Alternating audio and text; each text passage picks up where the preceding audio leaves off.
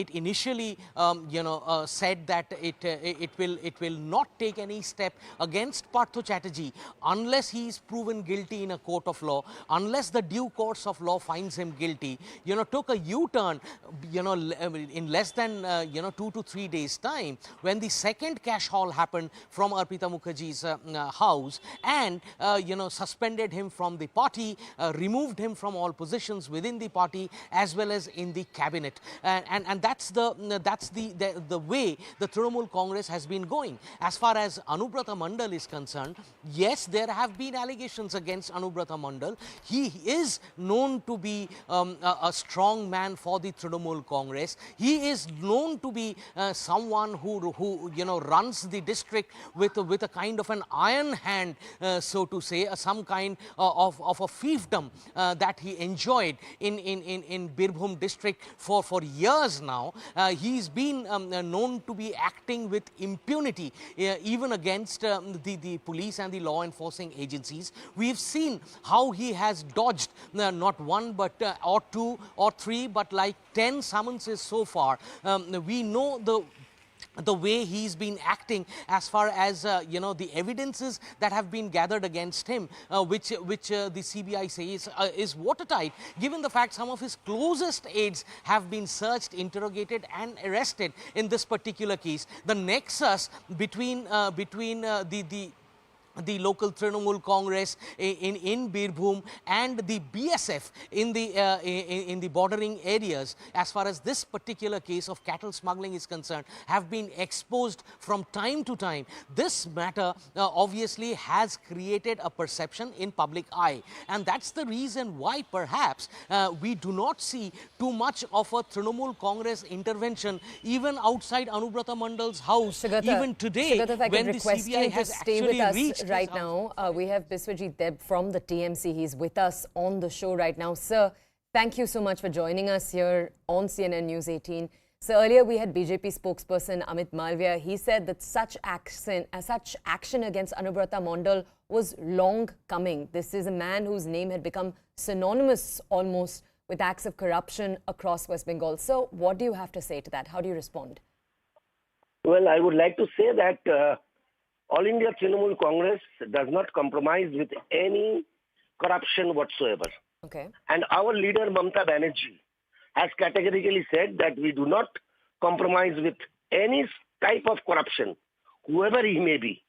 And we know that the law should take its own course.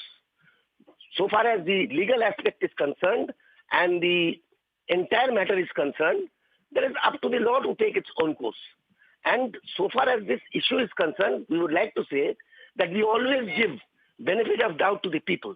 Okay. And Mamata Banerjee has got zero tolerance so far as corruption is concerned. We do not tolerate any corruption. We did not allow any corruption in the party earlier. We do not allow it now, and we will not allow it in future. Mr. Deb, so I need to ask you, you're saying we do not tolerate corruption. At the same time, you're saying that any action like this, you welcome. And the question needs to be asked, especially for the people of West Bengal, why then are such leaders being put into such positions? Why are they being tolerated until action is being seen from the CBI and from the ED? If you knew they were corrupt, why weren't they removed? You should understand one thing, that until and unless a person is found guilty by a court of law, legally, he is presumed to be innocent. Under the eyes of law, he is innocent. Until and unless he is proved guilty before a court of law by the due process of law.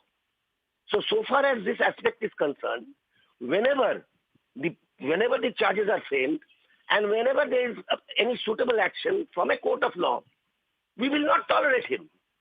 We will not allow him to stay with the party. The party will not keep any link with him. All right, Mr. And we have showed this. Mr. Deb, if I could... Well, let me complete. We have proved this during the time of Partho Chatterjee, that we have done this within a period of 6 days. Sir, if we did not wait. Sir, if I and could BJP is such request a party. I'd like to on the request other hand, you to just BJP stay with us right party. now. We do need to bring the BJP spokesperson on and also ask them what their reaction is to this. I'd like to request if you could stay with us right now. We have the BJP's Dilip Ghosh. He's with us right now. Sir, हमारे साथ अभी जुड़ने के लिए धन्यवाद. Sir, हम अभी तृणमूल कांग्रेस से बात कर रहे थे. उनके जो प्रवक्ता है बिस्वजीत देब, उनसे बात कर रहे थे. सर, उनका ये कहना था कि हम कोई भी करप्शन को टॉलरेट नहीं करेंगे। उनका पॉइंट ये था कि पहले सीबीआई या ईडी को एक्शन लेने दीजिए, उन्हें ऐसे केसेस बनाने दीजिए, फिर हम अपनी तरफ से भी एक्शन लेंगे, जैसे आपने पार्था चैटर्जी के केस में देखा। सर, आप अग्री करते हैं? आप इससे सहमत हैं? देखिए, पार्थ चटर्जी के घर से 200 करोड़ का प्रॉपर्टी मिला, नोटों का पहाड़ मिला, फिर भी उनको डिसीजन लेने में 7 दिन लगा। और फिर भी उनकी जो टफ है हाई कमांड मैडम डिसीजन नहीं लिया। पार्टी के अंदर विद्रोह हो गया, इसीलिए जबरदस्ती उनको निकालना पड़ा। वो भी अभिषेक बनर्जी प्रेस किए और किसी सेक्रेटरी ने सिग्नेचर किया उनको डिस्चार्ज करने में। मैडम नहीं किया, उन्हें बचाने का भरसक प्रयास किया। और ये लोग बोल रहे हैं जीरो टॉलरेंस। कहाँ जीरो टॉलरेंस? सारे के सारे नेता भ्रष्टाचार में। इसका घर से साबित होगा कोर्ट में कब, भगवान जाने। लेकिन घर से 150, 200, 300 करोड़ का प्रॉपर्टी मिल रहा है, नोट मिल रहा है, फिर भी बोलेंगे कोर्ट में साबित होना चाहिए। पागल है क्या लोग? नहीं देख रहे हैं? और सच में ऐसा होगा तो पार्टी का आधे लीडर जेल में जाएंगे, सरकार टूट जाएगी। अब उनको और डर है, इसलिए वो बचना चाह रहे हैं, लेकिन बच नहीं पाएंगे। 10 बार चिट्ठी देने के बाद अनुब्रत मंडल एक बार जाते हैं, वो भी हॉस्पिटल चले जाते हैं। इसमें समझ में आ जाता है घटना क्या है। आज मजबूर है, अरेस्ट हुए हैं। बंगाल के लोग चाह रहे थे अरेस्ट हो, इसका समाधान भी होना चाहिए, क्योंकि बंगाल की जो समाज और राजनीति को इन्होंने कलुषित किया है। Alright, sir, हमारे साथ प्लीज जुड़े रहिए। I'd like to go over now to Biswajit Deb from the TMC to get his opinion also on this. Sir, I don't know if you were able to hear what Dilip Ghosh from the BJP had to say, but he did raise 2 important points. The first, it's very hard for the public to forget those images of the large stacks of cash that were recovered from the Bengal minister Partha Chatterjee's house. That's point number 1. And point number 2, you then saw the Trinamool Congress drag the action, take 7 days. The West Bengal Chief Minister Mamata Banerjee herself took quite a bit of time to come out and make a public statement despite those images. So what do you have to say to that? I would like to say that the All India Trinamool Congress took action within a period of 6 days. We have to understand, we have to see the situation, and then when the prima facie case was in front of us, we took the action, and Mamata Banerjee did not hesitate to remove him from the cabinet within a period of 6 days. And Abhishek Banerjee also did not hesitate to remove him from all party positions. Now, I would like to ask BJP that so far as their tainted leaders are concerned, all over India, they have their tainted leaders. In Uttar Pradesh, in Assam, in Karnataka, everywhere. Even in West Bengal, they are leaders of the opposition. I would like to ask them that what action they have taken against their tainted leaders till date. Can they show us? Can they show us that what action they have taken? What action they have taken against the Union Minister of State for Home, whose son has just, you see, the allegation is that he has killed several farmers. Right, sir. I hope you remember that. Right. What action they have taken against the leaders who are accused in Unnao? So you're raising, one second, let me just say, you're raising very important, very correct points, and I would love to take that over right now to the BJP, because you are raising correct points, sir, here, and we will do that. But I do want to come back to you, sir, before we go over to the BJP, to ask you over here, because it is important to ask, sir, your point is we wait and then we take action. When we see action taken from agencies, we will wait for the evidence to come out, and then we will take action. Sir, doesn't that leave TMC on a back foot? Doesn't it leave a lot of space for agencies like the ED and the CBI to take action against your leaders? That's what I have said. I am sorry to say. I have said that let the prima facie case come. Okay. Let it be clear, and we will take action. We do not compromise with any corruption. Okay. And that has been categorically mentioned by our leader, Right. Mamata Banerjee, and our All India General Secretary, Abhishek Banerjee. We have zero tolerance towards corruption. And we always give benefit of doubt to the people. It's the people's mandate. And we would like to ask BJP that their tainted leaders, they have not taken any action against their tainted leaders who are spread throughout the country. They will not do that. But it's only the Trinamool Congress who have the guts to take action against their senior-most leaders also. We do not hesitate to do that because we believe in the people, and the people have trust on us. Okay. So we want to keep that trust in Biswajit future Deb, also. raising some particularly important questions for the BJP too. Sir, thank you so much for joining us. Right now, for our audiences, it is time for a short break. On the other side, we continue to look at all of the country's top stories. We'll see you in just a few minutes.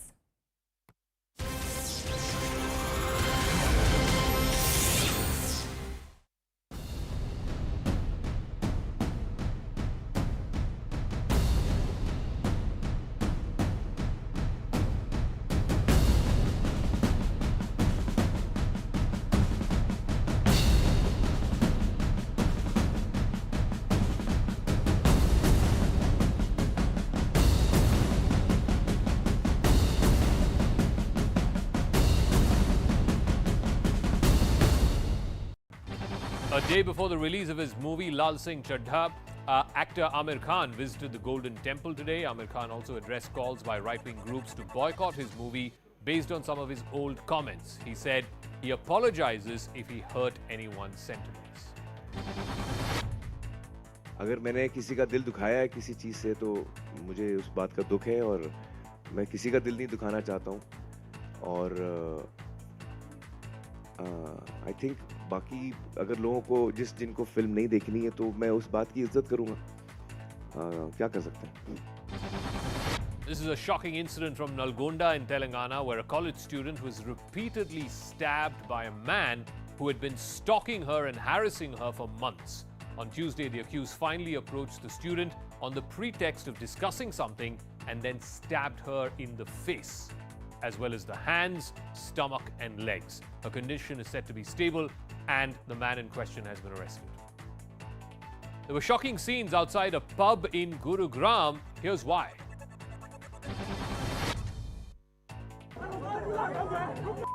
Bouncers were seen assaulting patrons outside Casa Danza Club in Millennium City.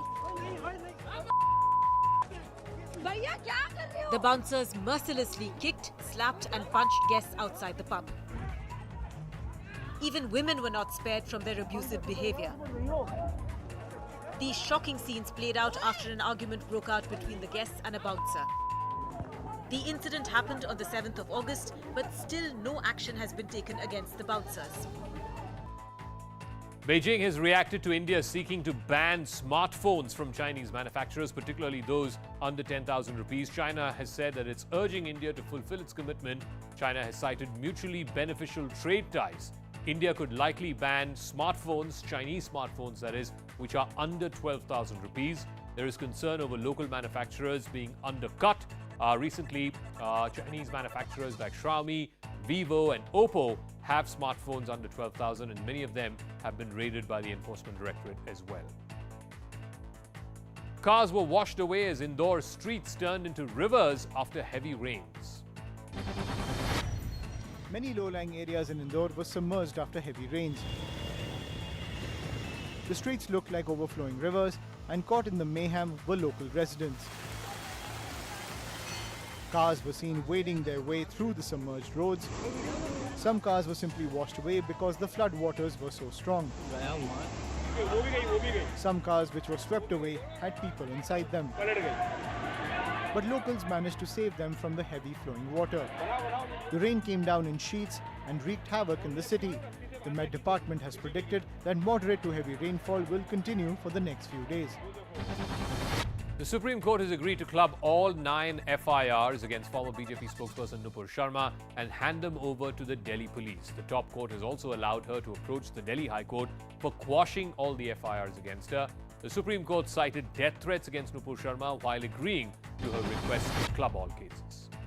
Activist in Bhima Koregaon accused Varavara Rao was granted bail by the Supreme Court. The court made it clear that the 82-year-old had been granted bail purely on medical grounds. He's not allowed to leave the territorial jurisdiction of the court, the trial court, in fact. All right, we're returning to the story that we were tracking in West Bengal, where you have the CBI that has just arrested the senior TMC leader, Anubrata Mondal, also a key aide of Mamata Banerjee, the chief minister in West Bengal. We're receiving some inside details of the arrest itself. We're learning that Mondal had locked himself in the second floor of his house. He'd locked the room from the inside and he'd refused to sign the arrest memo. It was only after he was told the paramilitary forces will be breaking open the door that he actually came out. These are the details that we're receiving from my colleagues who are present on the ground right now. Now, very quickly, let's go over to my colleague Ashish Mehrishi. He's with us right now to bring us more details on this entire story. Ashish, our audiences already know that it was for multiple months that you'd seen Anubrata ignore the CBI summons. Now we're receiving these details. How should our audiences interpret them? So Anubrata Mondal was not very keen to show himself before the CBI. We already know that a number of summons were issued to him. And finally, when the CBI was not left with any option but to come to his door, that is why they have now come over. And, we've already seen that CBI has taken Anubrata Mondal away for questioning now. But, what we are learning from our sources in the CBI is that as of now, when the CBI team came into his house, he locked himself inside a room on the second floor, and he said that he's not going to go with the CBI team. But ultimately, the CBI team told him that they will have no other option but to break open the door with the help of the paramilitary forces, that he came out and then he went away with the CBI team. So certainly, he was not very willing to go because he was anticipating that whenever he goes to CBI, in all likelihood, he would be arrested. And that is why he was avoiding. But now we've already seen the CBI knocking his door in the morning today and being taken away. Okay, Ashish, thank you for those details. For our audiences, we have more breaking news related to this story. Earlier, we'd heard from Biswajit Deb from the TMC. He'd made a similar statement. Now we're receiving news that other sources in the Trinamool Congress are saying the same, which is that they're saying that they will not tolerate any corruption. If anybody is proven guilty, law will take its course. My colleague Kamalika Sengupta with us right now to give us more context. Kamalika, if you could explain to our audiences, we right now heard from Biswajit Deb from the TMC. He had said very similar. But Kamalika, doesn't this approach put the TMC on its back foot? Essentially what they're saying is when central agencies take action, then we will also take action. We'll also distance ourselves from these leaders. But they're not promising to take any proactive action, are they? No, actually, if we see both the cases, both Partha Chatterjee and Anubrata Mondal case, in Partha Chatterjee, we have seen Trinamool Congress taking a very strong step because Partha Chatterjee was the Secretary General of Trinamool Congress. Yes, this question is obviously there that the circumstantial evidence, so much of money visuals that came up actually forced the party inside from, party was in pressure from inside and from outside to take the decision. The party has taken that decision. But in terms of Anubrata Mondal case also, this, non-cooperation is a circumstantial evidence. So right away from the very first moment, I have been talking to all the senior leaders of, a lot of senior leaders of Trinamool Congress. And what I'm getting it from my sources is that this time also they are, their one thing is very clear that sets for everybody. That's what they're trying to project, is that somebody who is corrupted has no place in Trinamool Congress. That's what they're trying to project. Now, the thing is that Anubrata Mondal was the TMC Birbhum chief, and he was also in the working committee. So, whether they are going to take steps from on party basis, that they will take time as time comes in. As what happens to Anubrata Mondal in future, in near future, like in 2-3 days, they will have a monitor, they will keep close monitoring on that.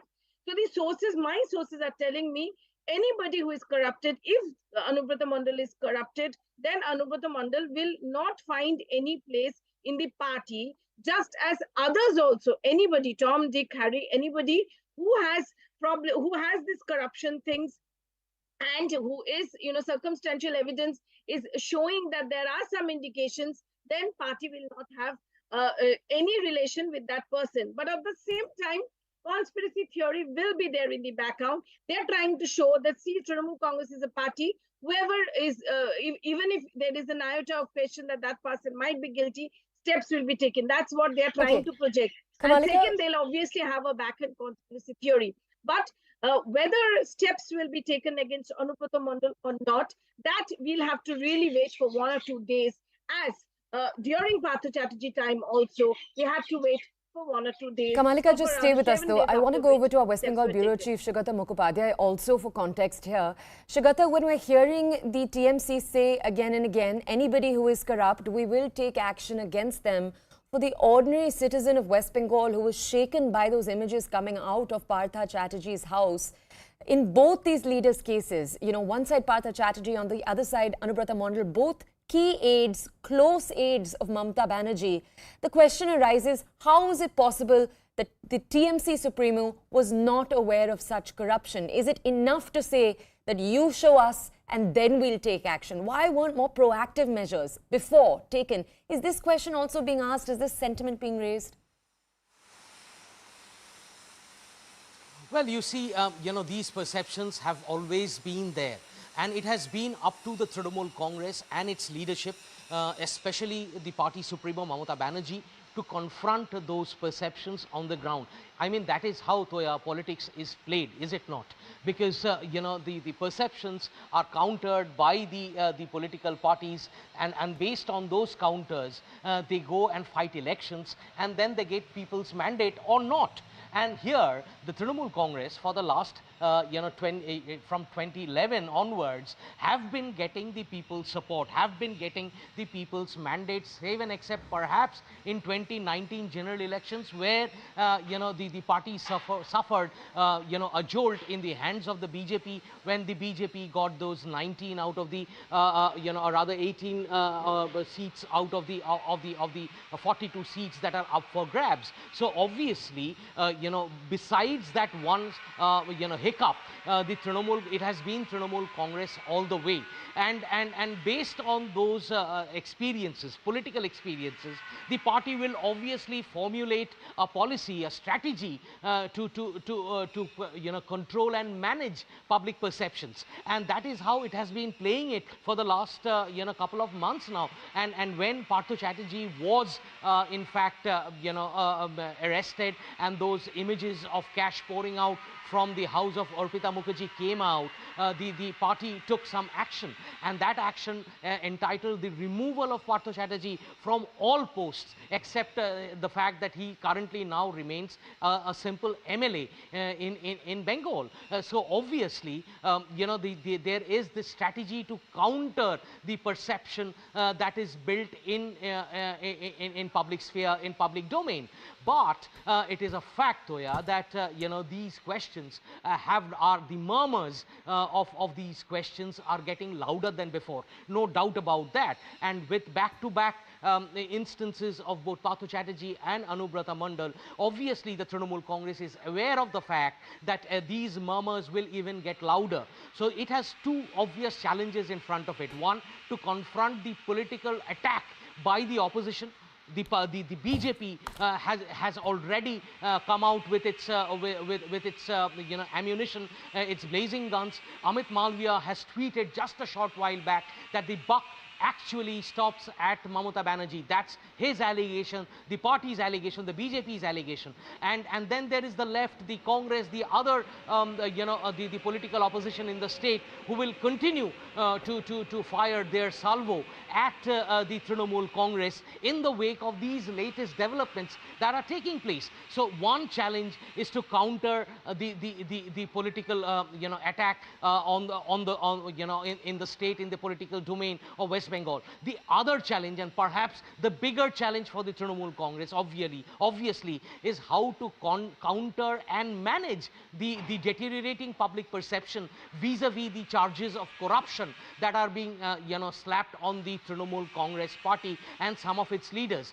Only yesterday, Toya, the party leaders, some of the party leaders held a press conference at the Bengal Assembly premises. That included leaders like Bratya Basu, Arup Biswas, Firhad Hakim, so on and so forth, who were apparently named in a petition, for having disproportionate assets since the party, came to power in 2011, and those allegations were leveled in a public interest litigation, which the Calcutta High Court is hearing at the present point in time. Under these circumstances, these Trinamool Congress leaders came out and held a press conference stating it's not just the names of the Trinamool Congress leaders who are mentioned in that petition. There are names of others as well, BJP leaders, Congress leaders, left leaders. They have all been named in that petition, and it is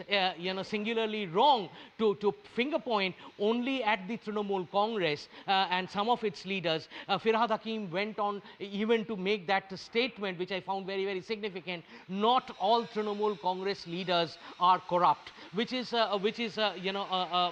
admission of sorts that some Trinamool Congress leaders are indeed corrupt. So obviously, under the circumstances, it remains to be seen how the Trinamool Trinamool Congress and its leadership plays this politics at the present point in time, Toya. I think the party is definitely on the back foot vis-a-vis these developments that are taking place, especially the top guns, top leaders, Partho Chatterjee, Anubrata Mondal, so people who are considered to be untouchable, quote unquote, for want of a better word, at a certain point in time, is now not only under the radar of the investigating agency, but are getting arrested back to back. So obviously, there is this perception battle that the Trinamool Congress has to fight, and Sugata, that fight, just I for a think, second, is not let me an give our easy audiences job, more and context here on who Anubrata Mondal is. Now, as we told you a little while earlier, Anubrata Mondal, a key aide of West Bengal Chief Minister Mamata Banerjee. But right now, let's take a deeper dive into who the politician, a senior leader in the state, as we said already, Bahubali of Birbhum, as he's known, right here on your screens. He is a 60-something political leader from the region. As my colleague Kamalika was saying a little while earlier, what's usually said is nothing goes on in Birbhum without his knowledge. What we've also told you time and time again is that he is a close aide of the West Bengal Chief Minister Mamata Banerjee, which is why several questions are sure to be asked.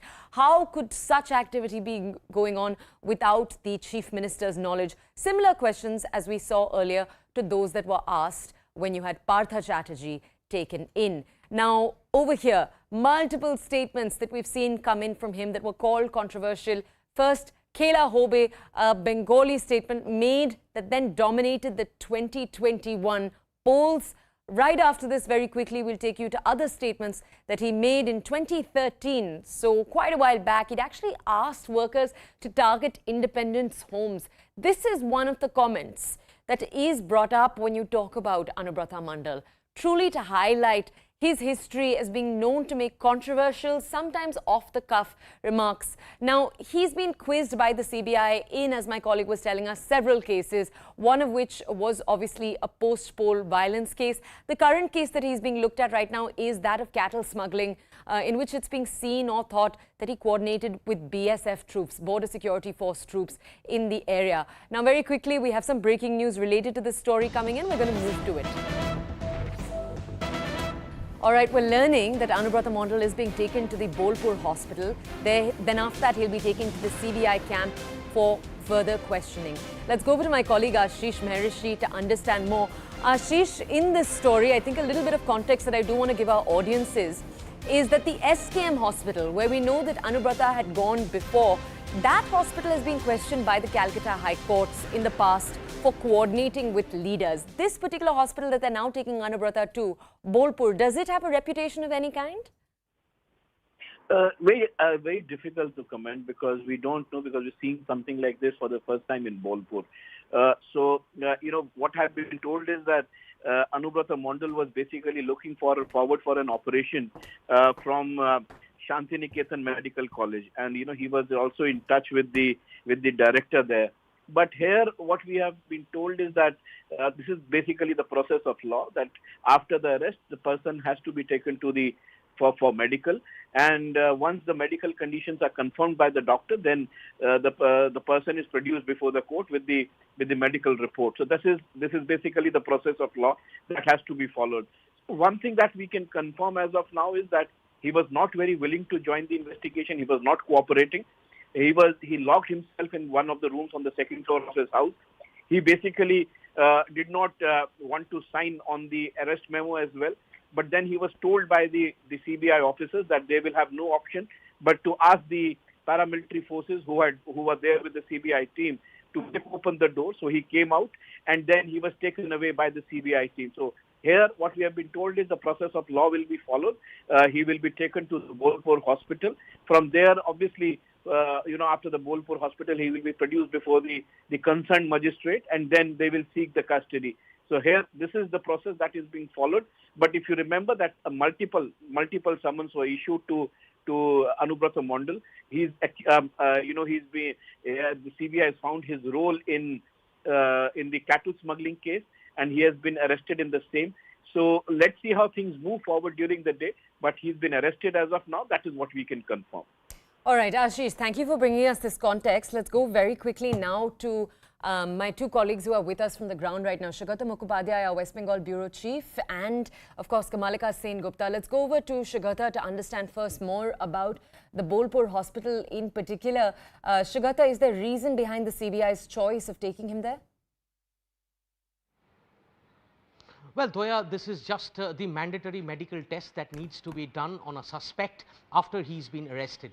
Before he's produced in court, there is a mandatory medical test that needs to be done. Bolpur Hospital is obviously the hospital which is closest to Anubrata Mondal's home, and that's the local hospital in that area. It's a government hospital, so obviously the CBI has to follow protocols and regulations, which is why it has approached the Bolpur Hospital for conducting the mandatory medical tests, from where he would be taken in all likelihood to Asansol, which is not very far from Shantiniketan, where Anubrata Mondal has been arrested from.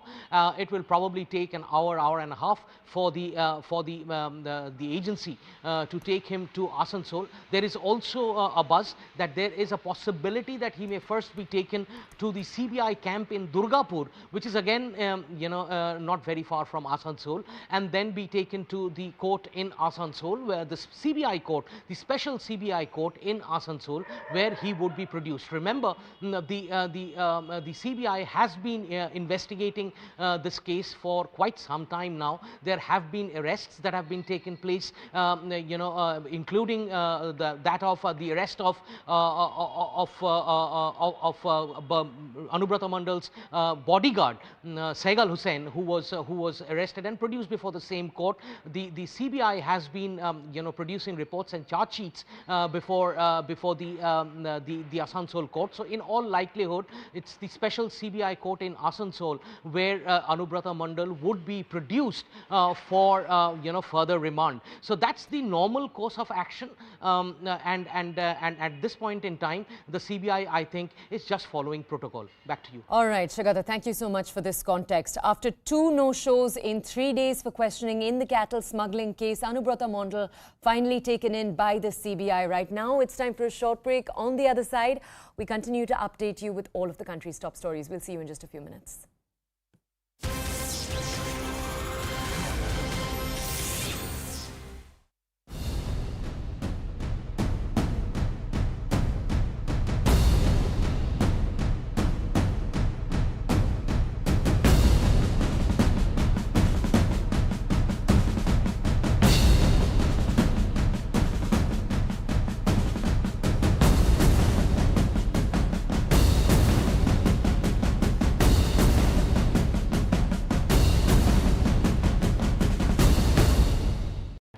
मैं किसी का दिल नहीं दुखाना चाहता हूँ, और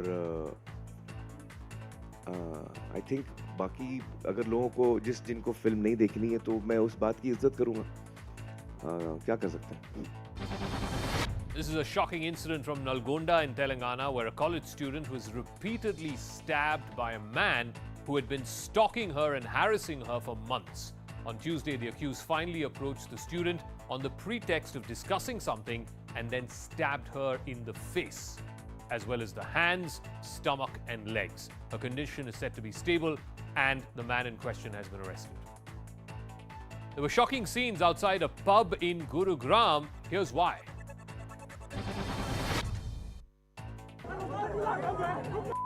Bouncers were seen assaulting patrons outside Casa Danza Club in Millennium City. The bouncers mercilessly kicked, slapped and punched guests outside the pub. Even women were not spared from their abusive behavior. These shocking scenes played out after an argument broke out between the guests and a bouncer. The incident happened on the 7th of August, but still no action has been taken against the bouncers. Beijing has reacted to India seeking to ban smartphones from Chinese manufacturers, particularly those under 10,000 rupees. China has said that it's urging India to fulfill its commitment. China has cited mutually beneficial trade ties. India could likely ban smartphones, Chinese smartphones that is, which are under 12,000 rupees. There is concern over local manufacturers being undercut. Recently, Chinese manufacturers like Xiaomi, Vivo and Oppo have smartphones under 12,000, and many of them have been raided by the Enforcement Directorate as well. Cars were washed away as Indore streets turned into rivers after heavy rains. Many low-lying areas in Indore were submerged after heavy rains. The streets looked like overflowing rivers, and caught in the mayhem were local residents. Cars were seen wading their way through the submerged roads. Some cars were simply washed away because the flood waters were so strong. Some cars which were swept away had people inside them. But locals managed to save them from the heavy flowing water. The rain came down in sheets and wreaked havoc in the city. The Met Department has predicted that moderate to heavy rainfall will continue for the next few days. The Supreme Court has agreed to club all 9 FIRs against former BJP spokesperson Nupur Sharma and hand them over to the Delhi police. The top court has also allowed her to approach the Delhi High Court for quashing all the FIRs against her. The Supreme Court cited death threats against Nupur Sharma while agreeing to her request to club all cases. Activist in Bhima Koregaon accused Varavara Rao was granted bail by the Supreme Court. The court made it clear that the 82-year-old had been granted bail purely on medical grounds. He's not allowed to leave the territorial jurisdiction of the court, the trial court in fact, where the case is pending, and misuse his liberty. A top Lashkar-e-Taiba terrorist who was involved in the murder of 2 Kashmiri Pandits was among 3 killed in an encounter in Jammu and Kashmir's Budgam. Latif Ratar, who was Welcome back. We're taking you very quickly now to breaking news that we've got coming out of Karnataka. These are updates, remember, on the murder of the BJP worker, Praveen Taluk. Now, Mangaluru police have arrested 3 main accused in the Netaru murder case. Remember, Praveen Netaru was hacked to death on July 26th by bike-borne assailants in the Bellary village in the Dakshina Kannada Sulya Taluk. Now, the accused so far who have been arrested are Shia Bashir and Riaz of the Sulya Taluk, the same area. With that, the total number of accused in the case have gone up to 10. The police have also seized the weapon and the bike used for the murder. Now, we also know that the police have taken 9 other people, including 3 women, who they were saying were giving shelter to the accused. My colleague Ritu is with us from Bengaluru right now, live to bring us more details. Ritu, over to you.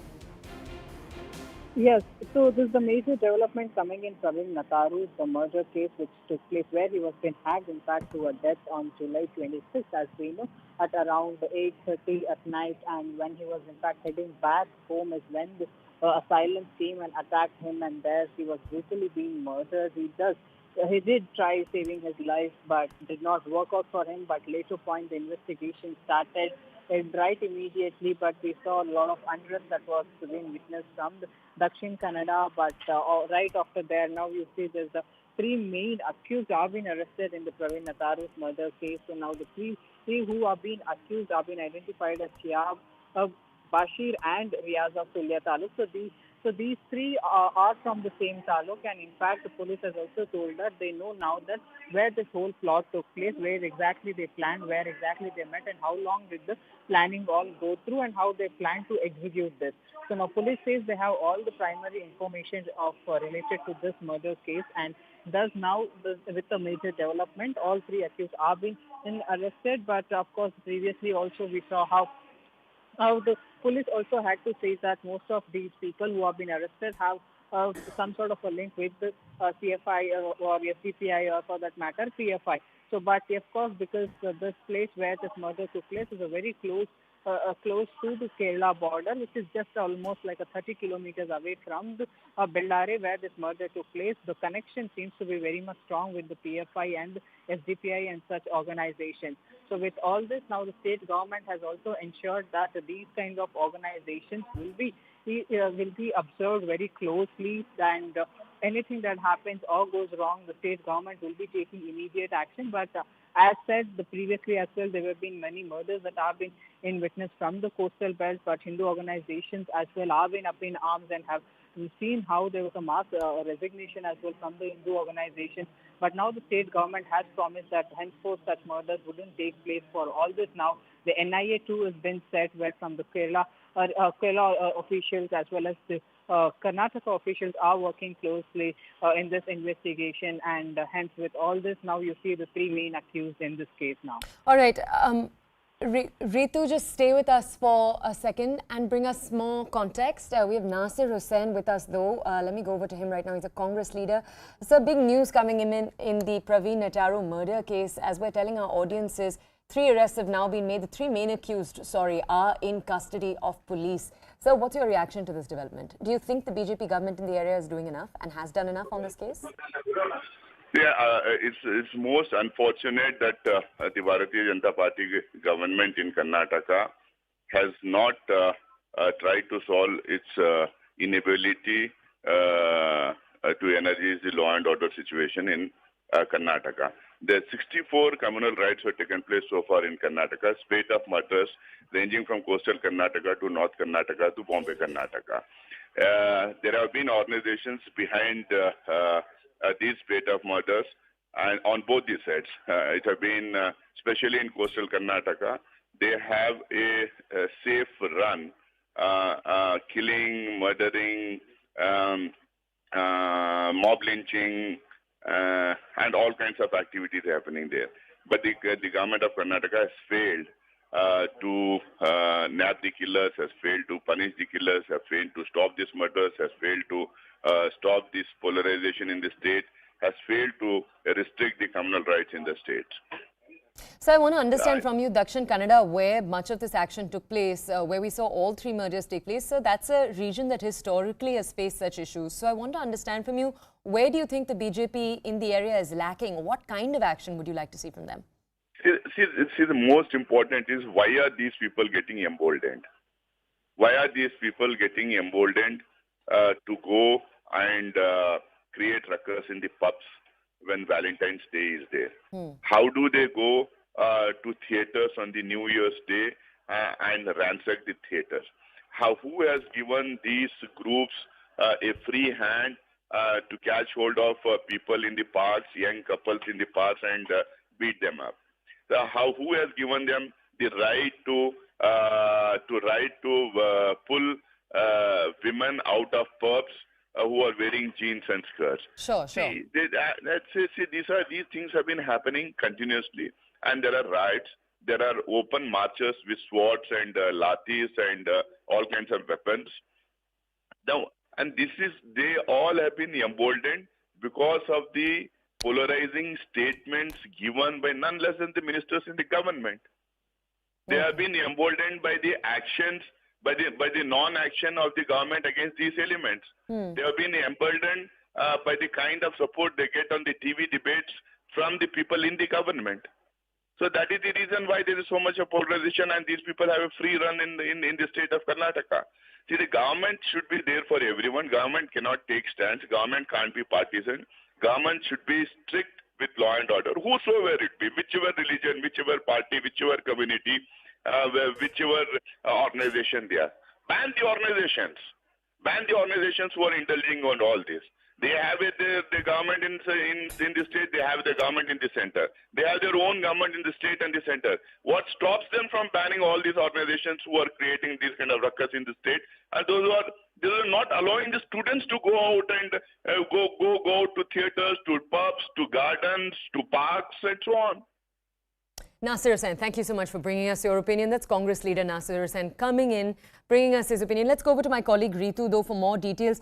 Ritu, as we were telling our audiences earlier in this case, there was a suspected Kerala connection that was also getting investigated, where it was reported that the attackers came on a Kerala-registered motorcycle. Are police still looking into that angle? Yes, see, almost all the angles related to this murder are being probed, and with all this only, you see now the 3 main accused have been identified in this murder case. But previously as well, we saw the primary accused who were being arrested, were been identified as in the Sakir and Shafiq, who had a link with the PFI and the SDPI. So the police also had the proof with them. But we also saw how the PFI and the SDPI denied, saying that they do not have their names on the register. But with all this also, now the police has probed into almost all the angles. They have also seized the vehicle which was being seen as in the registered vehicle from the Kerala border, which there you see now after the matter was being decided to give this over to the NIA. The special force, in fact, was been also been declared by the CM Banerjee to ensure that these kind of incidents do not take place henceforth from the coastal belt. Because we have seen right after Praveen Nataru's murder only, there were other murders as well, which has actually created a lot of unrest and have been seen as in a sort of a retaliatory attack in response to the one or the other murders. With all this as well, you see Praveen Nataru's family, in fact, had demanded also to the CM Banerjee saying they can, in fact, give up on what has happened to the family. But now, henceforth, there shouldn't be any this sort of incidents from the coastal belt, because these days people are scared to walk outside. So with that, you see the CM Banerjee clearly stating that the organizations like PFI, SDPI will be closely monitored and ensure the police will ensure that this incidents do not occur in future. Ritu, thank you so much for bringing us those details. For our audiences, that is all that we have for you here on the Noon Show at CNN News 18. My name is Toya Singh. I'm signing off. Next, my colleague Ridhima Bhatnagar takes over the show at 1. Well, thanks a lot for that, Toya. Good afternoon. It's 12 noon. You continue to be with us here at CNN News 18. I'm Ridhima Bhatnagar. Our top focus, the CBI heat on the TMC continues to rise. Another TMC leader, Anubrata Mondal, has been arrested from his home after he skipped summons from the agency. Now, Anubrata had written to the CBI in connection with the summons in the cattle smuggling case, saying that he was ill and hence he couldn't attend or cater to those summons. He also attached copies of 2 doctor prescriptions and asked for 2 weeks' time from the Central Bureau of Investigation. Now, TMC sources have told CNN News 18 that they won't tolerate any corruption and that law will take its own course. The BJP has lashed out at the West Bengal Chief Minister Mamata Banerjee, saying that she gives state protection to those who operate crime and extortion syndicates under her watch. This comes after the arrest of Partha Chatterjee and Arpita Mukherjee in the SSC recruitment scam case. But first, let's break down details in terms of who Anubrata Mondal is and why, in fact, he has been arrested and why he was under the scanner as far as the CBI is concerned. Now, CBI wants to quiz Mondal in the cattle smuggling case. This is a case that dates back to a few years. CBI alleges that Mondal got money from cattle smugglers. A lot of pressure being pointed at the TMC government because he's a close aide of Mamata Banerjee. So could any of this have been done without her knowing? That's a question that the BJP is raising. Arrest 2 months after Mondal's bodyguard was also held.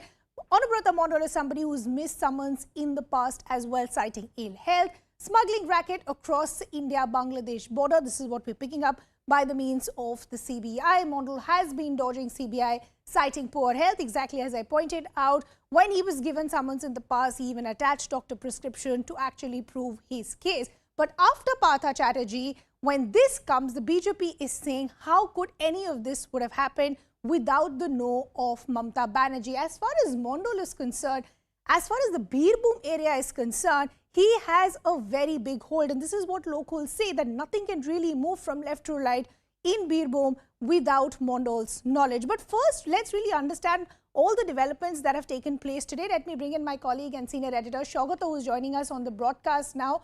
Saugata, first, let's talk about the developments as far as what we've seen today. He had dodged summons in the past, citing ill health. What has led to the arrest today? Well, the next course of action is pretty straightforward. We are told that Anubrata Mondal is being taken to the ESI hospital in Durgapur, where he would be undergoing his mandatory medical tests, and following that he would be produced before the special CBI court in Asansol later in the day today, where the investigating agency would be praying for a custodial remand for questioning in this particular case.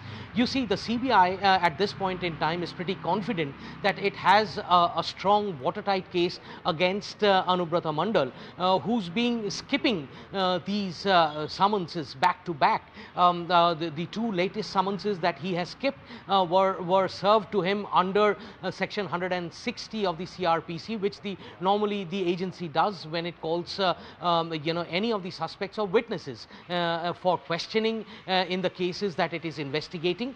And also this time around, this morning, when the CBI actually reached the residence of Anubrata Mondal. He was initially served, a notice under Section 41A of the CRPC, which is normally served to someone who has been absent, who remains absent or ignores previous summonses. We've been told, our correspondent Ashish Banerjee has been reporting that that Anubrata Mondal has not been cooperating. In fact, he locked himself up in one of his rooms when the CBI actually reached his house, and came out only when the officers told him that they would be forced to break open the door by the central forces who are accompanying the CBI officers. That's when he came out, and he refused to sign even the arrest memo. So obviously, when the CBI now presents Mondal before the court and seeks remand, the main point of its argument in favor of seeking that remand would be that Anubrata Mondal has not been cooperating. He has faced CBI only once. There were 10 summonses that were issued to him. He have been evading all of them on one ground or the other, mainly medical ground. He has in the past taken recourse at the SSKM hospital in Kolkata, where he actually went and got himself admitted. When he was released, he came out, and then again a day before yesterday he tried to do the same. He reached SSKM hospital. This time around, however, the scenario had changed, and he was refused an admission at the SSKM hospital, following which he went back to Bolpur, his residence, from where he was picked up this morning by the CBI. So obviously the CBI would be talking about the evidences that it has gathered so far in the form of the raids that it has conducted in some of the residences of the businessmen who are known to be very close to Anubrata Mondal in Birbhum district in the recent past.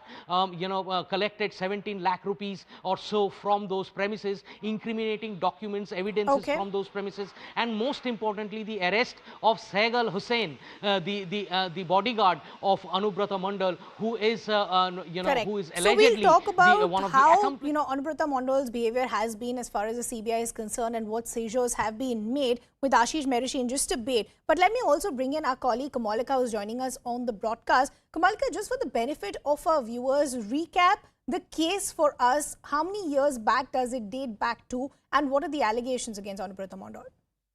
This case was filed in 2020, and there where it all started, that how cattle smuggling takes place, that case was registered in 2020, and that case was taken up by CBI, where they have arrested one BSF commandant called Satish, and thereafter they have also arrested another person called Inamul, who was related to all this cattle smuggling cases.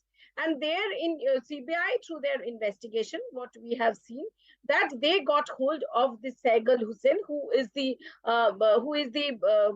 security person of Anubrata Mondal. And from their questioning Saigal Hussain and raiding his houses, it's like 2 years. A lot of other names are also there in cattle smuggling cases, obviously. But the CBI zeroed on Saigal Hussain, who is the security person of Anubrata Mondal. And when Saigal was arrested, he was interrogated by CBI, and his houses were raided. So I said houses because it has been, the sources has told us, and it has been also produced in court, that Saigal Hussain has n number of properties in his names and his family members' names also. Now, how can such a security person who has a government job earns in so much of money? That was a big question. So, near about more than 50 crore properties came up in Saigal Hussein's name.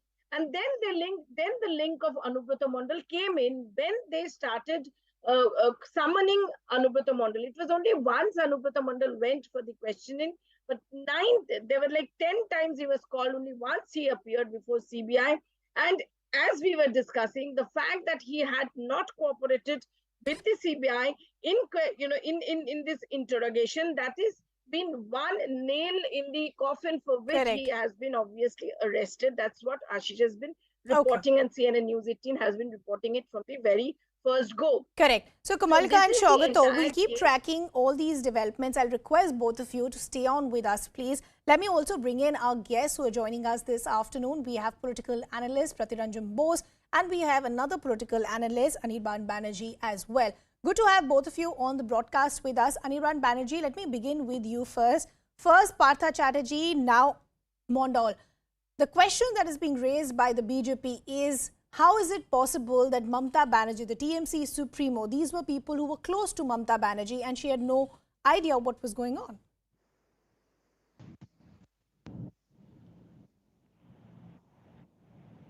Yes, can you hear me? We can hear you, Anirban. Go ahead. Yeah. So, see, this arrest of Mr. Mondal regarding what we are learning from the media is about cattle smuggling, right? Therefore, when a cattle is smuggled, it has to be smuggled over the international borders, if I'm not very wrong. Therefore, the international borders from when were they under the scrutiny and supervisory of Mr. Anubrata Mondal? It was supposed to be guarded by the BSF. Now, one BSF commandant has been arrested, we know that so far. Therefore, you want me to believe that one single BSF commandant was in charge of the entire border area between West Bengal and Bangladesh, and he alone conducted this entire operation, this entire racket of cattle smuggling? Is that what we need to believe? Now, if the BSF is involved, if Mr. Satish Kumar Mishra was involved, there must be a more number of BSF Jawans and officers involved. And if the BSF is involved, then the union government is involved. If the union government is involved, then the BJP is involved. Then what about Mr. Amit Shah? Why not question him? He is in charge of the BSF right now from the government side. What about the BJP leaders who are active in the BJP and in the border region?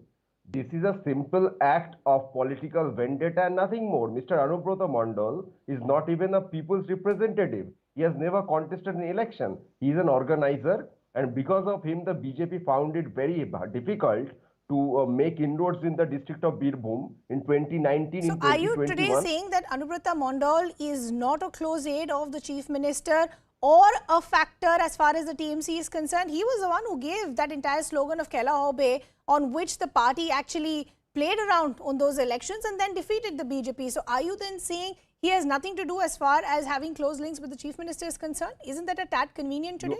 No, that is exactly what I am saying. Because he is a very good organizer, he is one of the pillars of the party in the district of Birbhum, therefore he is being targeted. If there is any proof of cattle smuggling against him or anybody else, we welcome a fair and free probe, no problems.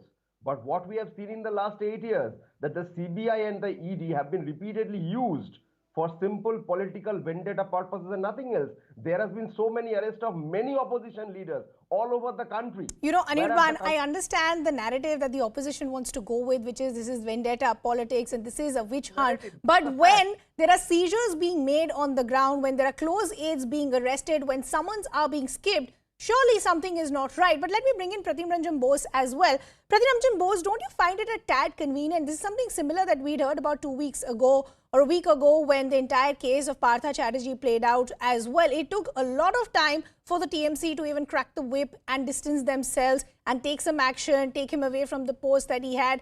And today with Anubrata Mondal also, they're saying that, you know, this is a witch hunt, this is vendetta politics. But there are seizures being made on the ground. Close aides of these leaders are being arrested. For how long can you just justify this saying that this is vendetta politics?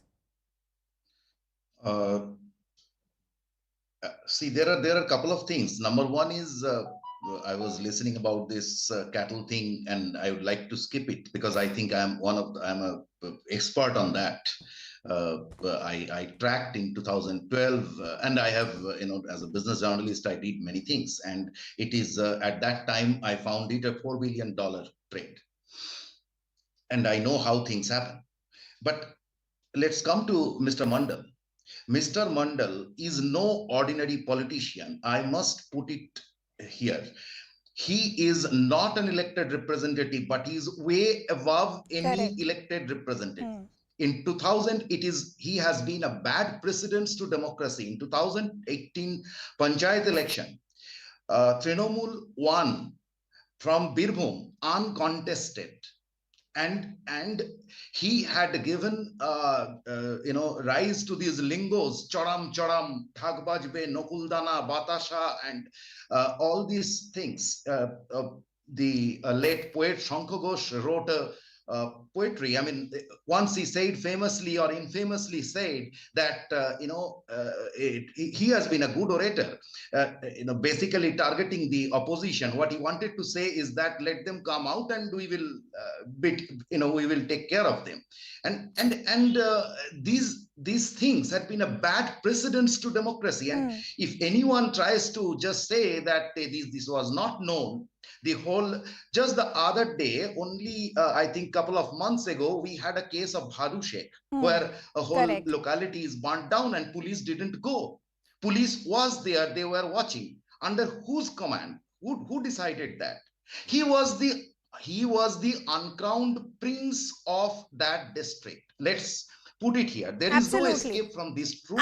That's a crucial point that you're making, that as far as Birbhum was concerned, and this is what I said even when I started the discussion, that nothing moved in Birbhum without Anubrata Mondal's either decision or his directions. But I'll just request my colleagues and our guests to stay on with us. This is also a crucial point for us to really talk about who really Mondal is and why is the BJP raising questions as far as the buck stopping at Mamata Banerjee, because he is a close aide as far as the Chief Minister is concerned. As I pointed out earlier as well, he is known as TMC's Birbhum Bahubali. As far as Birbhum is concerned, nothing moves without his direction. A close aide of West Bengal Chief Minister Mamata Banerjee, and that is why once again, at the cost of sounding repetitive, the question is it even possible that Mamata Banerjee had no idea what was playing in the background? Popularized the Khela Hobe campaign and the slogan that dominated the 2021 polls, when in fact the TMC defeated the BJP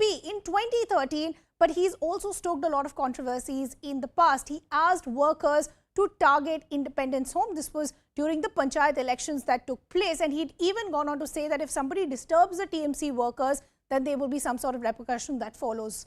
Quizzed by CBI in the post-poll violence case as well, and this time around also, he skipped multiple summons citing ill health. Today also, the details that we're picking up is that he in fact locked himself inside the house and refused to actually come out and even sign the arrest memo. So Anubrata Banerjee, I will go back to the question.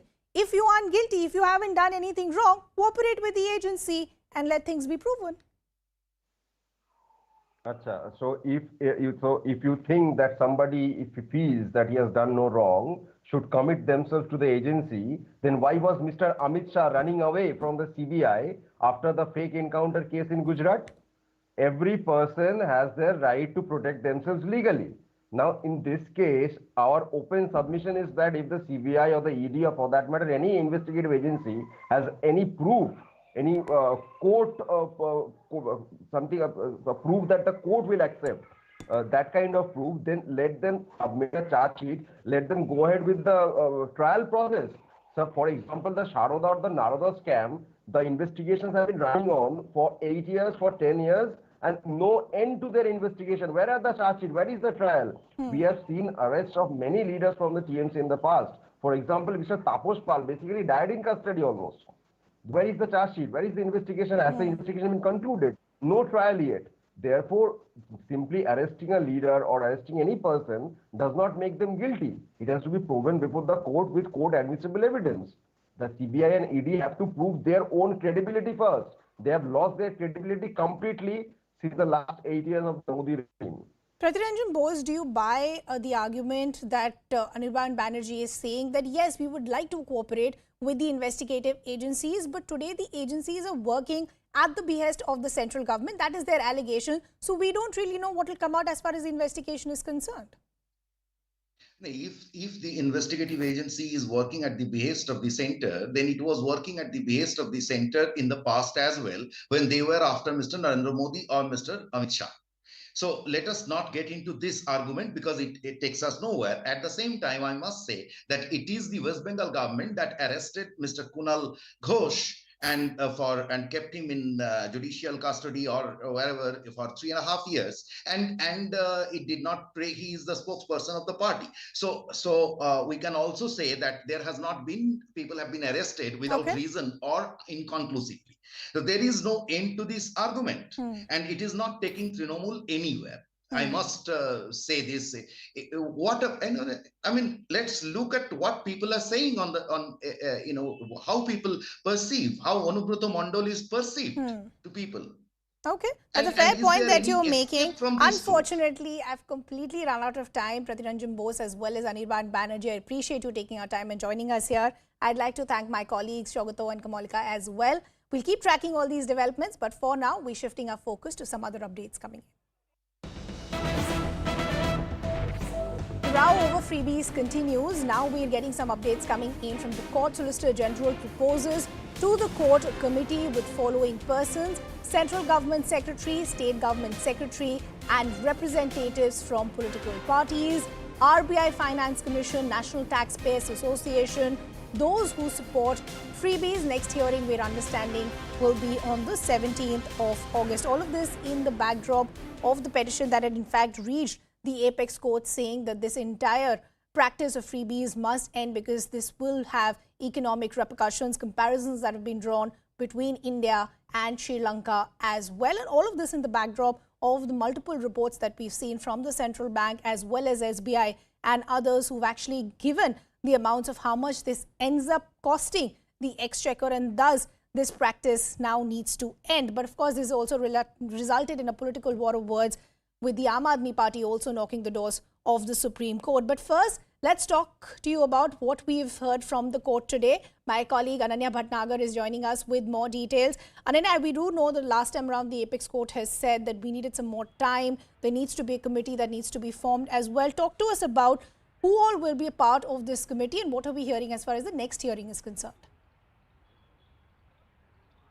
Well, since today one of the judges on the bench was not available, Justice Hema Kohli was not available today, the Supreme Court didn't pass any kind of orders today but held a very long discussion over the issue of freebies. There were various stakeholders who were there, whether we talk of Solicitor General Tushar Mehta, who was appearing for the central government, whether it's the Election Commission of India, or Mr. Sibal, who was asked in fact by the Supreme Court itself to appear in the matter, since he's a very long parliamentarian and a politician as well and knows the law. Okay, we seem to have lost that.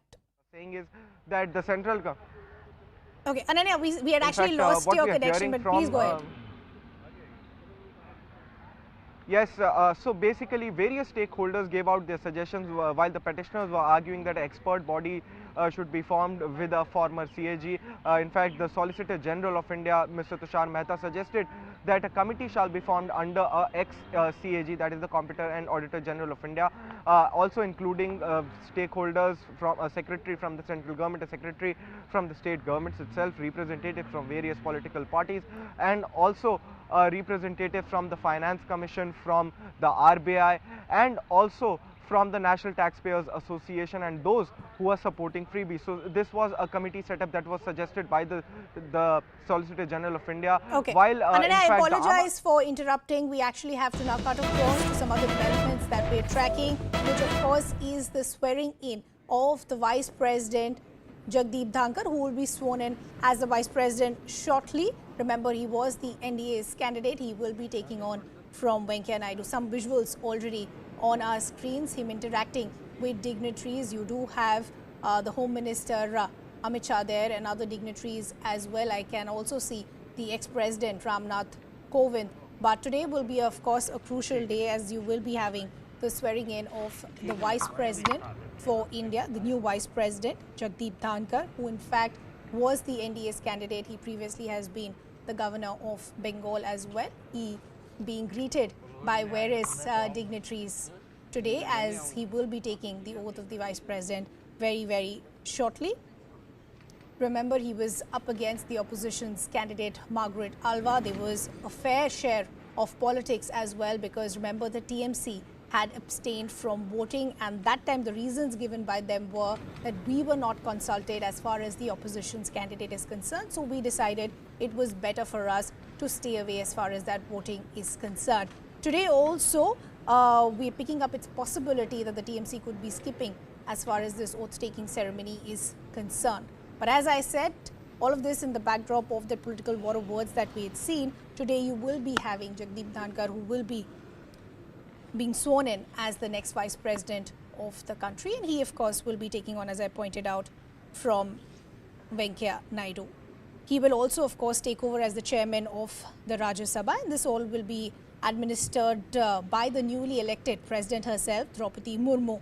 But as I pointed out, because of the political ramifications that we've seen as well, what we're picking up by the means of sources is this, that the TMC is also unlikely to attend the event because there had been a friction when they had abstained from voting as far as Jagdeep Dhankar versus Margaret Alva was concerned. Also, it is a well-known fact that West Bengal Chief Minister Mamata Banerjee didn't really see eye to eye with Jagdeep Dhankar owing to his continuous criticism of Mamata government during his tenure as the West Bengal governor. So now visuals on your screens, you have the next Vice President of India, Jagdeep Dhankar, who is going to take oath very, very shortly, and that oath will be administered by the newly elected President Draupadi Murmu. He, in fact, of course, will also take over as the chairman of Rajya Sabha. He will be taking on from Venkaiah Naidu. We had seen that emotional farewell of Venkaiah Naidu just a few days ago.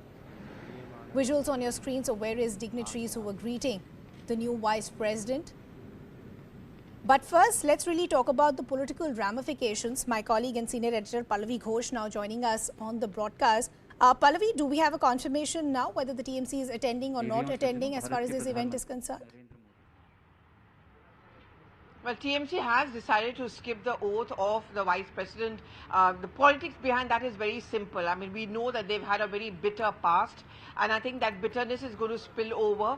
Many would argue that this is not the way to begin his innings with the Trinamool Congress, because at the end of the day, he remains a constitutional authority, and the Trinamool Congress remains one of the most aggressive and vociferous voices inside the Rajya Sabha, and therefore they would also have to do business with the Vice President. It's not about the personal differences, it's about respecting the chair.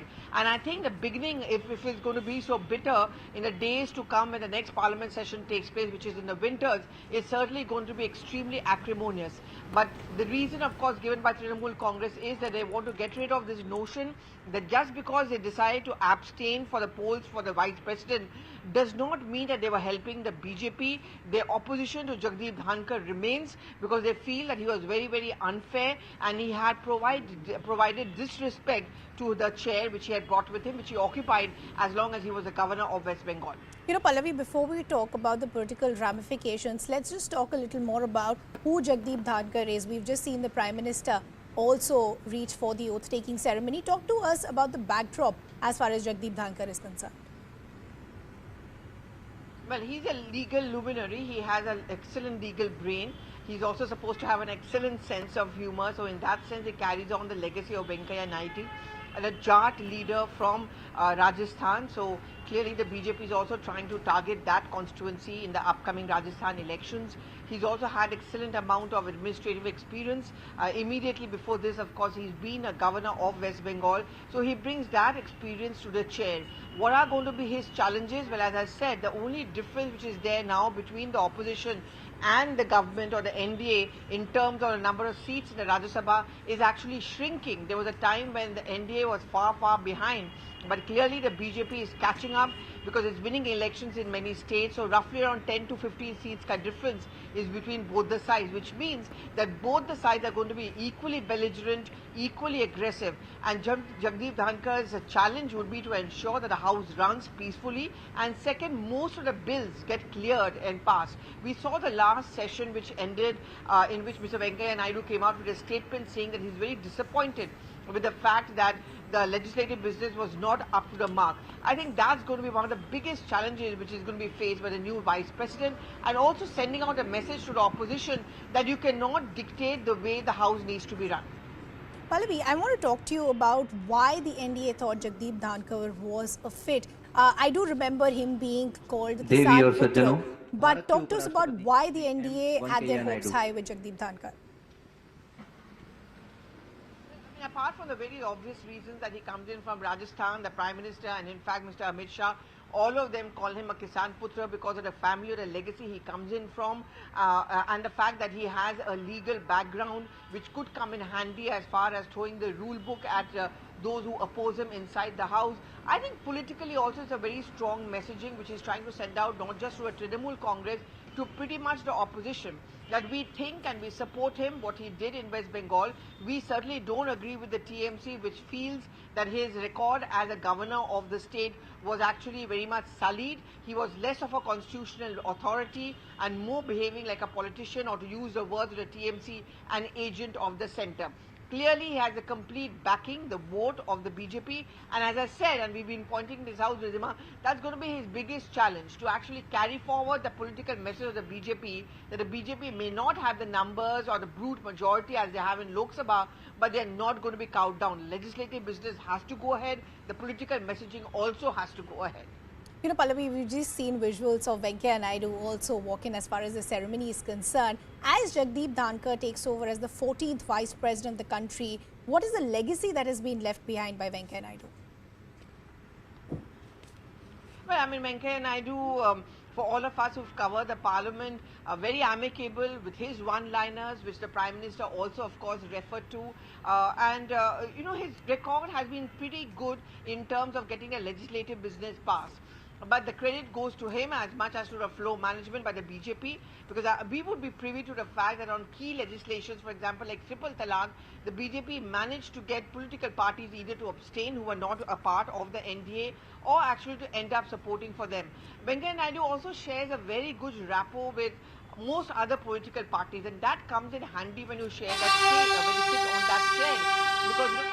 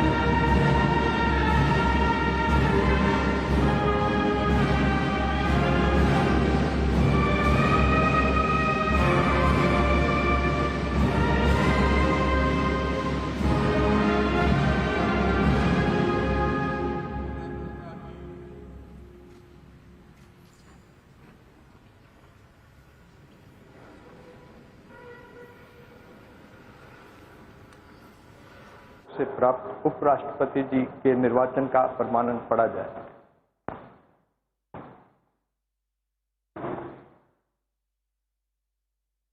यतः भारत के संविधान के अनुच्छेद 324 द्वारा भारत के उपराष्ट्रपति के पद के निर्वाचन का अधीक्षण, निर्देशन और नियंत्रण भारत निर्वाचन आयोग में निहित है और यतः श्री एम वेंकैया नायडू की पदावधि का अवसान वर्ष 2022 के अगस्त मास के 10वें दिन तदनुसार शक संवत के वर्ष 1944 के श्रावण मास के 19वें दिन होने के लिए नियत है और यतः भारत के उपराष्ट्रपति के पद को भरने के लिए संविधान तथा राष्ट्रपतीय और उपराष्ट्रपतीय निर्वाचन अधिनियम 1952 के उपबंधों और तदधीन बनाए गए नियमों और आदेशों के अनुसार निर्वाचन करा लिया गया है तथा परिणाम घोषित कर दिया गया है।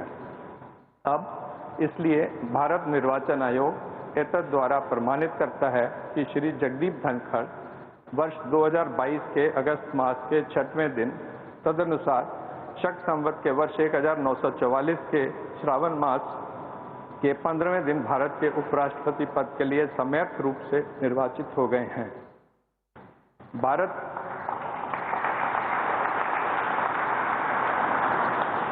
भारत गणराज्य के 73वें वर्ष में हमारे हस्ताक्षर और भारत निर्वाचन आयोग की मुहर से वर्ष 2022 के अगस्त मास के इस 6वें दिन तदनुसार शक संवत के वर्ष 1944 के श्रावण मास के 15वें दिन प्रदत्त किया गया।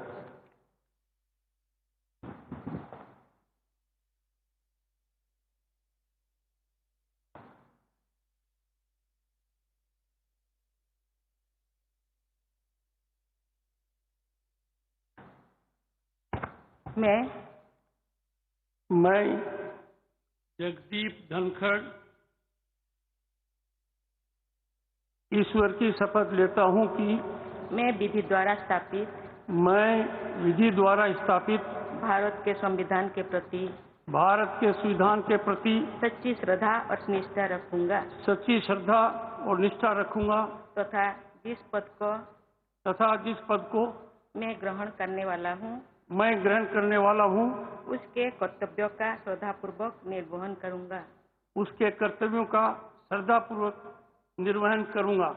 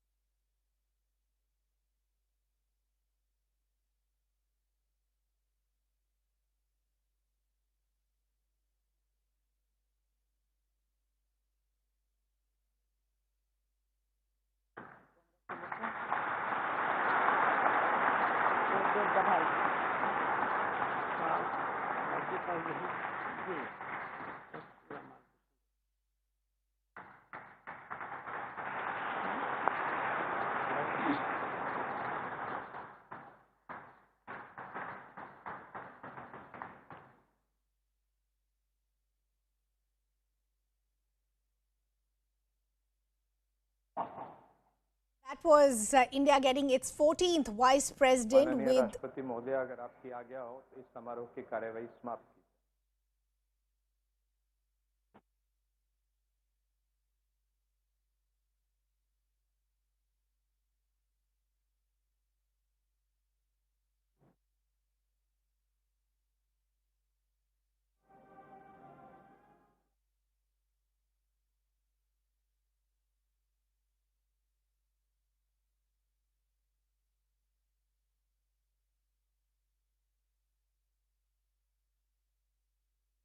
India there getting its 14th vice president. Jagdeep Dhankar just took the oath as the vice president. He's taken on from Venkaiah Naidu, right from the Prime Minister to the Home Minister and all of the Union Ministers in attendance. We also saw the ex-vice president Venkaiah Naidu. The oath was administered by Draupadi Murmu, the President of India.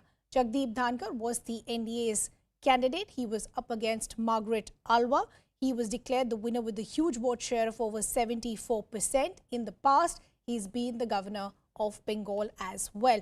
But as we pointed out, his entire candidature of being nominated by the NDA had a political war of words between the TMC and others as well. Remember, the TMC had abstained from voting as far as Margaret Alva was concerned. And today, we've seen the TMC skip this event as well. But Jagdeep Dhankar now, India's 14th vice president. The oath was administered by President Draupadi Murmu, who you see on your screens. You can also see the newly elected vice president, Jagdeep Dhankar.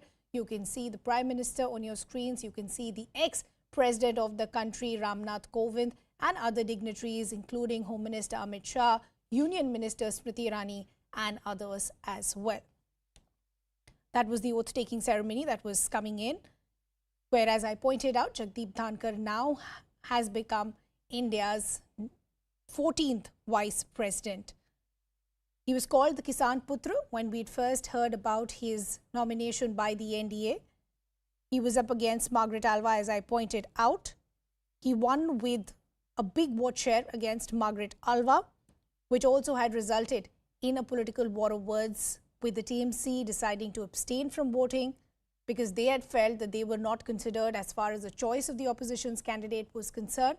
And today also we've seen them skip this entire event. But a lot of questions also being raised that was it really graceful of the TMC to skip an event which is not just party-led, but it is the country's vice president's oath-taking ceremony.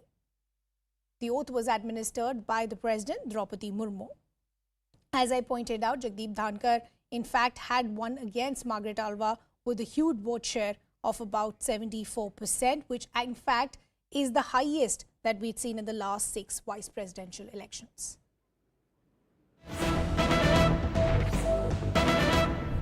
ಈ 3 ಜನಕ್ಕೆ ಸಂಬಂಧಪಟ್ಟ ಯಾವ್ಯಾವುದು ಮಾಹಿತಿ ಇದೆ ಅದು ನಾವು ಸಮಗ್ರವಾಗಿ ತನಿಖೆ ಮಾಡಿದ ನಂತರ ಆ ನಂತರ ಅದು NIAಗೆ ಕೇಸ್ ನಾವು ಹ್ಯಾಂಡ್ ಓವರ್ ಮಾಡ್ತೀವಿ. ಏನಾದರೂ ಪ್ರಶ್ನೆ ಏನು? ಈಗ ಮುಖ್ಯದಲ್ಲಿ ಸಿಯಾಬುದ್ದೀನ್ ಎಲಿಯಾ ಸಿಯಾ ಅವನು ಸುಳ್ಯ ಊರ್ದವನು. ಅವನು ವಯಸ್ಸ 33 ವರ್ಷ ಇದೆ. ಅವನು ಕೋಕೋ ಕಂಪ್ನಿ ಕ್ಯಾಂಪ್ಕೋ ಇದಕ್ಕೆ ಅವನು ಕೋಕೋ ಸಪ್ಲೈ ಮಾಡ್ತಾನೆ. ಆನಂತರ ಇನ್ನೊಬ್ಬರು ಆರೋಪಿ ರಿಯಾಜ್ ಅಂಕ್ ತಡ್ಕ, ಇವೊಂದು ಊರು ಅಂಕ್ ತಡ್ಕ ಇದೆ. ಇವೊಂದು ವಯಸ್ಸ 27 ವರ್ಷ ಇದೆ. ಇವನು ಚಿಕನ್ ಇದ್ರ ಸಲುವಾಗಿ ಚಿಕನ್ ಲೈನ್ಲಿಯನ್ನು ಸಪ್ಲೈ ಮಾಡೋದು ಅದು ಕೆಲಸ ಅವನು ಮಾಡ್ತಾನೆ, ರಿಯಾಜ್ ಅಂಕ್ ತಡ್ಕ. 3ನೇ ವ್ಯಕ್ತಿ ಆಗಿರ್ತಾನೆ ಬಶೀರ್, ಅವೊಂದು ವಯಸ್ಸ 29 ವರ್ಷ. ಅವೊಂದು ಊರು ಎಲಿಮಳೆ, ಅದು ಸುಬ್ರಹ್ಮಣ್ಯ ಹತ್ರ ಅದು ಬರುತ್ತೆ, ಸುಳ್ಯ ತಾಲೂಕು. ಇವನು ಒಂದು ಹೋಟೆಲ್ನಲ್ಲಿ ಒಂದು ಕೆಲಸ ಮಾಡ್ತಾನೆ. ಸೊ ಈ 3 ಜನ ಅದು ಈ ಕೃತ್ಯದಲ್ಲಿ ಅವರು ಭಾಗಿಯಾಗಿದ್ದಾರೆ. ಅದು ಮಾಹಿತಿ ನಮಗೆ ಮೊದಲಿಂದ ಇತ್ತು, ಅವ್ರದ್ದು ಹೆಸರು ನಮಗೆ ಗೊತ್ತಿತ್ತು. ಆದರೆ ಇವರು ಯಾವ ಬೇರೆ ಬೇರೆ ಕಡೆ ಅವರು ಬಚ್ಚಿಟ್ಕೊಂಡು ಮತ್ತೆ ಬೇರೆ ಬೇರೆ ಮೂವ್ಮೆಂಟ್ ಮಾಡ್ತಾ ಇದ್ರು. ಅದಕ್ಕಾಗಿ We already knew that these 3 were the main accused, but they were been absconding. ನಂತರ ದಕ್ಷಿಣ ಕನ್ನಡ ಪೊಲೀಸ್ ನಮ್ಮ SP ರಿಷಿಕೇಶ್ ಸೋನಾವನೆ ಅವರ ನೇತೃತ್ವದಲ್ಲಿ ಮತ್ತೆ IG ವೆಸ್ಟರ್ನ್ ಅವರು Mandal police help we have been able to arrest them finally. ನಮ್ಮ ಅನುಚೇತ್ ಅವರು SP CID ಇದ್ದಾರೆ, ಅವರು ಕೂಡ ಅವರಿಗೆ ಬಹಳ ಕೊಟ್ಟಿದ್ದಾರೆ. ಅದೇ ರೀತಿ ಹರಿರಾಮ್ ಶಂಕರ್ ಅವರು ವಾಪಸ್ ಹೋಗಿದ್ದಾರೆ, ಅವರು ಕೂಡ ಈ ಕೇಸಲ್ಲಿ ಸಾಕಷ್ಟು ಅವರಿಗೆ ಸಹಾಯ ಮಾಡಿದ್ದಾರೆ.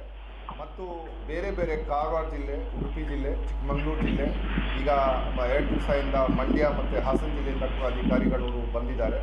ಇದು ನಾವು ಯಾವ ರೀತಿ ಸದಾಯಗತ ಈ ಕೇಸ್ ನಾವು ಬೇಯಿಸಿದ್ದೀವಿ, ಮಾಡಲೇಬೇಕು. ಅದರ ಸಲುವಾಗಿ ಒಂದು ನ್ಯಾಷನಲ್ ನ್ಯೂಸ್ ಮತ್ತೆ ಈ ನಮ್ಮ ಮಾನ್ಯ ಮುಖ್ಯಮಂತ್ರಿಗಳು ಅವರು ಕೂಡ ಈ ಕೇಸ್ದು ತನಿಖೆ ಬಗ್ಗೆ ಬಹಳ ಅವರು ಯೋಚನೆ ಮಾಡಿದ್ರೆ ತಲೆ ಕೆಡಿಸಿದ್ರು. ಅವರು ಮೇಲಿನ ಅವರು ಕೇಳ್ತಿದ್ರು. ನಮ್ಮ ಎಲ್ಲರಿಗೆ ಒಂದು ಟಾಪ್ ಲೆವೆಲ್ ಇದೆ, ಗವರ್ಮೆಂಟ್ ಇದೆ, ಈ ಕೇಸ್ ಬಗ್ಗೆ ಬಹಳ ಒಂದು ತಕ್ಷಣ ಇದು ಆರೋಪಿ ಸಿಗಬೇಕು. ಯಾಕೆಂದ್ರೆ ಅದು ಮೀಡಿಯಾ ಆಗಲಿ ಮತ್ತೆ ಜನರಲ್ಲಿ ಆಗಲಿ ಒಂದು ಆತಂಕ ಅದು ಆಗಿತ್ತು.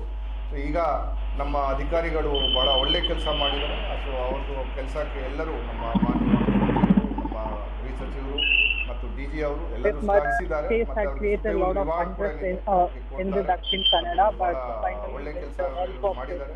ನಾನು ಕೂಡ everyone has worked hard to get them, and now finally the main accused are being arrested. ಅದು ನಾವು ಪತ್ತೆ ಮಾಡಬೇಕು, ಯಾರು ಹಾರ್ಬರಿಂಗ್ ಮಾಡಿದ್ದಾರೆ ಅಥವಾ ಯಾರು ಬೇರೆ ಇದು ಹಿನ್ನೆಲೆ ಏನಾದರೂ ಯಾರ್ದು ಇದೆ, ಈಗ ಪೊಲೀಸ್ ಕಸ್ಟಡಿ ತಗೊಂಡು ಅವರು ಎಲ್ಲ ಕೆಲಸ ಅವರು ಮಾಡ್ತಾರೆ.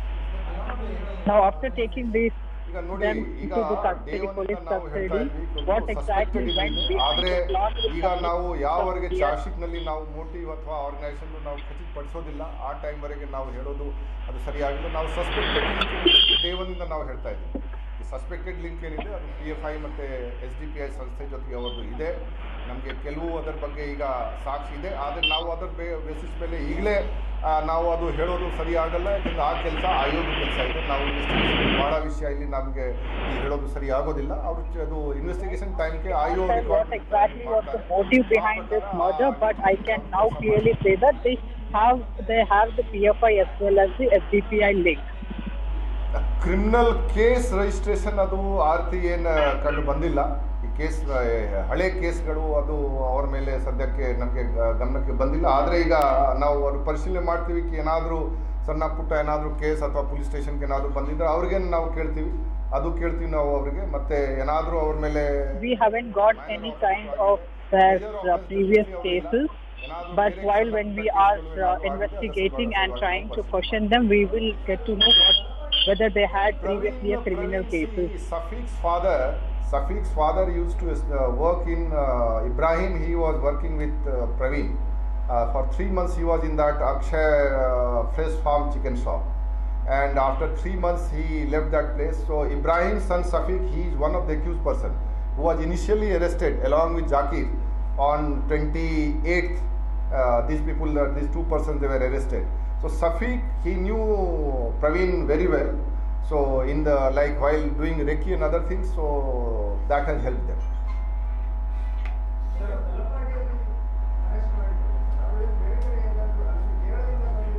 ಅಲ್ಲ, ನಾವು ನೋಡಿ, ನಾವು ನಿಮಗೆ ಅದಕ್ಕೆ ಅಲ್ಲಿ ಒಂದು ಖಚಿತ ನಮಗೆ ಒಂದು ಟಿಪ್ ಆಫ್ ನಮಗೆ ಇತ್ತು, ಅವ್ರದ್ದು ಮೂವ್ಮೆಂಟ್ ಅಲ್ಲಿ ಇದೆ. ಸೊ ಅದಕ್ಕಾಗಿ ಸುಳ್ಯ ಇನ್ಸ್ಪೆಕ್ಟರ್ ನವೀನ್ ಚಂದ್ರ ಜೋಗಿ ಅವ್ರದ್ದು ತಂಡಕ್ಕೆ ನಾವು ಅಲ್ಲಿ ಕಳಿಸಿದ್ದೀವಿ. ಅವ್ರದ್ದು ತಂಡ ಏನಿದೆ ಅವ್ರಿಗೆ ದಸ್ಕಿನ್ ಮಾಡಿದ್ದಾರೆ.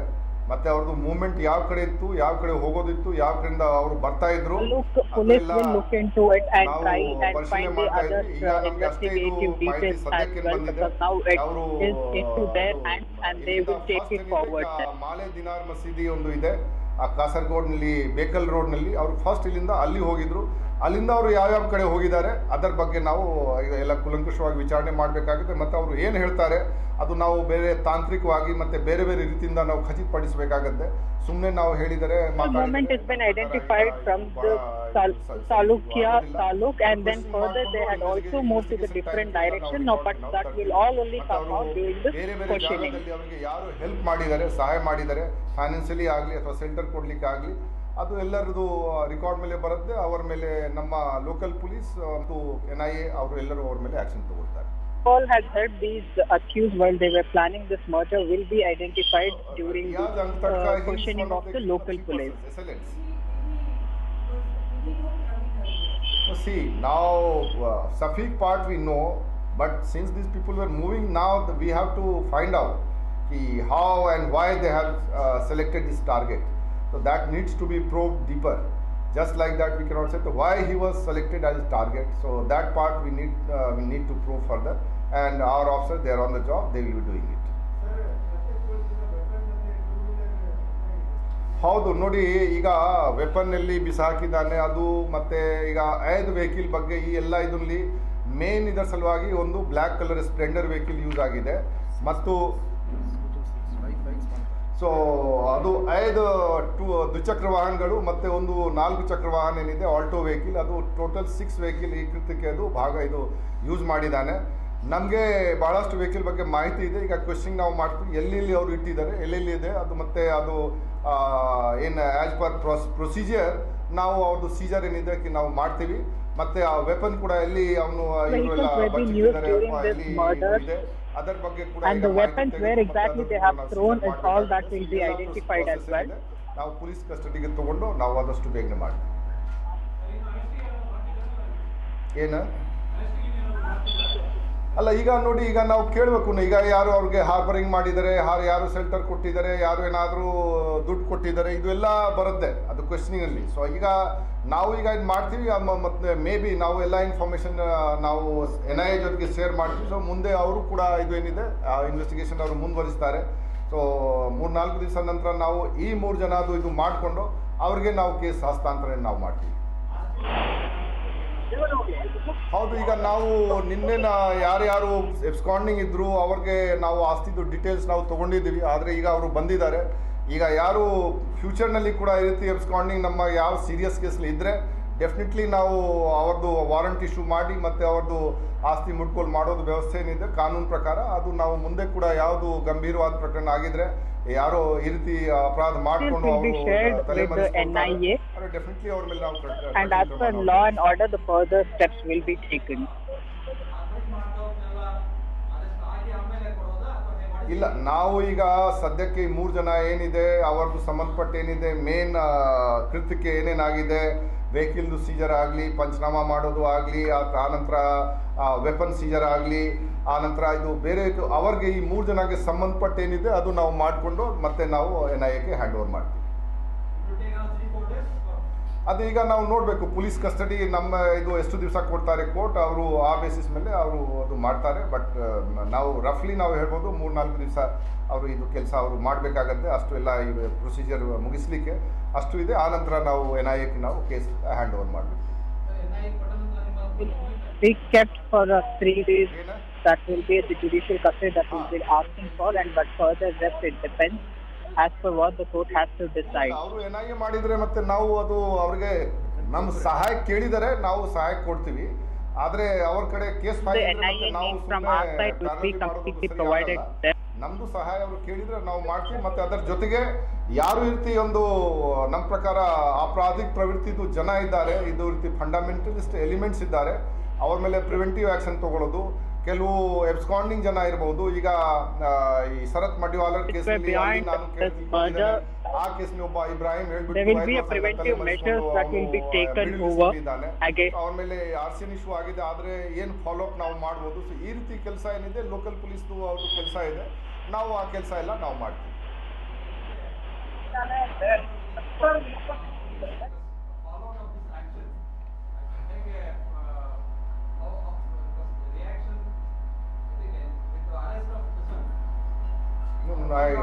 I'm not getting your question.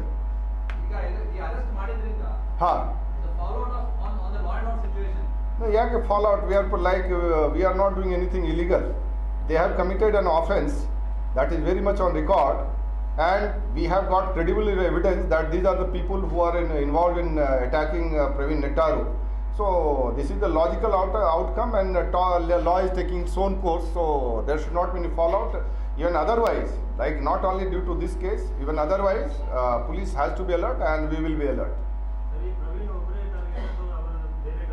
ಅಲ್ಲ, ಈಗ ಅದು ಎಲ್ಲ ನಾವು ಕೇಳಬೇಕಾಗತ್ತೆ. ಈಗ ಈ 3-4 ಅವರ್ಸ್ ಕ್ವೆಶ್ಚನಿಂಗ್ ನಾವು ಎಲ್ಲ ನಾವು ಹೇಳಕ್ಕೆ ಆಗಲ್ಲ. ಮತ್ತೆ we don't want to serve you half truth.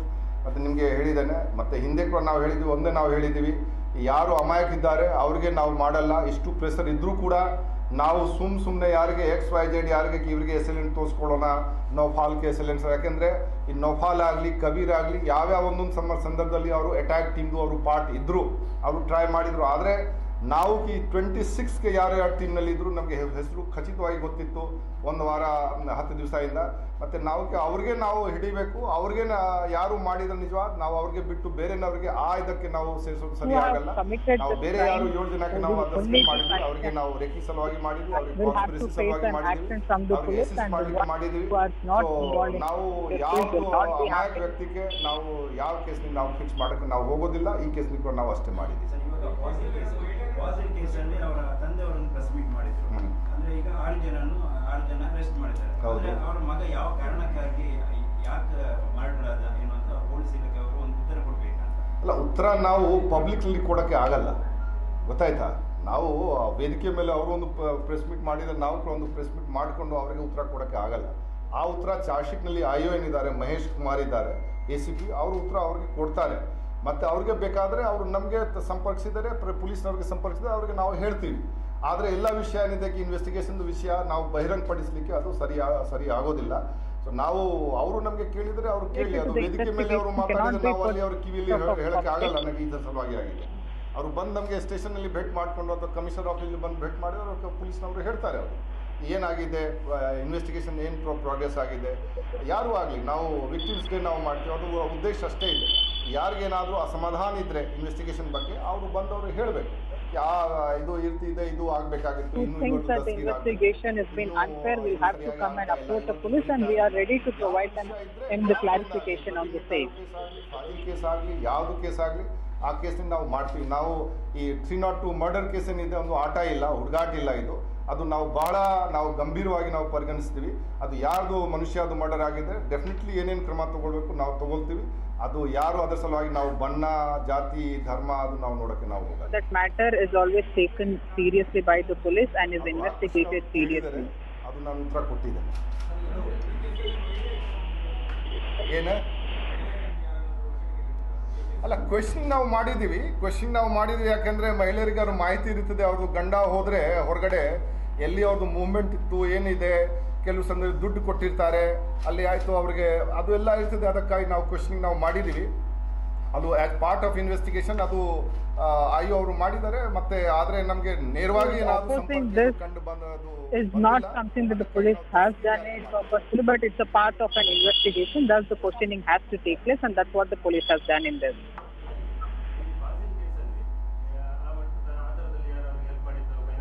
ಆಗಿದೆ ನಾ ಫಸ್ಟ್ ಇದು ಅಜಿತ್ ಕ್ರಾಸ್ಟಾ ಯಾರು? ಅಜಿತ್ ಕ್ರಾಸ್ಟಾನಿಗೆ ವೆಹಿಕಲ್ ಕೊಡೋನು, ವೆಹಿಕಲ್ ಕೊಟ್ಟಿದ್ದಾನೆ. ಇವರು ಬಂದಿದ್ದಾರೆ, ಅವ್ರಿಗೆ ₹1000 ಅವ್ರಿಗೆ ನೇಪಾಲಿ ಮೋಹನ್ ಕೊಟ್ಟಿದ್ದ, ಅದು ನೇಪಾಲಿ ಮೋಹನ್ ಕೂಡ ಅರೆಸ್ಟ್ ಆಗಿದ್ದಾನೆ. 4 ಜನ ಅದು ಮಾಡ್ಲಿಕ್ಕೆ ಬಂದಿದ್ದಾರೆ. ಸೊ 3 ಜನ ಅಲ್ಲಿ ಕೂಡ ಇದು ಇದ್ದಾರೆಲ್ಲ ಎಸೆಲೆಂಟ್ಸ್. 4 ಜನ ಬಂದ್ರು, 3 ಜನ ಅವರು ಬೇರೆ ಇದ್ದಾರೆ. In Fazil murder, a person named Ajit who had given a vehicle has been arrested, and the others 2 are being taken over by the police. No ಈಗ ಇಲ್ಲ. ನಾವು ಸಾಮಾನ್ಯವಾಗಿ ನಾವು ಹೇಳಿದ್ದೀವಿ, ನಾವು ಲಾ ಆ್ಯಂಡ್ ಆರ್ಡರ್ ಮೇಂಟೈನ್ ಮಾಡಲಿಕ್ಕೆ ಯಾವಾಗ ನಮಗೆ ಅನಿಸಿದೆ ಆ ಟೈಮ್ ನಾವು ಅವ್ರ ಮೇಲೆ ಪ್ರಿವೆಂಟಿವ್ ಆ್ಯಕ್ಷನ್ ತೊಗೊಳ್ತೀವಿ. Preventive action in the form of 107 CRPC, 108 CRPC, externment proceeding, goonda act, ಇದು ಎಲ್ಲ ಇದೆ. ಪ್ರಿವೆಂಟಿವ್ ಆ್ಯಕ್ಷನ್ ನಾವು ತಗೊಳ್ಳೋದು ನಮಗೆ ಎಲ್ಲಿ ಯಾವ ಹಂತದಲ್ಲಿ The law and order, all the preventive measures will be taken. ಈ ಒಂದು ಪರಿಶೀಲನೆ ಮಾಡಬೇಕು. They should scrutinize and police is also taking which are the actions to be initiated against different category of people. They will do it suitably in respect of different category of people. Thank you. ದೇವರು ಒಳ್ಳೆ ಮಾಡಿ.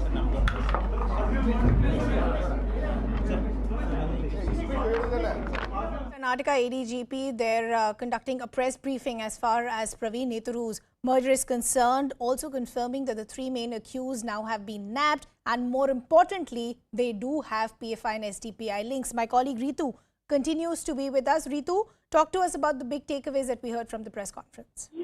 Yes, so that's the ADGP Alok Kumar, who in the press conference has put some details related to this Praveen Nethuru's murder, which has in fact created a lot of unrest in the coastal belt, as we saw, who was been hacked to the death on July 26th when he was heading back to his home. So now here you see the ADGP, who has put the details about this murder, has said that firstly, all the 3 main accused are being arrested now, and the investigation will further take over to understand what exactly was the motive, because he says since it's still under the investigation, is not a right time for the police to tell what exactly was the motive behind this murder. But of course, during the investigation, the motive behind this murder will be brought out. But in fact, he has also said that the vehicles that were being used for this murder, so he says almost around 6 vehicles were being used in a different manner at different places, and the Taluk is the place from where this the movement started exactly from these attackers, and then further where all they went, what all they did, where exactly they had threw these weapons will be investigated, and during the questioning, all this more details will be coming out from these main accused, is what the Alok Kumar has to say. But in fact, he says he also appreciates the police who had taken up this whole murder very seriously and had cracked the case at the earliest. But of course, ADGP also says that since it has been handed over to the NIA now, the police will also ensure that they will be providing the helping hand and at the best to the NIA for all the details required. But this will happen right after the 3 days of the investigation with these 3 main accused, and further all these details will be shared with the NIA, and anything that the NIA needs, the police is ready to provide them the help. But other side, you also see the ADGP speaking on the CM Baswaraj Bommai taking up this issue very seriously, because this in fact created a lot of unrest in the coastal belt. We also saw how many Hindu organization members came out in a mass and tendered their resignations, in fact. So that's where you see the ADGP also speaking about the seriousness that the CM Baswaraj Bommai had while taking up this issue, and was in fact seeking all the details of minute from the police. Finally, the police has the case, and the other main big point that ADGP has made, that they have in fact a solid evidence also to show that these accused are linked to the PFI as well as the SDPI. Now, with this three main, not just with the three main accused here, but you see previously when the first, the two main accused, in fact, who were been arrested by Bangalore police, the Shafiq and Zakir, there as well, we in fact saw how CNN News 18 also showed the pictures of these accused having a link with the SDPI. The pictures were very much evident, and then you see the Shafiq's wife as well coming on camera is where we heard that she's saying that he is a part of a PFI and he keeps taking part actively in the PFI of the social related activities. But now here the ADGP says in the investigation it will all be cracked on even more in a transparent manner where this plot take place, who exactly was the person behind it, and how did all this take place, where all they went, who all have helped them out. All these come out short after this investigation. Right, Ritu, this is Akanksha, and I'd like to highlight what the ADGP had said. He also mentioned during the press conference in terms of what the findings are indicating is that somebody has also been harboring these three main accused who have been arrested. If you could share with us and expand further what the ADGP had to say with regards to who was harboring and what have been the findings indicating so far. Yes, see, as CNN News 18 was on ground to report this murder thoroughly, we had seen how the family members who spoke about the threat calls that Praveen Nataru was getting, and he was in fact planning to install a CCTV cameras at his shop because he had observed that someone were following him, and he also went to police station and told police that there are few people who are following him and there is a cause. But there's later point the family also alleged that the police did not take this matter serious, and Praveen Nataru had went to police and said that he was getting threat calls.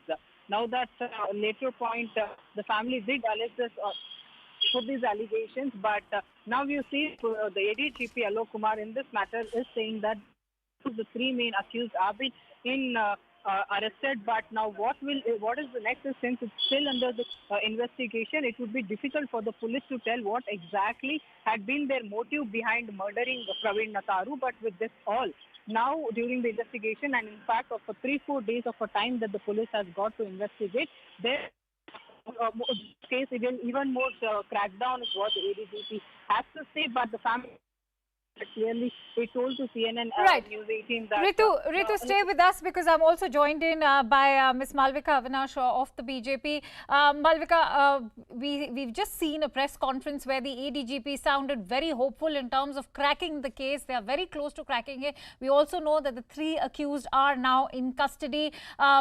Do you think that the police in Karnataka will be able to establish those links with the SDPI and even the PFI? See, Praveen has been an active worker of the Hindutva organization as well as BJP. And Praveen has been at the receiving end of these death threats. This is something that his family has been speaking of after all of this has happened.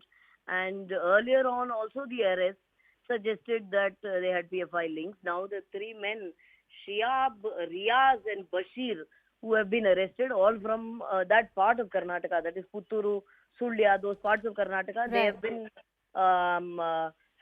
living there for some time now, and they have plotted this murder. And most definitely it has PFI links. We have absolutely no doubt about it.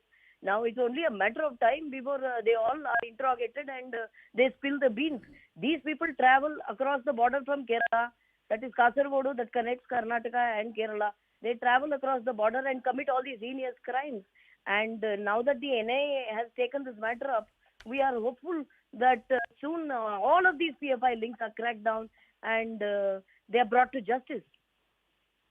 Also, Malvika, do you not think that a more coordinated effort between the state police, we know that the NIA has already stepped in, but isn't this also requiring a more coordinated effort, not just in Praveen Nataru's case, but also as far as crime of such nature is concerned in future? When we look at state police of Karnataka and Kerala, there will be a more coordinated effort required.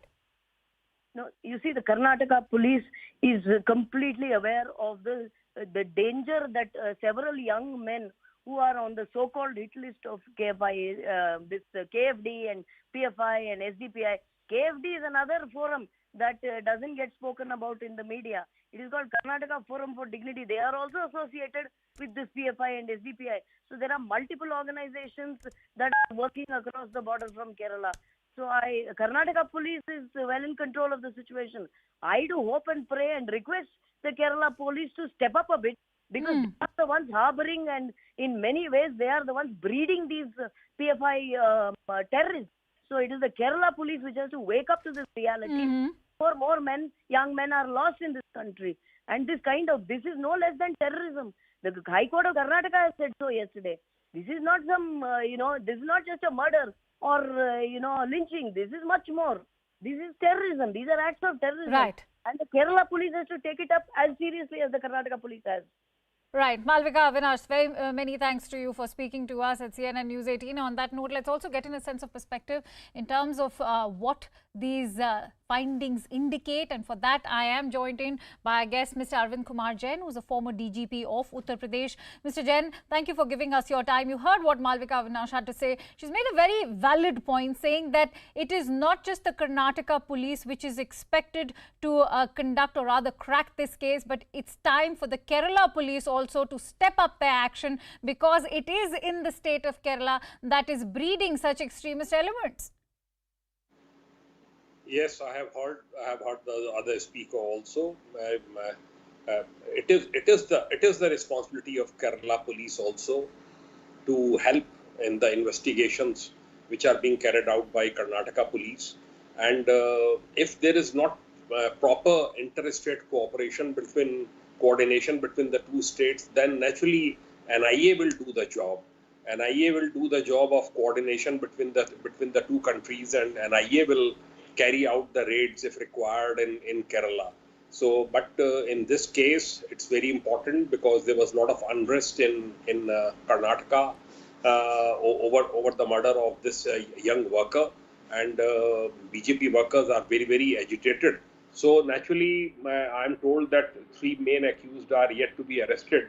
They might be hiding in Kerala. They might be getting shelter over there. So Kerala police should also cooperate, because these people are a threat to the society in general, and very, very drastic action, stern action is required against these accused. Right. Mr. Kumar, also, as we were talking about this inter-coordinated effort between the states of Karnataka, all right, we are also getting in some breaking inputs. There's a bail plea filed by Shrikant Tyagi, which has been dismissed. This is the new breaking news that we are bringing to you as far as the case of Shrikant Tyagi is concerned. Remember, just a day ago, he had been arrested, and the latest now we are learning is that Shrikant Tyagi's bail plea, which was filed earlier, has been dismissed.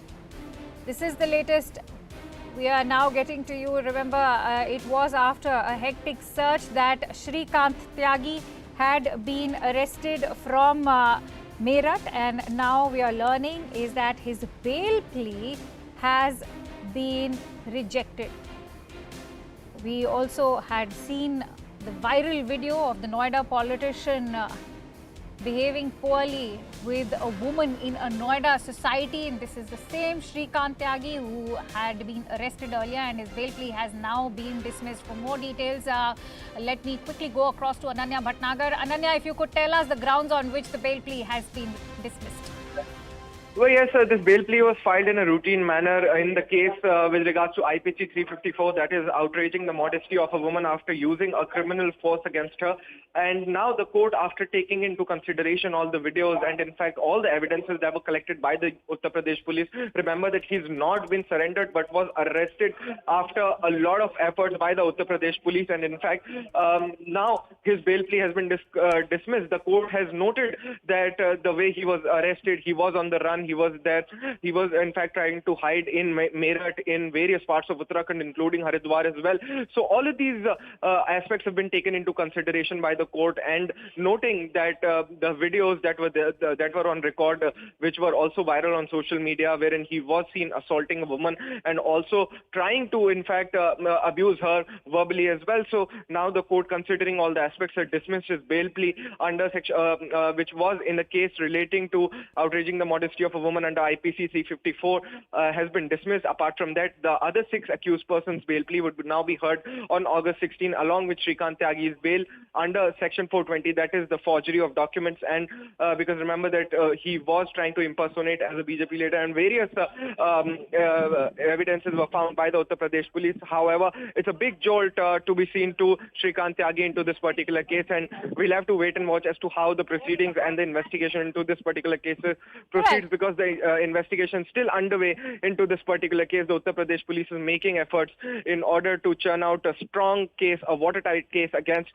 Shrikant Tyagi, so that there is no jolt to the Uttar Pradesh government when it comes to defending him, or no charges are leveled against them in this particular case. Absolutely. The UP government completely cracking down on Shrikant Tyagi. Having said that, Ananya, I'd also like you to throw light on how there were 2 separate cases, including one under the Gangsters Act as well, that had been lodged against him. Could you throw light on both these 2 cases now?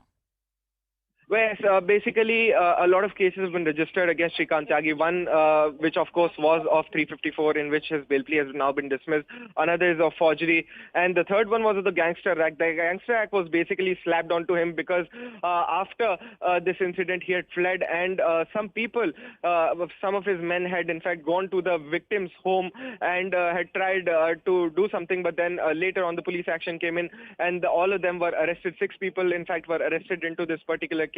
And these are the cases by which, because of which, and the circumstance because of which a case under the Gangster Act was registered against him. Remember that Gangster Act is a very, very stringent provision, and in a case it is imposed on somebody, bail or any kind of liberty. All right, we seem to have lost the line while we try and reconnect with Ananya, but that's the latest we are bringing to you. The bail plea has been rejected as far as Shrikant Tyagi is concerned. This is the bail plea that had been moved into as far as one of the cases is concerned. As Ananya was highlighting, there were 3 cases lodged against Shrikant Tyagi. He was separately booked in a case of cheating over the alleged unauthorized use of a symbol of the UP government that was on his SUV. A third case was also filed against him under the stringent Gangsters Act, which was also lodged against Shrikant Tyagi. Now, according to Tyagi's lawyers, a bail application had been moved in the cheating case in the court of Gautam Budh Nagar, which is Noida. And according to the lawyers of Shrikant Tyagi, they were opposing these charges, but the court had earlier reserved its order. Ananya is back with us. Ananya, if you could also take us through how the court had been reserving its order on the bail, please, not just in this particular case, but in other cases as well. Well, yes, it's a general procedure that the court hears the arguments and then reserves its order, because it needs some time to in fact encapsulate all the laws and the evidence. It has to study whatever material has been placed on the record by the police, and also by the way of the accused person. When they file a bail plea, they try to give out their grounds that either they are ill or they are not completely implicated into this case. A false case has been registered against them. So the court takes some time to in fact go on to it. But then now in one of the cases, the orders have been passed on the 354 IPC, the case which is technically, Akansha, the main case against Shrikant Tyagi, because all of this escalated with the videos that have emerged out that were viral on the social media platforms, wherein Shrikant Tyagi was seen assaulting the particular woman and also abusing her verbally. So major case, the bail has now been dismissed, and apart from that, the other cases, the bail plea would be heard on the next date of hearing, that is August 16. Apart from Shrikant, other accused bail plea would also be heard on the same date as well. So we'll have to wait and watch as to how the court proceeds into this. And the next remedy available, in fact, to him is to approach a higher court, the Allahabad High Court, because the jurisdiction lies with the Gautam Budh Nagar district, which falls under the Uttar Pradesh, the state of Uttar Pradesh, and hence the only way of appeal is to the Allahabad High Court or a sessions court in the Gautam Budh Nagar district. So we'll have to wait and watch as to how he exercises his further remedies and whether or not a relief is granted to him in this particular case. Absolutely, Ananya. Also, having said that, now that the police remanded will be extended, what can we expect in terms of the line of questioning of the police? Because I believe the Noida police was planning to apply for police remand. Has that been granted? And will they now be questioning about his political connections and the properties he owns? Well, as of now, we are hearing that the Uttar Pradesh police might, in fact, the Noida police would go on seek a police remand of Mr. Shrikant Tyagi clearly. Because remember, in Uttar Pradesh, the law is a bit different, wherein first the accused is sent to judicial custody and then the police comes up and seeks a police remand. So we'll have to wait and watch as to when the police files a application for police custody remand. But the line of questioning that remains would be how this incident happened, what's the backdrop of this incident, whether or not, where at all he was hiding is a very, very important point, because who were the people who actually helped him to hide and what were his political connections? Why was he on the run? Because the matter is very, very sensitive since it's all over the social media. People had, in fact, raised their voices against Shrikant Tyagi and a lot of questions were being raised. Remember when the Noida police did a press conference after his arrest, it had also said that he was having connections with Swami Prasad Maurya, who had changed his political stance very recently in the month of January itself, and somehow or somewhere that would also be explored by the police as to how he knew them and to what extent he had his political connections. But also what would the Noida police would be looking into is where at all he was hiding, whether it were his houses, what all properties do he has, and in case they found any irregularities, other sections might also be imposed upon him into this particular case. Right, Ananya, stay with us because I'm also joined in by Ms. Anila Singh of the BJP. Anila Singh, of course, the bail plea has been dismissed. Having said that, should we now expect the Noida police to swing into action and get to the bottom of the matter? And should we now finally expect an apology coming from Shrikant Tyagi to that woman? I think it is a very apt decision taken by the Honorable Court, and he should be taught a very good and strict lesson which can set an example for others that nobody can dare to outrage the modesty of any woman. The way he behaved, it was intolerable. So UP police did the right work. They nabbed him. He's behind the bar, and now the court has done the thing which was much required. His bail plea has been rejected and he should be in the jail, and I really hope that he gets the strictest of punishment. So at least in Uttar Pradesh, under Yogi ji's government, no such nuisance is going to be tolerated. Right, Anila, stay with us because I'm also joined in by Mr. Fakhrul Chand of the Samajwadi Party. Fakhrul ji, आपने सुना अनिला जी क्या कह रही हैं कि योगी आदित्यनाथ के government के दौरान ऐसे कोई भी केसेस टॉलरेट नहीं करे जाएंगे. आज भी श्रीकांत त्यागी की बेल प्ली डिसमिस कर दी गई है. नोएडा पुलिस हमें मालूम पड़ रहा है कि रिमांड के लिए भी अप्लाई करेगी. क्या कहना है आपका? देखिए, त्यागी का जैसे जिस तरीके का कार्य था, जिस तरीके की उन्होंने अभद्रता एक महिला के साथ की थी और जो जिस तरीके से कोर्ट ने उनकी बेल को रिजेक्ट किया, वो बिल्कुल सही है. लेकिन ये भारतीय जनता पार्टी का चाल चरित्र तो चेहरा ही यही है. ये पहले इनके भारतीय जनता पार्टी के नेता थे त्यागी, लेकिन आज भारतीय जनता पार्टी उनको अपनी पार्टी में होना से इनकार कर रही है. भारतीय जनता पार्टी के शीर्ष नेतृत्व के साथ उनके फोटो हैं. एक बार कोई किसी के साथ जाके फोटो खिंचवा सकता है, मुख्यमंत्री जी के साथ एक बार फोटो खिंचवा सकता है. बार बार भारतीय जनता पार्टी के सारे नेताओं के साथ उनके फोटो, और जो जिस तरीके की हरकत त्यागी जी अपने अपार्टमेंट में जहां कर रहे थे, वो आपने देखा कि वो घमंड था. वो भारतीय जनता पार्टी का घमंड था, सत्ता का घमंड था कि उनको महिलाओं का सम्मान करना नहीं आ रहा था. वो उनके पास 3-3 गनर किस तरीके से, ये बड़ा सवाल है कि भारतीय जनता पार्टी की सरकार में जहां विधायकों को 1-1 गनर मिला हुआ है, त्यागी को 3-3 गनर किस तरीके से मिले हुए थे. तो ये भारतीय जनता पार्टी के नेता हैं जिनका चाल चरित्र तो चेहरा इसी तरीके से है. आज न्यायालय ने उनकी बेल को रिजेक्ट कर दिया. हम उसका स्वागत करते हैं. Anila, would you like to react to that when he says that such a politician was provided 3 gunners by the Bharatiya Janata Party? Already inquiry has said that why he was given the gunners, and in today's date, like he was the pet of Swami Prasad Maurya, and Swami Prasad Maurya is in Samajwadi party, और ये Samajwadi party के प्रवक्ता बहुत ज्यादा बोल रहे हैं. इनके तो जो अध्यक्ष रहे हैं मुलायम सिंह यादव जी, उन्होंने बलात्कारियों के लिए क्या कहा था? लड़के हैं, गलती हो जाती है, और उनको अध्यक्ष पद पे रहने दिया था समाजवादी पार्टी ने। तो जिस अध्यक्ष की ये मानसिकता होगी तो पूरी समाजवादी पार्टी की भी मानसिकता वही होगी। पर मुझे वाकई में आश्चर्य हो रहा है, अगर हम महिला की बात कर रहे हैं तो उसको भी आप राजनीतिक दलों में विभाजित करेंगे? महिला का सम्मान सबका सम्मान होता है, इसको भी आप भारतीय जनता पार्टी और समाजवादी पार्टी में तोड़ेंगे मरोड़ेंगे? धिक्कार है समाजवादी पार्टी पे, शर्म आनी चाहिए समाजवादी पार्टी पे। मैं एक पुलिस की बात करती हूँ, पुलिस जो है किसी भी राजनीतिक दल की नहीं होती है। उत्तर प्रदेश की पुलिस ने उसकी गिरफ्तारी करी है और आज कोर्ट ने जो फैसला लिया है, मुझे गर्व है कोर्ट पे। फखरुल चंद जी, क्या कहना चाहेंगे? देखिए, मुझे तो शर्म आती है कि भारतीय जनता पार्टी के लोग किस तरीके की भाषा का प्रयोग करते हैं। आपकी ही पार्टी का कोई नेता वो महिलाओं के साथ बदतमीजी करता है, लेकिन आप आरोप समाजवादी पार्टी पर लगाते हैं।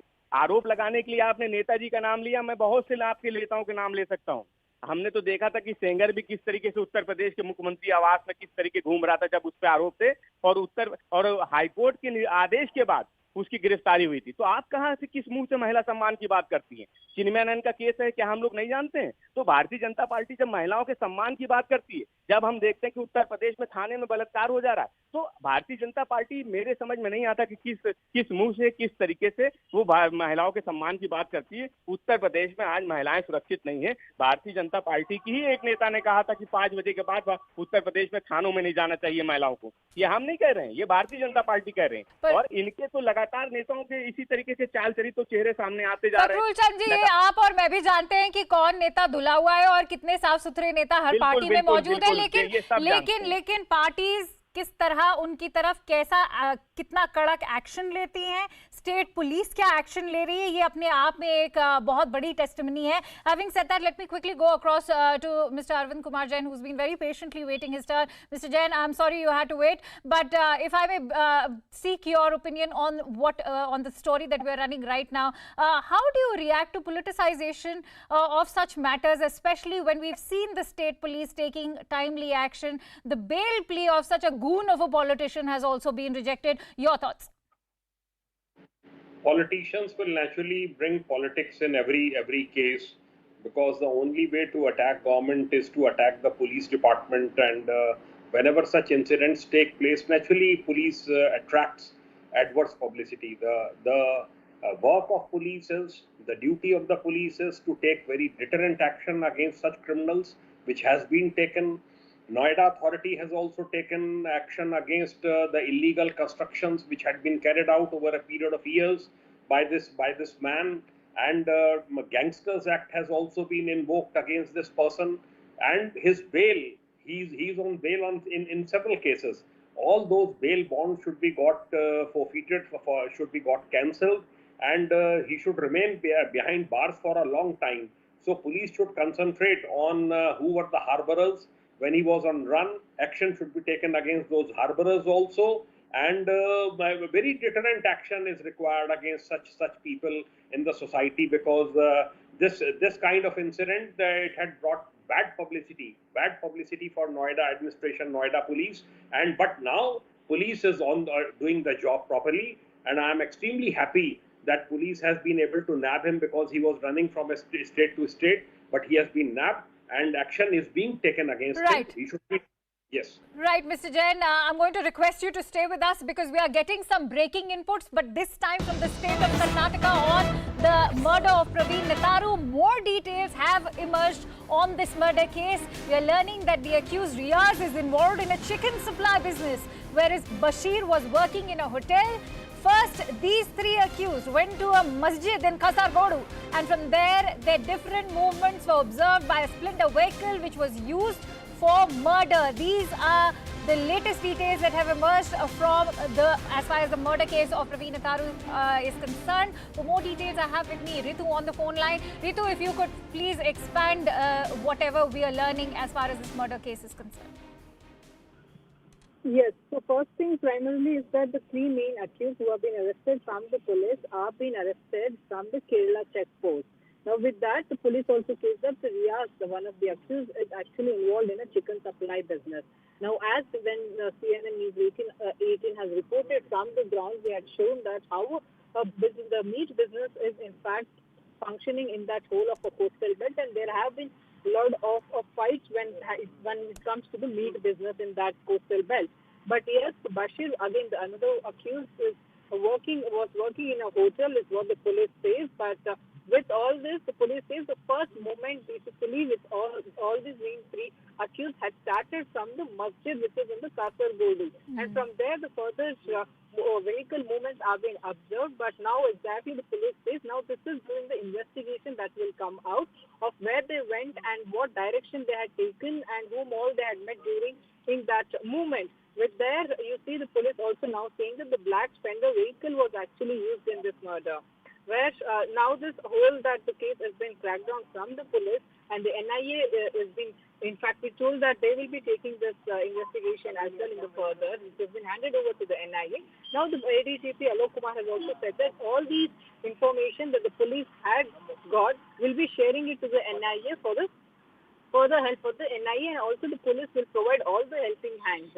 With there, you see now the ADGP also clearly stating that the police has the solid evidence to say that these accusers had linked with the PFI and the SDPI organization. With all that, the ADGP Alok Kumar also says that these kind of elements will be observed, will be closely watched, and there will be a serious action immediately, and the other preventive measures will also be taken over. But with that, you see the CM Baswaraj Bommai, who had taken the Praveen Natharu's case very much seriously and had sought all the minute-to-minute details from the Mangaluru police. The police says that it is with all the local police help that the police was able to crack down this case in a very short time. But yes, with that, the other murders that had also taken place in the Mangaluru and the further all right, we see with the period, all the law and order situation will be maintained on ground. Right, Ritu, thank you for breaking it down for us. On that note, let me bring in Mr. Jain. Mr. Jain, you heard those crucial links that have emerged which successfully go on to establish the radical identity of these three accused currently in custody. And as far as the ADGP of Karnataka is concerned, he went on to he actually was focusing on how crucial it is going to be to establish the radical identity of those who have been in police custody. Now that identity has been established, I'd like you to throw light on what are going to be the challenges for the NIA now that the case with these findings will be forwarded to the NIA. A lot of electronic evidence will have to be examined by ATS and the police force of Karnataka, because it's a very, very sensational murder, and there is a lot of resentment in Karnataka over this murder, and initial inaction on the part of Karnataka police. So there was agitation against the Home Minister also. So in such cases, when you have to establish the radicalization, you have to establish the links of the accused with other criminals, with other terrorist groups. So a lot of evidence has to be seen, WhatsApp groups, then links with phone calls with other people, and contacts with the handlers sitting abroad. All this will have to be examined, and only then they will be able to establish this crucial link. It is very easy to say that they have links with other people, but this is, I think, initial success, and a lot of work will have to be done to prove this in a court of law. And you know, that brings me back to the initial point that we were discussing, Mr. Jain, was that the fact that how an inter-coordinated effort between the two states, whether it is Karnataka and Kerala, is going to be needed at the moment, considering that these accused went to Kasaragod, which is a district in Kerala. Yes, Kerala, in Kerala especially, PFI has very deep roots, and it has been there for a very, very long time. In fact, Kerala was the first state where SDPI, PFI, all these organizations, they were carrying out rallies, they were carrying out training programs and training camps. And this is going on, this has been going on for a very long time, and it has been involved in a lot of political killings also, terrorist killings also. So this is high time that Kerala police should cooperate with Karnataka police, and I think they will do it. At senior police officer level, unless there is some political I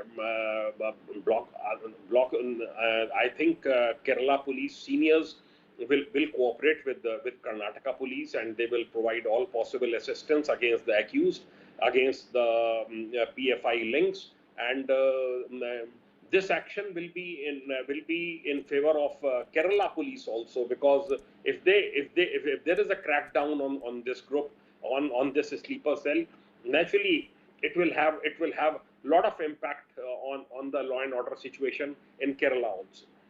Right, and at a time when the Kerala High Court has already declared the SDPI and the PFI as extremist outfits, we always come back to the very basic question: is it high time to A, ban these organizations, B, will banning even help?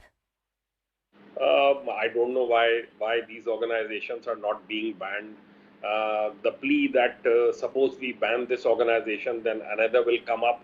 I don't think... Mr. Jain, stay with us as we continue with our discussion. But before that, let's quickly bring our viewers some more breaking inputs that are coming in on this very story. We have the first images of those three accused. As we informed all of you that the three accused, Riaz, who's involved in a chicken supply business. The other is Bashir, who was working in a hotel. And these are the first images that have surfaced of those three accused, the primary accused, who are currently being investigated for the murder of Praveen Nitharu. For more details, let's quickly bring in Ritu on the phone line. Ritu, if you could take us through the identity of these three accused, as we can see their first images now. Yes, so you see in the image, so first is that you see the Shihab, the Riaz and the Bashir, all three are the ones who are the main accused in this Praveen Nitharu's case.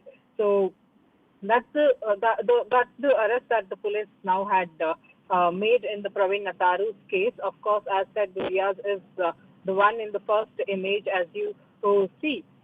Is the one who was involved in the chicken supply business, and the other one was being seen as in the Riaz, as in the hotel business. So with that, the police has now cracked down this whole the case and will be handing over all these primary information to the NIA, and has also said that they will be providing the further helping hands as well. But all these three main accused are being arrested from the Kerala checkpost, is what the police says, and the black Spender vehicle was being used during this murder. And here, now the police also says that during the investigation, now the more details and the more transparent manner will come out of what exactly had happened. From where did they move from after visiting the masjid there in the coastal belt. After that, the further vehicle movements too were being observed. Now, where exactly they went, whom all they met, and who were the ones who had helped them out, is what the police says will be coming out in the investigation. But really, now that is for a police.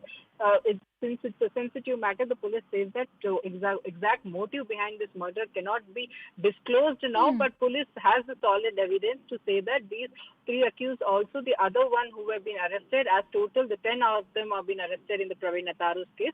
Most of them have PFI as well as the SDPI link. With that, we have also heard one of the accused wife, he was working with PFI. The other pictures too emerged of the accused seen in the SDPI programs for giving a public note over that. So yes, the police says they have solid evidence to say that these accused have the links with the PFI as well as the SDPI. Right. But there's all the preventive measures will be taken henceforth. And these elements will be washed out closely, is what the police has to say in the Praveen Nitharu's murder case now. Right, Ritu. And when you speak of the police sitting on some very solid evidence, could you elaborate on what you mean by that solid evidence? Because we all know that the Karnataka police has evidence which is primarily the electronic evidence. As we all know, that CCTV footage has played a very vital role in trying to join those links together. Could you throw more light on the evidence that is currently being probed by the Karnataka police? Yes, the first thing is that the Kerala border is very close to the Bellary, where this murder took place, at the very much place of a Praveen Natharu's shop. So exactly as we see in the Kerala as well as in this borders of Kerala, the PFI and the SDPI and such elements actually work very actively, and most of them are being seen as in the part of that organization and take active participation, take active participant also in this. So with all this, the police says that the police has the solid evidence to say that these accused have links with the elements, and well, also that police previously said when they had arrested Shafiq and Zakir that they are not on a record with the PFI and the SDPI. Their names are not mentioned on the register of this elements, but they are being seen. The pictures are there, and there are videos. The police has it to show that these accused are part of the PFI or the SDPI organization and have actively participated as well. With that, you see the family members itself saying that yes, they were part of the elements, and they used to often visit the organization and meet the organization, and they do one or the other programs with this organization. Right. Right, Ritu. Thank you for bringing in all those details. On that note, let's quickly go back to Mr. Jain. Mr. Jain, you heard all those findings that Ritu was highlighting right now. They clearly indicate that there has been a strong PFI SDPI link in this case. Of course, we'll have to wait for an official confirmation from the cops on that. But having said that, that brings me back to my previous question that I was asking you. After what the Kerala High Court had to say, is it not time to ban these organizations, and is banning going to be enough? Yes, these organizations should be banned in my opinion. Very, very drastic action is required against the members of these organizations. Once you ban them, then you can seize the bank accounts, you can conduct raids against the members, and you can seize the offices and the material which you recover from those offices. So it will be a huge setback to this organization. And if another organization comes up also, it will take some time, and government will be geared up to take action against that organization also, because once action was taken against SIMI, then there was a lull for quite a few years, and after that gradually SDPI, PFI came up in Kerala and other states. Gradually it came up. Now it has roots in all over northern India also, in Karnataka also, in UP also. Its name has emerged in almost all the agitations, all the violence-related activities carried out during CA and RC riots. Name of PFI has always emerged. UP government has also recommended banning this organization, and I think it is high time that this organization should be banned, and there has to be a national level crackdown against this organization and its affiliates. Right. A national level crackdown against such extremist outfits. That's a very valid point made by you, Mr. Jain. Many thanks to you for joining in with that discussion. And with that, let's quickly shift our attention over to the Trinamool Congress. The CBI heat on the TMC continues to rise. Another TMC leader, Anubrata Mondal, has been arrested from his home today after he skipped summons from the agency. Anubrata Mondal had written to the CBI in connection with the summons in the cattle smuggling case, saying that he was ill and hence he couldn't attend. He also attached copies of 2 doctors' prescriptions and asked for 2 weeks' time to appear before the CBI. The TMC sources have now told CNN News 18 that they won't tolerate any corruption and that the law will take its own course.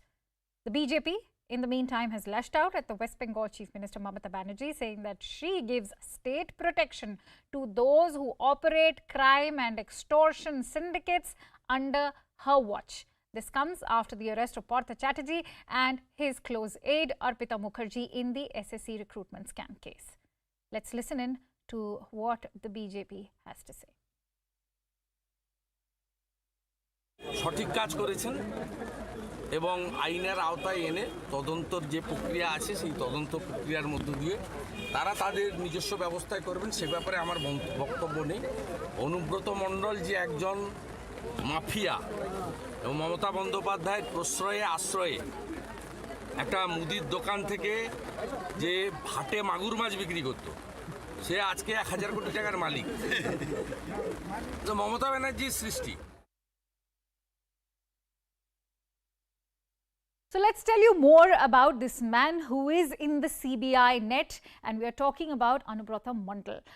The man is known as TMC's Birbhum Bahubali, going on to indicate what a kind of strongman image he has, not just in Birbhum, but the entire West Bengal. He has been the founding member of TMC in Birbhum. Remember, that's where he has the maximum clout. He's also been a close aide of the West Bengal Chief Minister, and of course we're talking about Mamata Banerjee.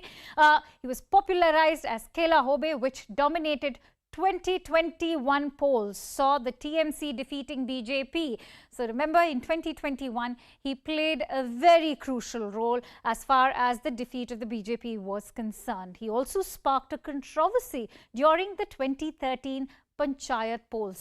Remember, the man has been making news as well. He's asked TMC workers to hurl bombs at independents' homes. Now, these were independent MLAs that we are talking about, and according to reports, he had asked TMC workers to hurl bombs at their homes. So this is a man who not only operates at a very high level, he's also known as a strong man. He was also quizzed by the CBI in a post-poll violence case. He was quizzed by the CBI in a post-poll violence case that only goes on to actually elaborate on the kind of image that he has. On that note, let me quickly bring in our correspondent Kamalika Sen-Gupta, who's joining us live right now. Kamalika, of course, we have been talking about the kind of Bahubali image, the strongman image that he had. Having said that, how crucial is this arrest going to be as far as the TMC is concerned? Because let's not forget, Partha Chatterjee was arrested just some days ago, and now we see this very crucial arrest of Mondal happening. See, he was obviously a Bahubali Neta of Trinamool Congress from Birbhum, but he did not had any much influence in North Bengal or in other districts. He was influential, he was very influential in Birbhum and some areas of Bardhaman, but not the other districts. So basically, Trinamool Congress has to think of what really will happen to Birbhum, because he was the founder member of Birbhum. He was a local Bahubali Neta of this region. And this is the place, like Birbhum, people used to say this is a common coinage of Birbhum, that nothing happens in Birbhum without Anubrata Mondal.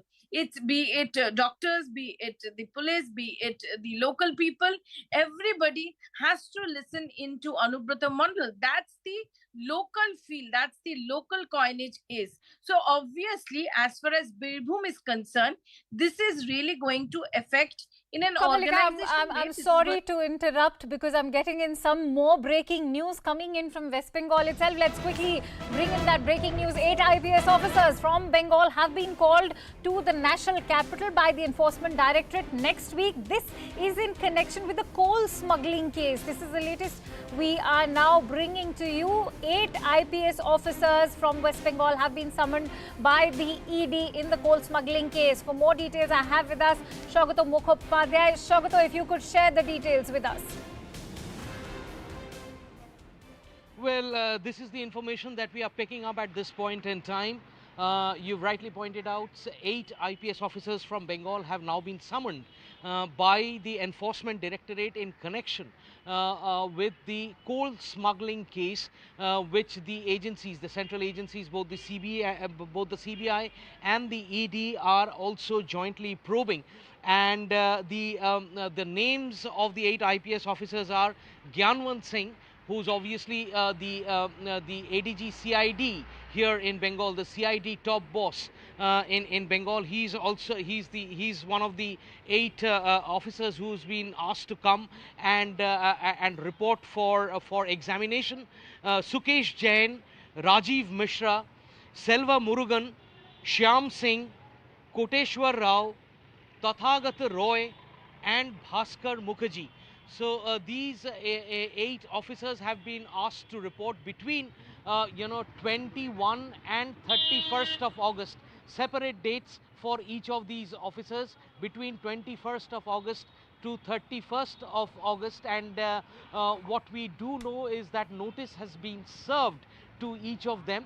What we cannot confirm you at this point in time as to whether any of these officers would actually respond to those summonses and be present in Delhi for the questioning as directed by the enforcement directorate. So obviously we'll have to wait and watch for the developments on this front.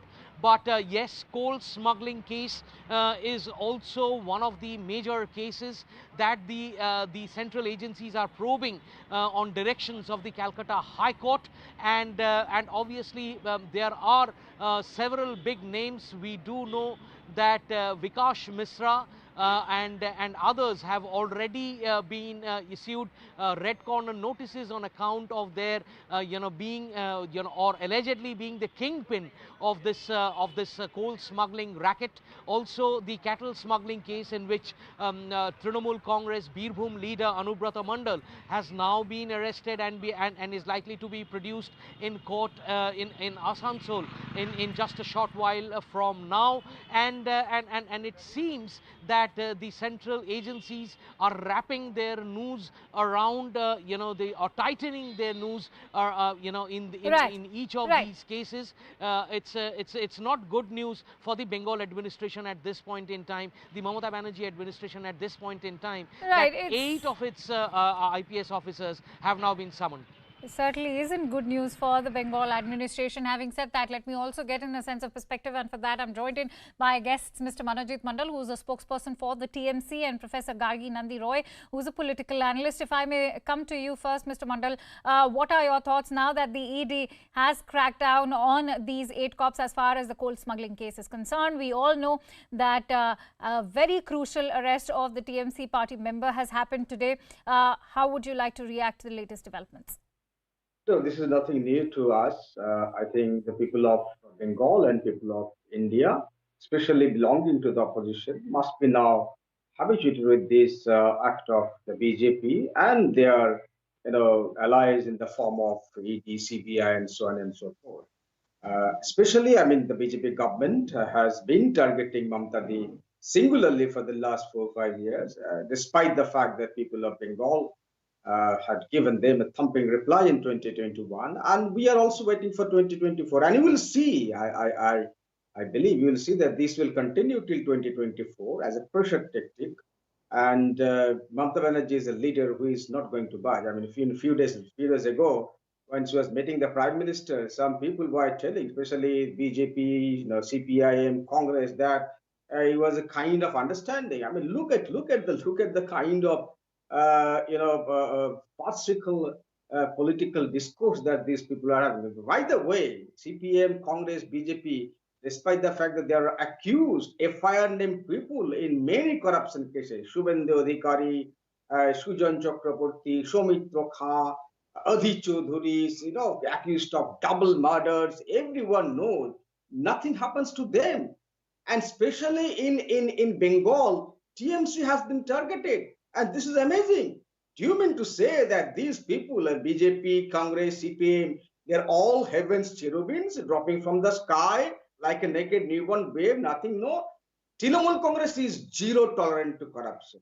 Again, I repeat, the party's stand is amply clear. Anyone even remotely connected with any corruption cases will definitely be facing the law. Going by that claim that you are making, Mr. Mondal, going by that claim that you are making, that TMC has zero tolerance for corruption, absolutely, what do we expect as far as action taken against Anubrata Mondal is concerned? Your party propped him. Your party and your party's leader propped him enough to actually have him don the image of that Bahubali in Birbhum district. And now, even if there's action taken against him, don't you think it is too little too late? I'll tell you. First of all, we do not know on what basis, on the basis of which evidence this person was arrested. Can you show me the FIR? Is there any FIR against him? Well, there are solid grounds.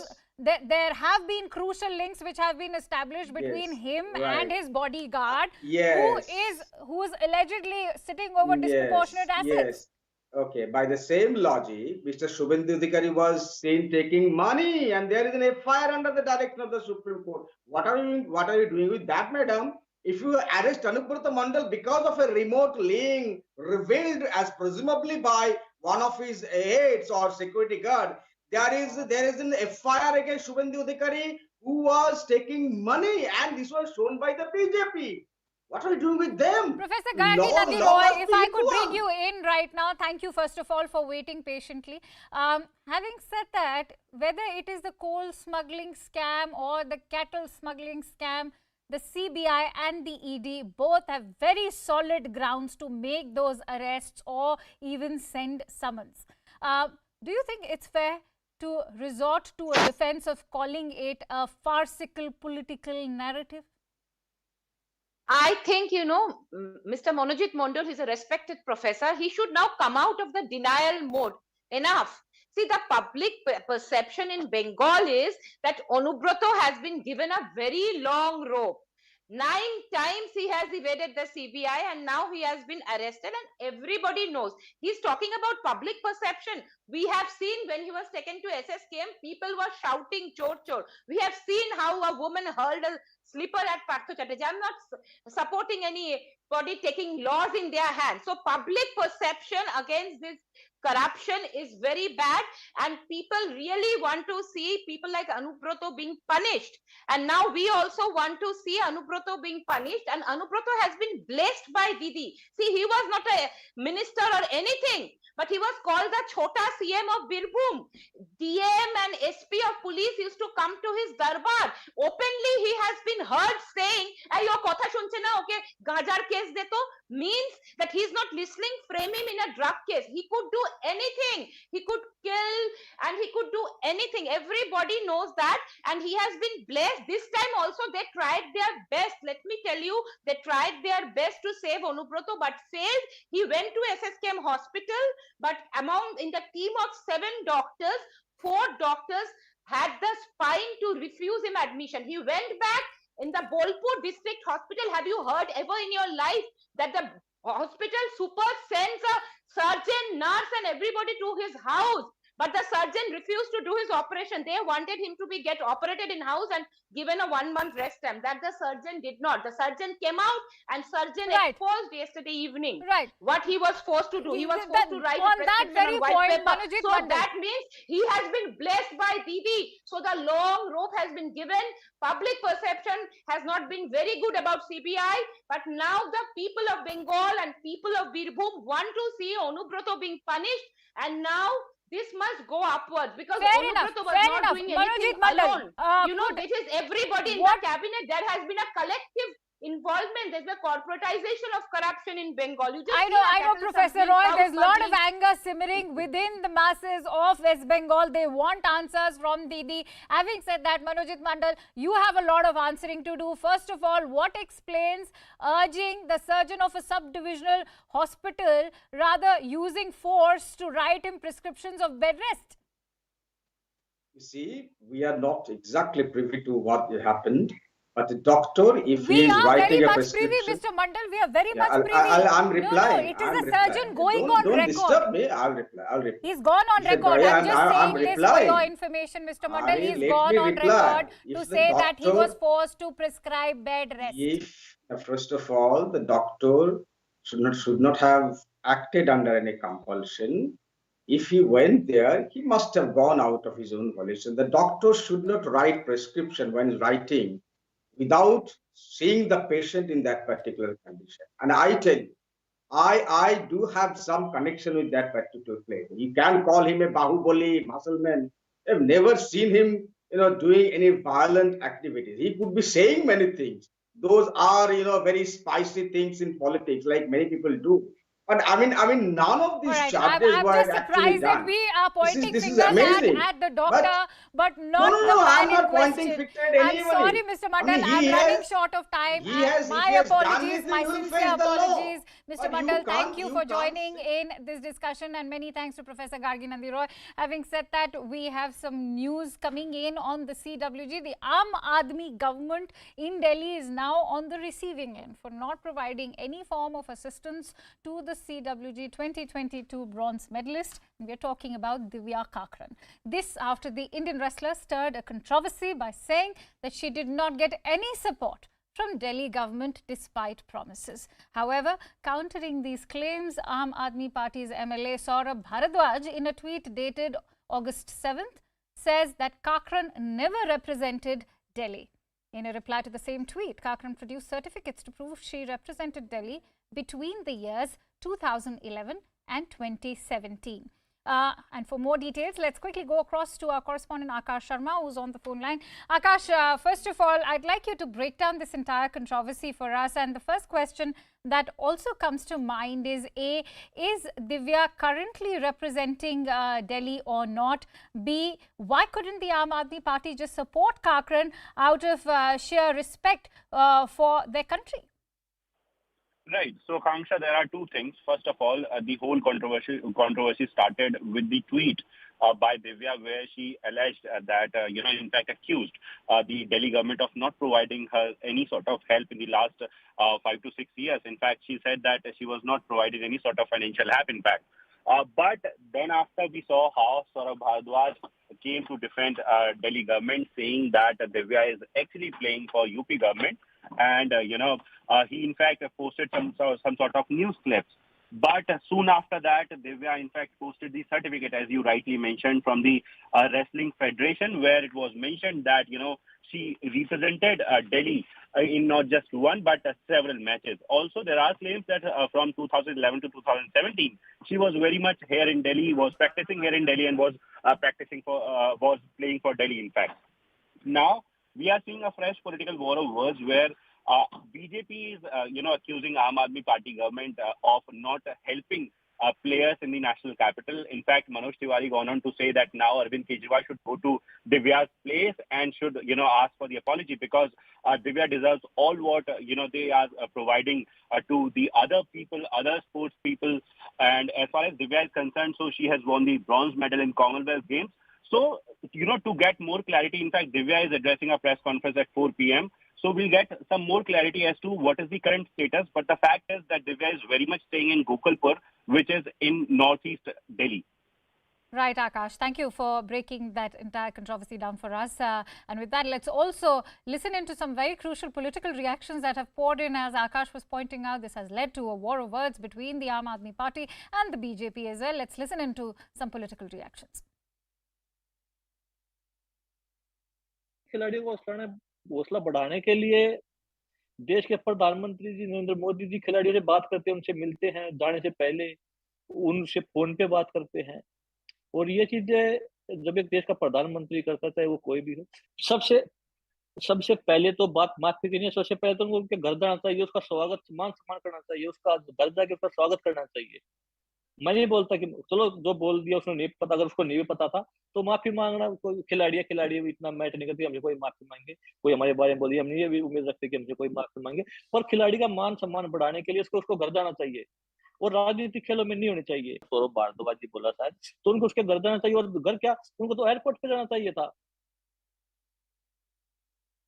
देश के लोग जिन्होंने देश को गौरवान्वित किया है दूसरी जगहों पर जाकर, कॉमनवेल्थ गेम्स में जाकर, उनकी तरफ से तमाम तरीके के आरोप आ रहे हैं। दिव्या काकरान का हाल ही में एक एग्जाम्पल है, जो कह रही हैं कि दिल्ली सरकार ने 7-8 सालों में उन्हें कभी कोई हेल्प नहीं करी, कोई फाइनेंशियल एड प्रोवाइड नहीं करी। किस तरह से देखते हैं इस पूरी कंट्रोवर्सी को? क्या ये दिल्ली के नॉर्थ ईस्ट लोकसभा के लोगों को ये अपना समझते ही नहीं है? अरविंद केजरीवाल जी, उसके घर जाइए, दोनों हाथ जोड़ करके माफी मांगिए, और उसको जो भी आपने अब तक ऐसा पदक जीतने के लिए किसी को दिया है, उसको तुरंत दे करके सम्मानित करो।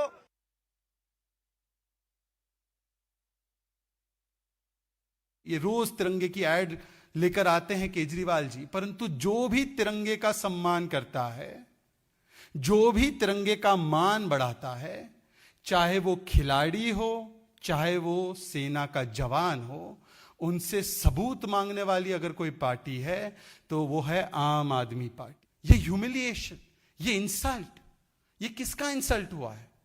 ये केवल दिव्या काकरन जी का इंसल्ट नहीं हुआ है जी। ये दिव्या काकरन जी जिन प्रतिभाओं का प्रतिनिधित्व करती हैं, ये खिलाड़ी वर्ग का अपमान है, ये युवाओं का अपमान है और ये तिरंगे का अपमान है, क्योंकि अंततः चाहे सैनिक हो चाहे खिलाड़ी हो, तिरंगे के लिए ही, चाहे मैदान हो या जंग का मैदान हो, वो तिरंगे के लिए ही लड़ रहा है।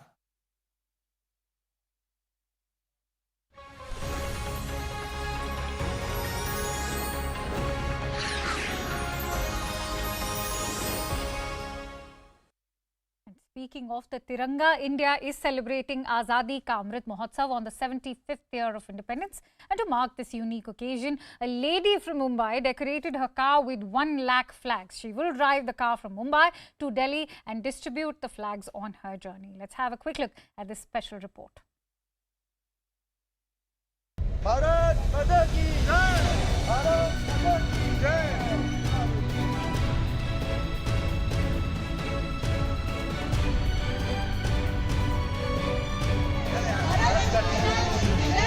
करीबन हम यहाँ से निकलेंगे ट्यूसडे को। सर हमको फ्लैग ऑफ देंगे, उसके बाद हम यहाँ से निकल के सूरत होके फिर राजस्थान होके हम दिल्ली पहुँचेंगे, इंदौर होके आगे दिल्ली पहुँचेंगे। उसमें हमको करीबन 4 दिन लगेंगे, 3.5 से 4 दिन का हमारा प्रोग्राम है, क्योंकि हम सीधा नहीं जा रहे, हम रुक रुक के हर जगह पे डिस्ट्रीब्यूशन करते जाएंगे फ्लैग्स का। झांसी की रानी की बातें तो हम लोगों ने बहुत सुनी थी, लेकिन आज स्वयं झांसी की रानी जैसा काम करने वाले अनेक महिलाएं सामने आ रही है। स्पोर्ट्स में भी हमारी बच्चियां जब इतने बड़े बड़े गोल्ड मेडल लाती है तो हमारा सीना छाती गदगद हो जाता है।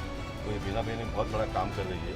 ये सिर्फ अमृत महोत्सव का कार्यक्रम का एक पार्ट ना होते हुए, ये मुझे लगता है कि 75 से हम जब शताब्दी मनाएंगे तब तक ये जुनून कायम रहना चाहिए।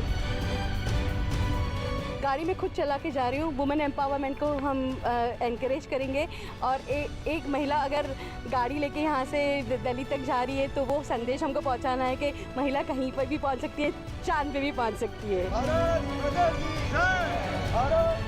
नरेंद्र मोदी जी ने जब ये कैंपेन लॉन्च किया 6 महीने पहले, तभी से ये मेरी गाड़ी 6 महीने से सजी हुई है।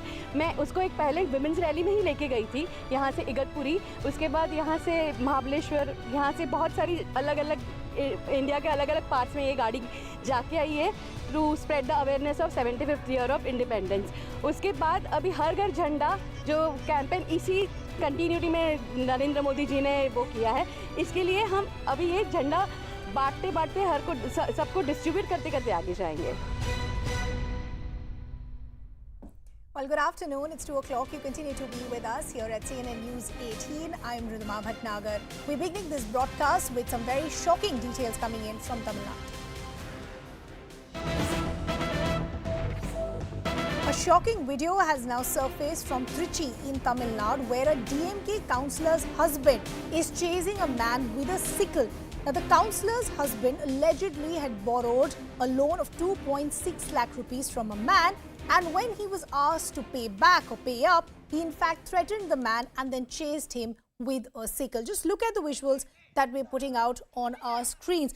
This, as I pointed out, is coming in from Trichy in Tamil Nadu. The man that you see on your screens is a DMK councillor's husband. Now, why is there altercation on the ground? Now, what we're understanding as per initial information, that the councillor's husband had borrowed a loan, and when he was asked to pay up, he in fact chased this man with a sickle. My colleague Mugilan is now joining us with more details. Mugilan, so unfortunate, so shocking. First, talk to us about when this incident took place and who is the man that we're seeing in this video. Definitely, yes.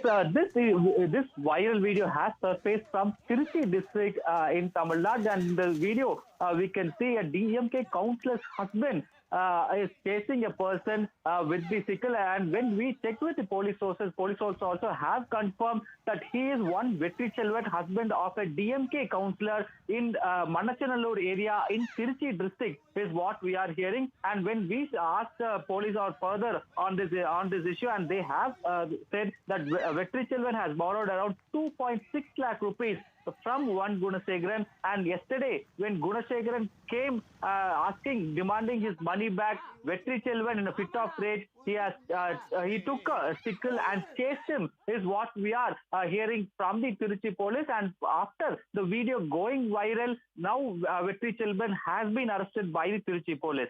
So you're saying this man that we're seeing in a video, who is a DMK councillor's husband, he now in fact has been arrested. Has there been a reaction from the state government so far?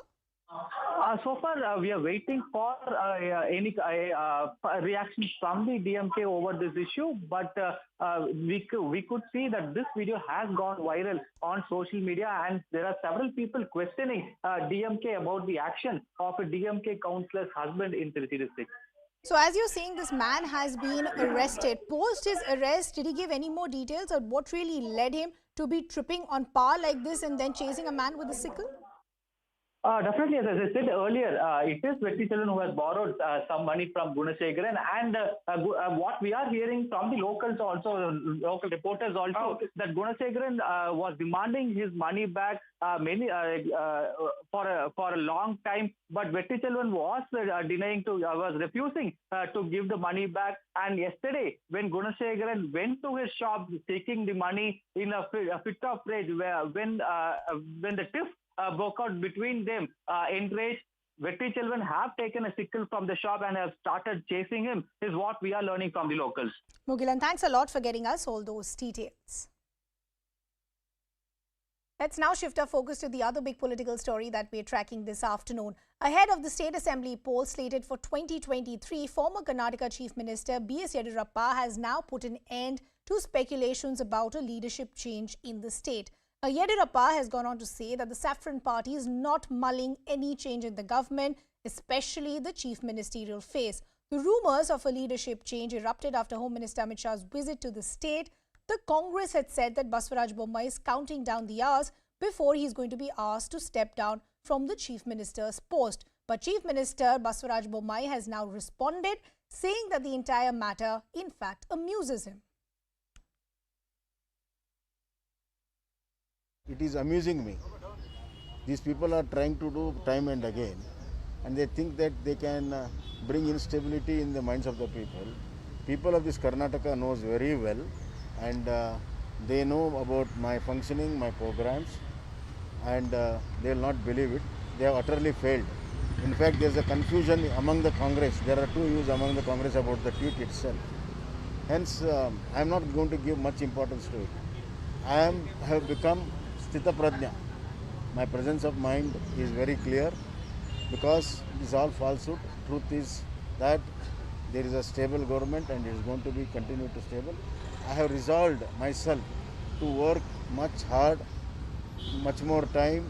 Every day I am going to spend 2 hours more for the development of the state. So that was a response coming in from the Chief Minister himself, saying that these rumours amuse me. My colleague Ritu is now joining us on the broadcast. Ritu, even though there has now been a clarification that has come in not just from the likes of B.S. Yediyurappa, but the Chief Minister Banswaraj Bommai himself saying that these rumours amuse me. Talk to us about where did these rumours actually begin and why? So it's the Congress party's, in fact, the official handle spoke about this whole, where they, in the series of tweets, said that there will be a change in the CM phase in the Karnataka as the BJP leaders, the ex-MLAs, the ex-ministers are speaking about it, and thus they took this whole thing to the Twitter handle. And in the series of the tweets from the Congress official handle, you see they're calling CM Banswaraj Bommai a puppet CM and saying that there will be a change in the CM phase now. Now taking a jibe at the Congress party, the Grand Old Party, in fact the BJP party, he responds to the Congress party saying that this is unnecessarily they are racking this issue, which is not even a need of the time, because the BJP is doing fine under the guidance of the CM Banswaraj Bommai, and they are very much fine with what is exactly happening in the state, and things have been placed in a right manner. So this is something the Congress is unnecessarily speaking about. But on the other side, when you question the same to the DK Shivkumar, he says that it's again in the BJP MLAs and the ministers who are speaking this, and that's how we have picked this whole thing.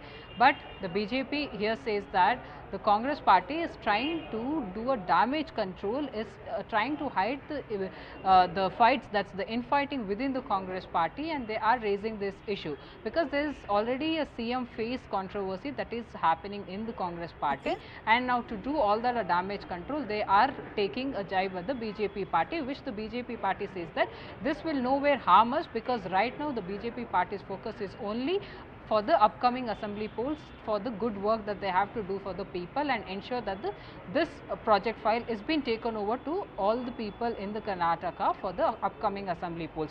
Now see, you hear the CM Banswaraj Bommai too is clearly saying that he too is also amused with this kind of a comments coming in from the Congress party, and he says this will anyways strengthen the BJP party and will motivate the party to take up even more better works for the people, and he ensures that he will put in lot effort in there, like he will work 2 hours more to ensure that the people are being served in a better manner in the Karnataka.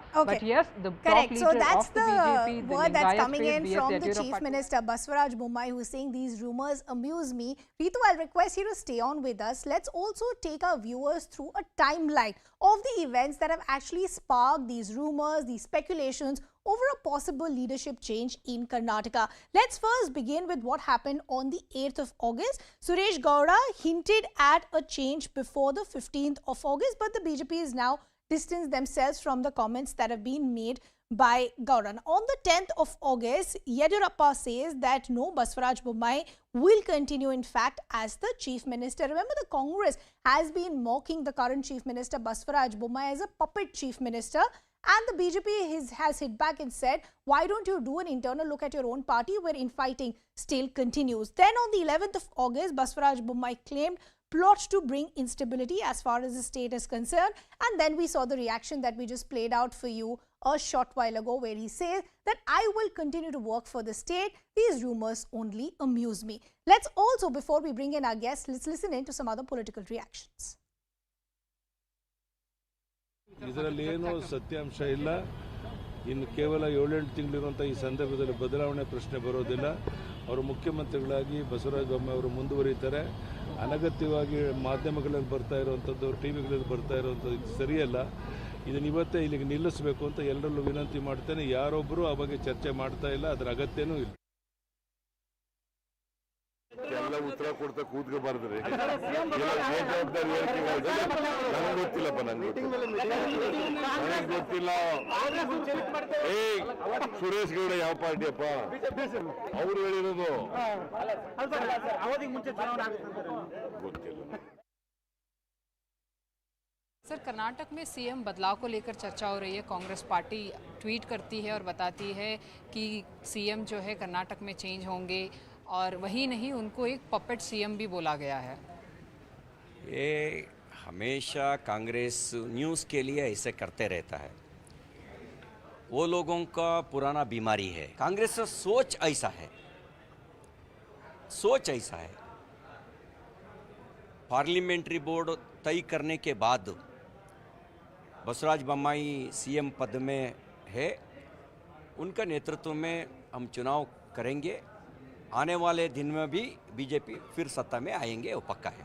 ये केवल झूठा बोल करके negative narrative set करने के लिए कांग्रेस कोशिश कर रहा है. ಬಿಜೆಪಿ ಹೇಳೋದನ್ನ ನಾವು ಅದನ್ನು ಪಿಕ್ ಮಾಡಿದ್ದೀವಿ.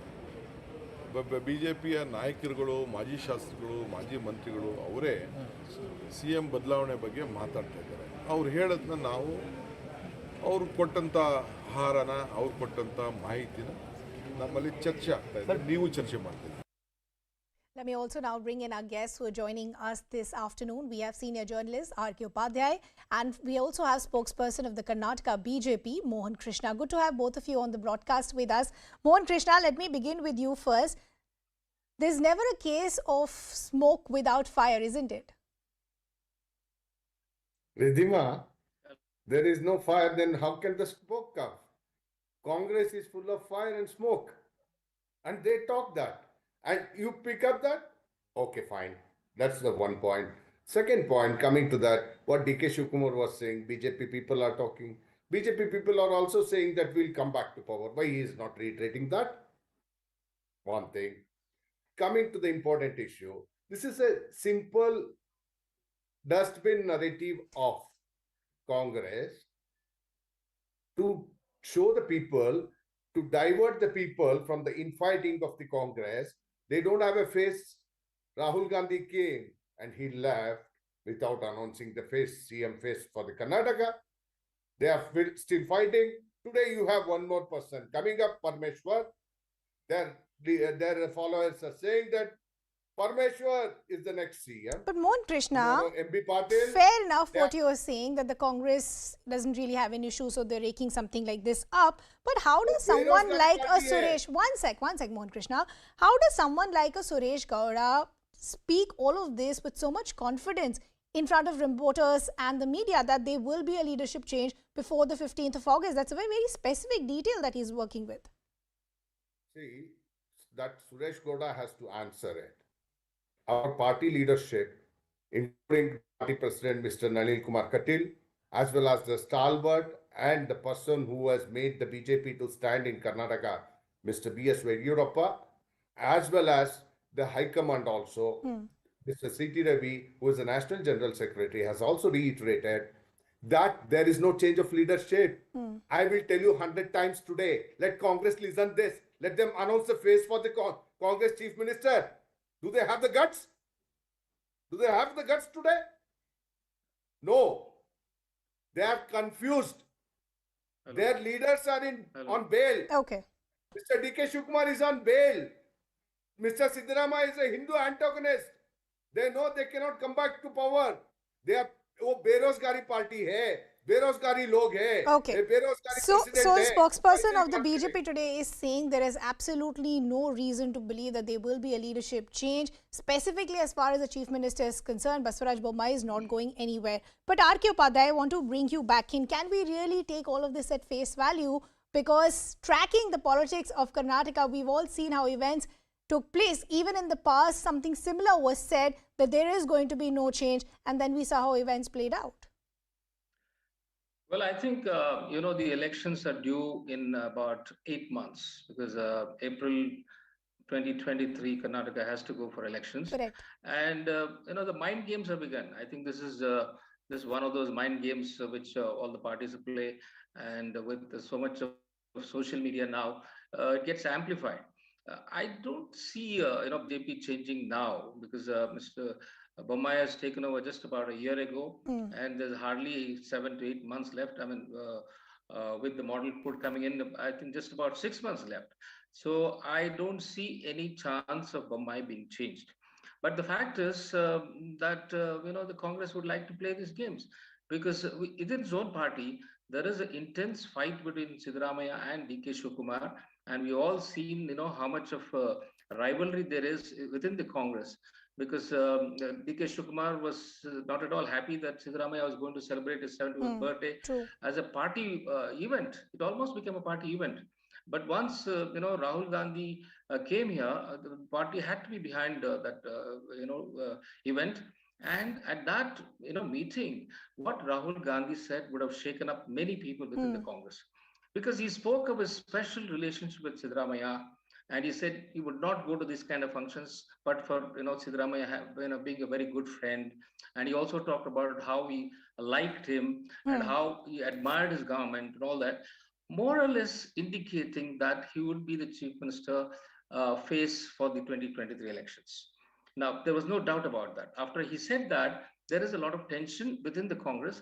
And D.K. Shivkumar's supporters are not at all happy. In fact, they've been telling him, you should also do something big to make sure that the Congress party recognizes. And that's a fair point that you're making, R.K. Upadhyay, that at a time when the Congress is taking pot shots at the Chief Minister, saying he's a puppet Chief Minister, so on and so forth, shouldn't they first be taking care of their own house where this infighting continues, and not just for the state of Karnataka, but the other states as well? But Mohan Krishna, I want to bring you back in. The reason why all of these rumors are gaining so much traction is because of the kind of events and controversies that we've seen play out in the state of Karnataka in the last 1 year or the last couple of months, from hijab to halal to moral policing, which was in fact, he supported moral policing, Basuraj Bommai, I think it was October 2021, and all these other controversies. So many now feeling that the BJP would want to do some damage control and have a change of face. Dima, you should understand, and the people have understood, Mr. Bommai has handled hijab very well.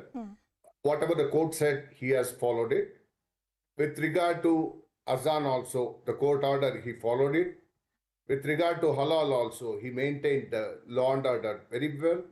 And with regard to the PFI activities and the orchestrated communal tensions flared up in Shimoga as well as in Belgaum as well as in Bangalore has been controlled. Now, coming back to that, Congress is saying he's a puppet CM. Yes, he's BJP's puppet CM. I agree. He's not Congress puppet CM. He is working hard. He is taking things to the people. That's why the Congress is so jittery today. They don't have space in Karnataka. They are losing their space in Karnataka. Okay. Their leaders are up to the mark to go to the jails. What are they up to? No, that point I already said that I will take it to the Congress spokesperson that shouldn't you be doing a bit of introspection rather than raising fingers. But I will go back to where I started this discussion, where can there really be smoke without fire? Unfortunately, I will have to leave that conversation there. R.K. Upadhyay as well as Mohan Krishna. Appreciate you both taking our time and joining us here on CNN News 18. Let's also now shift our focus to the other big story that we're tracking. A fortnight after BJP Yuva Morcha leader Praveen Netharu's death, the Mangaluru police have arrested 3 main accused in the murder case now.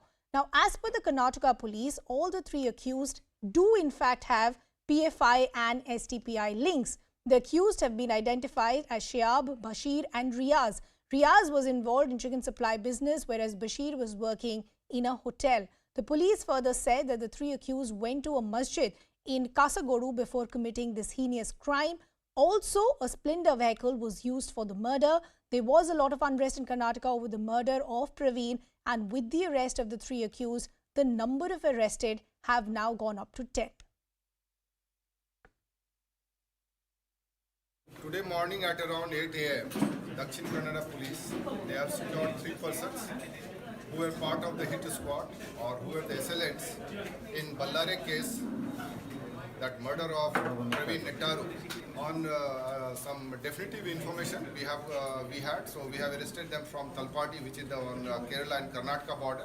Earlier we have already arrested 7 persons who are part of conspiracy, who are part of Reiki team. Now we are going to ask for police custody, and after obtaining police custody for all 3 persons, we are going to question them thoroughly about the motive. After completing the whole process, we are going to produce them, like we are going to hand over the case to NIA.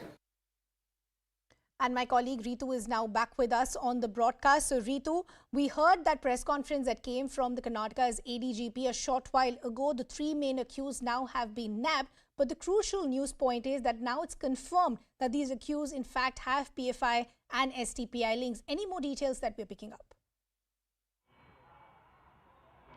Yes, so in a major development in the Praveen Netharu's murder case that took place in the Bellare, you see now there are the 3 main accused have been arrested from the police, and there you see the police breaking down the details related to this case, related to the Praveen Netharu's murder case.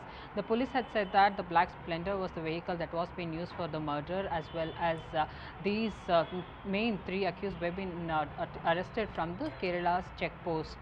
So there the police also says that it is left now during the investigation that the more transparent details will come out of exactly who had helped them up, and like where all they had moved, all their vehicle movements will be tracked, and what is the motive exactly behind the murder is also something that will only come out during the questioning with these 3 main accused. But yes, the police has said that it's a very short time that the Mangalore police was able to nab these main accused, as well as in total the 10 of them are being arrested. First one was the Shafiq and the Zaki. The Shafiq is someone that whose father was working with Praveen Netharu in his shop. He was the one, it was Praveen Netharu who had given a work opportunity to the Shafiq's father.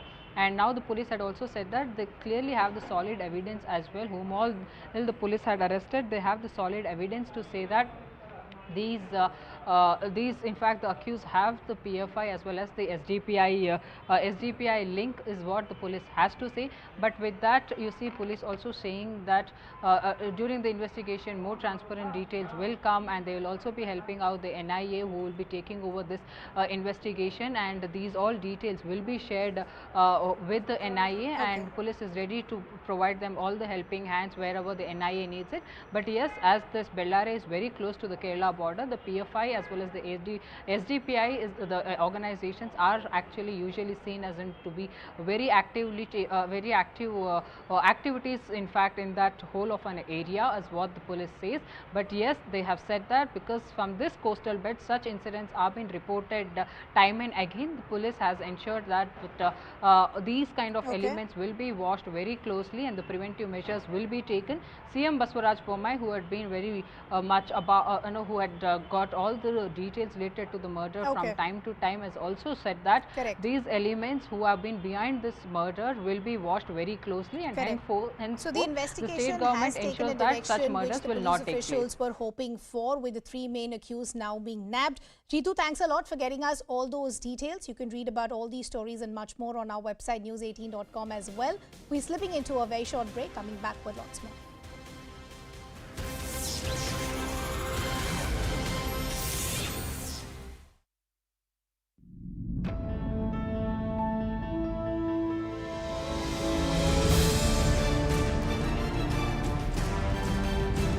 The big news that's coming in, that the forces have gunned down 3 terrorists of the Lashkar, and that includes the commander of the Lashkar, Latif Radar.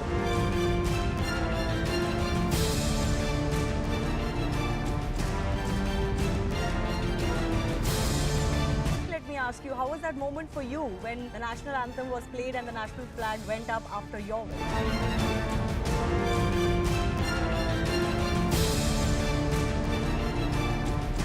That if price rise, unemployment, these were the real issues in breaking the back of the middle class and the lower middle class in this country, Dr. Chancellor Hussain. Why is it then that the BJP is winning election after election?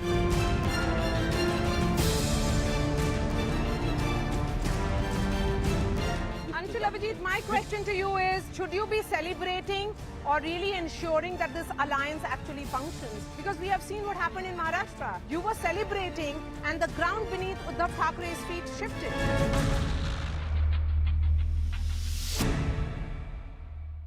Chinese smartphones, that is, which are under 12,000 rupees. There is concern over local manufacturers being undercut. Recently, Chinese manufacturers like Xiaomi, Vivo and Oppo have smartphones under 12,000, and many of them have been raided by the Enforcement Directorate as well. Cars were washed away as Indore streets turned into rivers after heavy rains. Many low-lying areas in Indore were submerged after heavy rains. The streets looked like overflowing rivers, and caught in the mayhem were local residents. Cars were seen wading their way through the submerged roads. Some cars were simply washed away because the flood waters were so strong. Some cars which were swept away had people inside them. But locals managed to save them from the heavy flowing water. The rain came down in sheets and wreaked havoc in the city. The Met Department has predicted that moderate to heavy rainfall will continue for the next few days. The Supreme Court has agreed to club all 9 FIRs against former BJP spokesperson Nupur Sharma and hand them over to the Delhi police. The top court has also allowed her to approach the Delhi High Court for quashing all the FIRs against her. The Supreme Court cited death threats against Nupur Sharma while agreeing to her request to club all cases. Activist in Bhima Koregaon accused Varavara Rao was granted bail by the Supreme Court. The court made it clear that the 82-year-old had been granted bail purely on medical grounds. He's not allowed to leave the territorial jurisdiction of the court, the trial court, in fact, where the case is pending, and misuse his liberty. A top Lashkar-e-Taiba terrorist who was involved in the murder of 2 Kashmiri Pandits was among 3 killed in an encounter in Jammu and Kashmir's Budgam. Latif Radar, who was murdered, Kashmiri Pandit government employee Rahul Bhatt, and television artist Amreen Bhatt was killed in today's encounter. Heavy rains have wreaked havoc in Himachal Pradesh and led to some hair-raising scenes. In Chamba district, several roads were washed away due to incessant rains, but this group decided to risk their lives in order to cross the heavily damaged road. With rainwater falling like a waterfall, they pushed their motorbike over huge chunks of rocks and stones.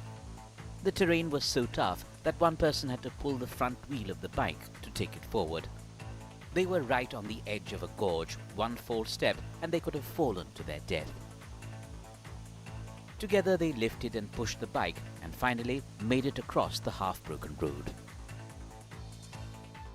Scientists have claimed that days on Earth are getting longer. Now, why exactly is that? The Earth's rotation around its axis has slowed down. In fact, the rotation of the axis is slowing down because of friction. 2.3 milliseconds have been added to the length of each day. The tidal changes have also increased. Therefore, the length of the day is also having an impact on how time is measured. It will also have an impact on technology like GPS. A former professor of Kolkata St. Xavier's University has moved the Calcutta High Court against the university authorities. This after she was allegedly forced to tender her resignation following complaints from a parent over some pictures of her wearing a swimsuit which were posted on her private Instagram. Justice Uday Umesh Lalit has been appointed as the 49th Chief Justice of India after President Draupadi Murmu signed his warrant of appointment. He will assume charge on the 27th of August, a day after the incumbent Chief Justice N.V. Ramana retires. Justice Lalit will have a brief tenure of less than 3 months. He will retire in November. Comedian Raju Srivastava suffered a cardiac arrest while working out in a gym in Delhi. The 58-year-old was working out on a treadmill when he had chest pain and he collapsed. He was rushed to the All India Institute of Medical Sciences where he was given CPR twice and revived. He's now said to be out of danger. A Samajwadi Party leader's car was hit by a truck in Uttar Pradesh's Mainpuri district. The truck rammed into Devendra Singh Yadav's car on a relatively busy road and then dragged the vehicle for more than 500 meters before finally stopping. Bystanders ran after the truck and helped the passengers out of the car. The SP leader was in the car. He was returning home from the party office when the accident happened. His condition is believed to be stable. The errant truck driver has been arrested and an investigation is underway. The centre has given the green light for biological E's Corbevax being administered as a precautionary dose. So those who've taken Covishield or Covaxin as their dose 1 or 2, they can take Corbevax as a booster 6 months after their second dose. This is the first time that the booster dose is different from the one. Welcome back. Thanks a lot for staying with us. Now, this is what we're picking up by the means of sources telling CNN News 18 that there is no end as far as the Bihar political drama is concerned. This is a big scoop that we're picking up, that Nitish Kumar, the Chief Minister, is now seeking a floor test. This is what sources are telling us. Speaker of the Bihar Assembly has been served a no confidence notice. Again, what we're picking up by the means of sources. So the Chief Minister Nitish Kumar, who was sworn in as the Chief Minister for the 8th time yesterday after he walked out of the alliance with the BJP, now we're understanding he in fact is seeking a floor test on the 24th of August. Maria Shakil, our political editor, is now joining us. So Maria, what are you picking up by the means of sources? Is this correct that the Chief Minister is asking for a floor test on the 24th of August? Yes, because the realignment has happened in Bihar and Nitish Kumar has to prove his numbers on the floor of the House. And that's what we are being told, although before the swearing-in ceremony, remember, Tejasvi Yadav and Nitish Kumar had gone to meet the governor and submitted a list of numbers of MLAs, which includes, which is perhaps over 160. So now it is to be proved on the floor of the House. What we are being told is that the floor test will be happening on 24th because the present Assembly Speaker is of the RJD. That is where of the BJP. That is where the primary concern is, and the Speaker has been served a notice of a no confidence notice, and there is a clause that we are being told by their sources, which essentially means that the Speaker can be asked to go in a period of 14 days. So he's given us notice of 14 days, and in that period he's expected to resign. So certainly the government is hoping, the new government of Nitish Kumar and Tejasvi Yadav, that before the floor test, perhaps that change of the Speaker would have happened. Maria, thanks a lot for getting us all those details. We're now shifting our focus to some details coming in from Karnataka. Now, amid speculation of a possible leadership change in Karnataka, the state's BJP unit has now put out a series of tweets hitting out at the Congress. A false allegation was made by the official Twitter account of the Congress party about the change of chief minister, but opposition leader Siddaramaiah himself has denied this. Need another example to call Congress a double-steering party. So amid all these rumors that were floating, which the BJP is saying was started by the Congress party, that the Chief Minister Baswaraj Bommai will in fact be changed. We've seen a clarification that has come from BJP, and we've also seen a reaction that has come from the Chief Minister himself, who's called it amusing. Ritu, my colleague, is now back with us. Ritu, first talk to us about the series of tweets that we are now understanding have been put out by the state's BJP unit. Yes, you see, right after the Congress party putting out a series of tweets regarding the BJP party, and there they're speaking about the CM Baswaraj Bommai as in the change in the CM face in the Karnataka, and also calling him a puppet of a CM puppet. Now you see there the reaction has come in from the BJP's official handle as well. So in a way it can be said that the war is between the two handles right now in the Karnataka, from the two grand old parties, the Congress as well as the BJP party therein. So you see, now the BJP party is saying that when one of the topmost leader of the Congress party, that's former CM Siddharamaiah, has maintained to be silent, the Congress party's official handle has went on to put on series of false allegations, the tweets on the Twitter handle against the CM Baswaraj Bommai as well as on the BJP party, which is unnecessarily being raised from the Congress party. Now also there the BJP official handle states that they are tracking this issue unnecessarily, point one. Point two is that to cover up all their infighting, the contradiction within the Congress party, they are figuring out their ways to get rid of it. But anyways, the BJP party also says that no matter how much of attempts are being made from the Congress party, there will still be a lot of discussion and the infighting within the Congress party that will be observed. With all this, the BJP party also says that this will nowhere harm their party, but will in fact only help them to strengthen and work better for the people. So now there you see the two official handles in the Karnataka battling, and the the war of word has been broken on the Twitter handle. So one is where Siddharamaiah has maintained to be in a way silent about it. Siddharamaiah has of course been silent on this. DK Shivakumar has also said that this is something that we have picked it from the BJP party only. But BJP party says this will nowhere harm us. Okay, Ritu, thanks a lot for getting us all those details. This is of course a story that we'll keep tracking very, very closely. But let's also bring you some other stories that we are tracking this afternoon. The Supreme Court has adjourned its hearing on the freebies fiasco that, remember, sparked a massive war of words between the centre and the opposition. Now, while the Supreme Court will hear the matter next on the 17th of August, the Solicitor General has proposed the court a committee with people from the central government secretary, state government secretary, representatives from political parties, representatives from the central bank, Finance Commission, National Taxpayers Association, and those who support freebies. Meanwhile, yesterday, you would remember, a fierce face-off erupted after Prime Minister Narendra Modi lashed out at state governments for providing freebies to people. He went on to say that freebies are a burden to the country's economy and is not letting the nation move towards Atmanirbharta. Countering the Prime Minister's claims, Delhi Chief Minister Arvind Kejriwal said that the taxpayers' money is meant for the people and not for waiving loans of certain individuals. So there he took a dig at the centre with the likes of what has happened with Vijay Mallya and other fugitives. But as we pointed out, as far as the Supreme Court is concerned, even though the matter has been adjourned today and we do have the next date of hearing for the 17th of August, they've also recommended a committee with various people, as I pointed out, representatives from the central bank, the Taxpayers Association, the central government, so on and so forth. But first, let's break down what the Supreme Court bench has said so far as freebies are concerned. Let's break down those details.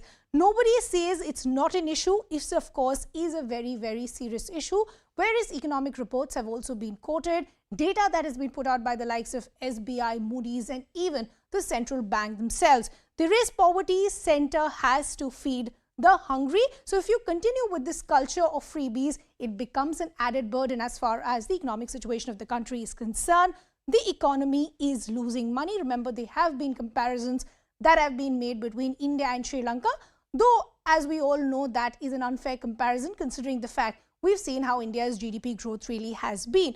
People's welfare has to be balanced. Thus, this is a practice that possibly now needs to end. We need to now focus on only bettering our economic growth. Both sides have to be heard by this committee. And as I pointed out, there are recommendations now made as to who all should be a stakeholder as far as this committee is concerned. Let me bring in our legal correspondent Ananya Bhatnagar, who's been tracking all these developments. So Ananya, first talk to us about what is the next date of hearing. I believe the case was adjourned, but more importantly, also talk to us about the recommendations as to the various stakeholders for this committee. Yes, definitely. In fact, a committee has been set up. The centre has in fact suggested that a committee shall be set up into this particular case. The next date of hearing has been slated for August 17 into this particular case, and the centre has suggested that in fact various members should be there. One member, one representative of the central government to a secretary level should be there, and a state secretary should also be there from all the states. Apart from that, what the centre has argued is that there should be members from the RBI, the Finance Commission, and the Election Commission as well. However, the Election Commission of India in its response has said that it does not want to be a party to it because it's completely a financial issue, and the Election Commission is not at all concerned with this particular issue and does not have the expertise to deal with it. So that's the reason that the ECI is trying to pull it out from itself. But then the issue remains very, very serious because the Solicitor General too had, while making submissions before the Supreme Court earlier, had said that freebies can lead us to economical disasters and hence these should be stopped. In fact, the Prime Minister also made a statement yesterday, but then we'll have to wait. The hearing was basically adjourned today because one of the judges on the bench was not available and hence an order could not have been passed, but the hearing continued for a very long time. Discussions were held. Senior Advocate Kapil Sibal, Senior Advocate Abhishek Manu Singhvi was essentially appearing for the Aam Aadmi Party government, who was opposing the formation of a committee. In fact, he was also opposing the matter to be heard by the Supreme Court, saying that judicial capability is not at all required into this particular matter. However, the other parties were constantly bugging that the matter should be heard by the topmost court of the country. And there shall be some direction. The central government too said that there shall be some directions from the court with regards to this issue until and unless something or the other is done to it. But what is very, very crucial to note is that on the next date of hearing, we might hear that the Supreme Court appoints somebody because they had already appointed for an expert committee and has been inviting suggestions from various stakeholders into this particular case, Ridhima. So we'll have to wait and watch as to how things pan out. But for now, the case has been adjourned to August 17. Okay, Ananya, thanks a lot for getting us all those details. Now, as we pointed out last evening, the Prime Minister triggered a war of words over freebies. He went on to say that freebies are a burden to the country's economy and that it is not letting the nation move towards Atmanirbharta. As we pointed out, this was countered by the Delhi Chief Minister Arvind Kejriwal.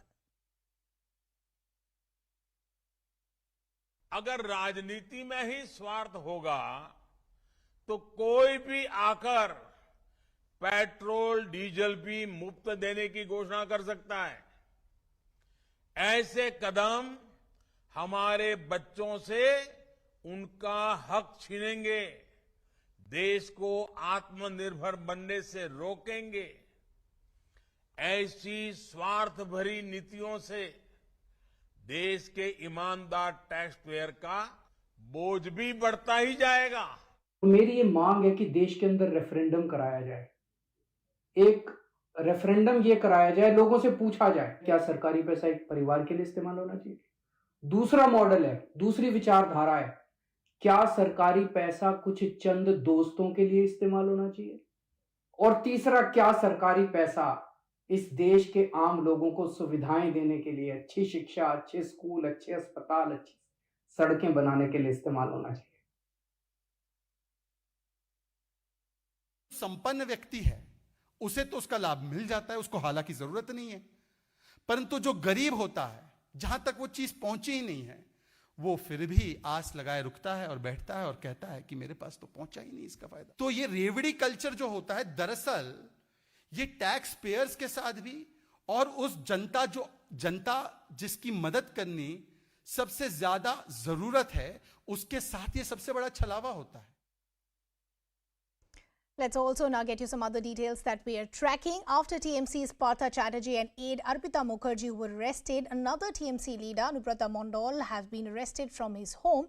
This comes after he skipped summons from the CBI. Anubrata had written to the agency about the summons in the cattle smuggling case, saying that he was ill and hence couldn't attend. He attached copies of 2 doctor prescriptions and asked for 2 weeks' time to appear before the CBI. TMC sources have told us that they won't tolerate any corruption and the law will take its own course. The BJP has lashed out at West Bengal Chief Minister Mamata Banerjee, saying that she gives state protection to those who operate crime and extortion syndicates under her watch. সঠিক কাজ করেছেন এবং আইনের আওতায় এনে তদন্তর যে প্রক্রিয়া আছে সেই তদন্ত প্রক্রিয়ার মধ্য দিয়ে তারা তাদের নিজস্ব ব্যবস্থায় করবেন সে ব্যাপারে আমার বক্তব্য নেই। অনুব্রত মণ্ডল যে একজন মাফিয়া এবং মমতা বন্দ্যোপাধ্যায়ের প্রশ্রয়ে আশ্রয়ে একটা মুদির দোকান থেকে যে ভাটে মাগুর মাছ বিক্রি করত সে আজকে 1000 কোটি টাকার মালিক। তো মমতা ব্যানার্জির সৃষ্টি। So as we pointed out, a lot of pressure currently mounting on the Mamata Banerjee government, with the BJP asking that first Partha and now Anubrata Mondal, how did all of this take place without Mamata Banerjee actually knowing it? But let's first break down details in terms of who Anubrata Mondal is and why is he so crucial as far as the functioning of the TMC is concerned. He is known as TMC's Birbhum Bahubali. In Birbhum, locals say that nothing can really move without the knowledge or direction of Anubrata Mondal, founding member of TMC in Birbhum, a close aide as far as the Chief Minister of West Bengal, Mamata Banerjee, and that is why these questions being asked by the BJP today. He was also the one who popularized the Kela Hobe slogan, which you remember dominated the 2021 polls. This in fact saw the TMC defeating the BJP that year. Also, remember, he has sparked controversies in the past as well.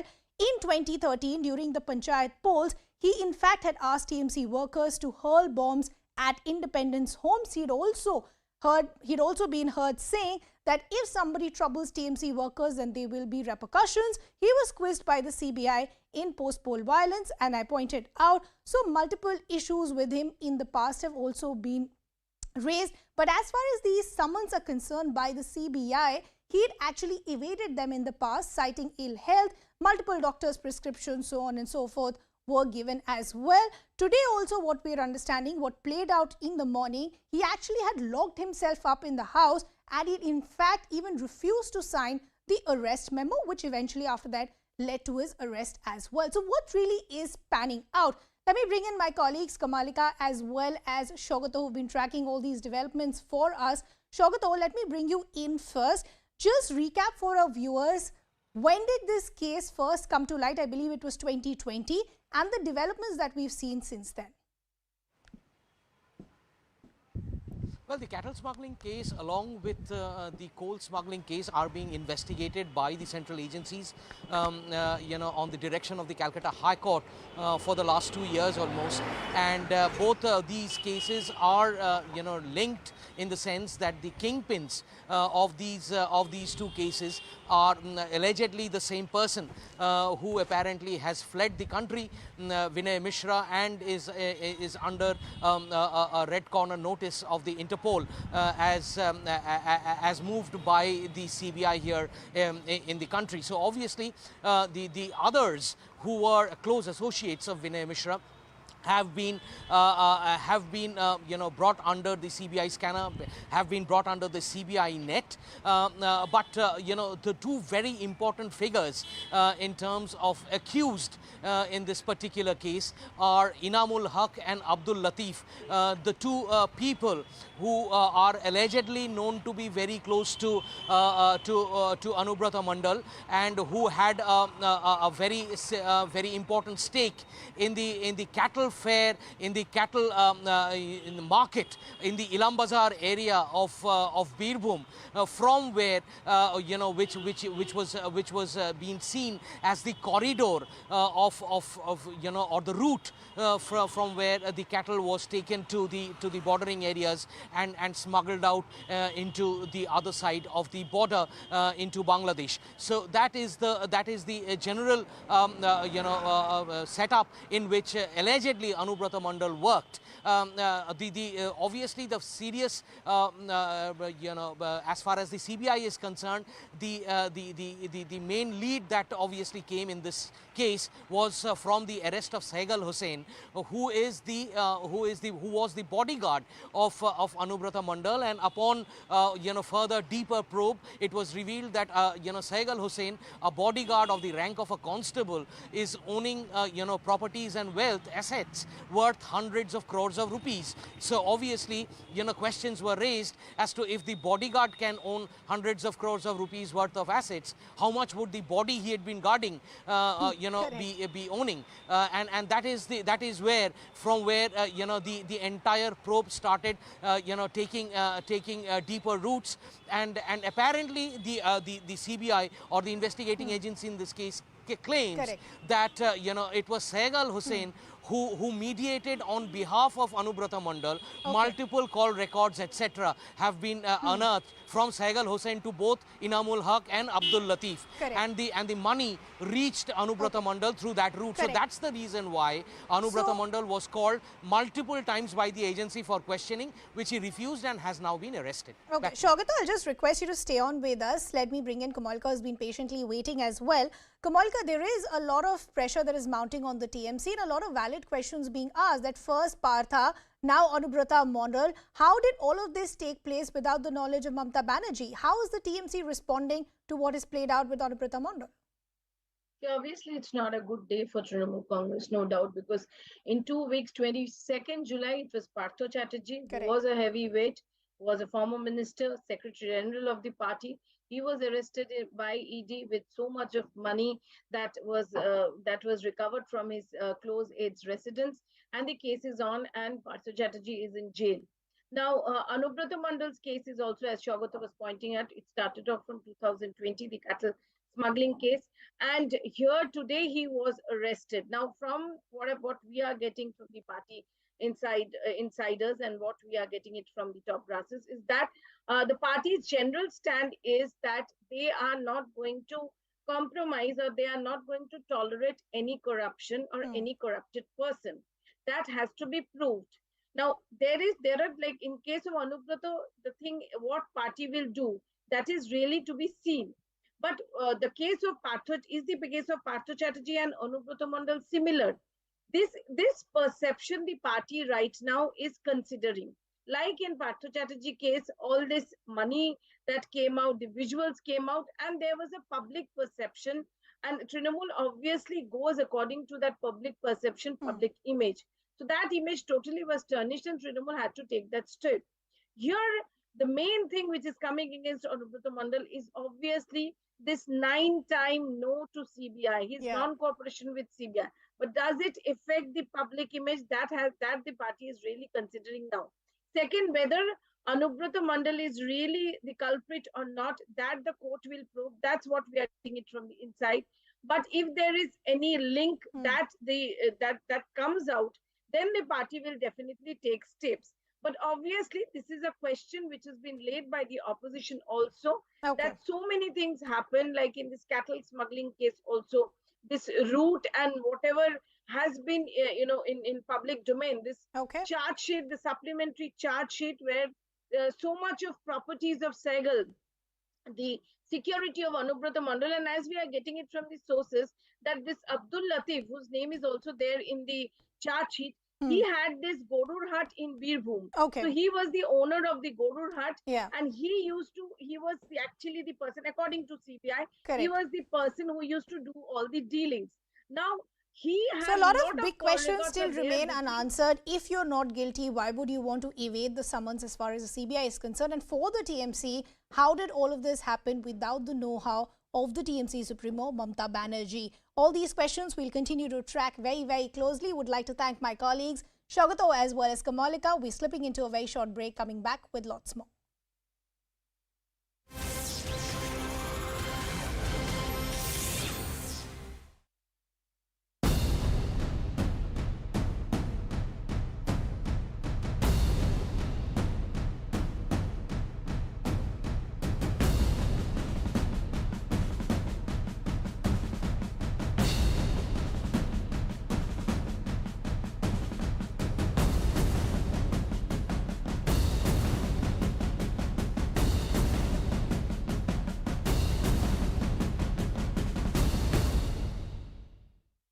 2020. The move is expected to help the aviation sector recover from large losses.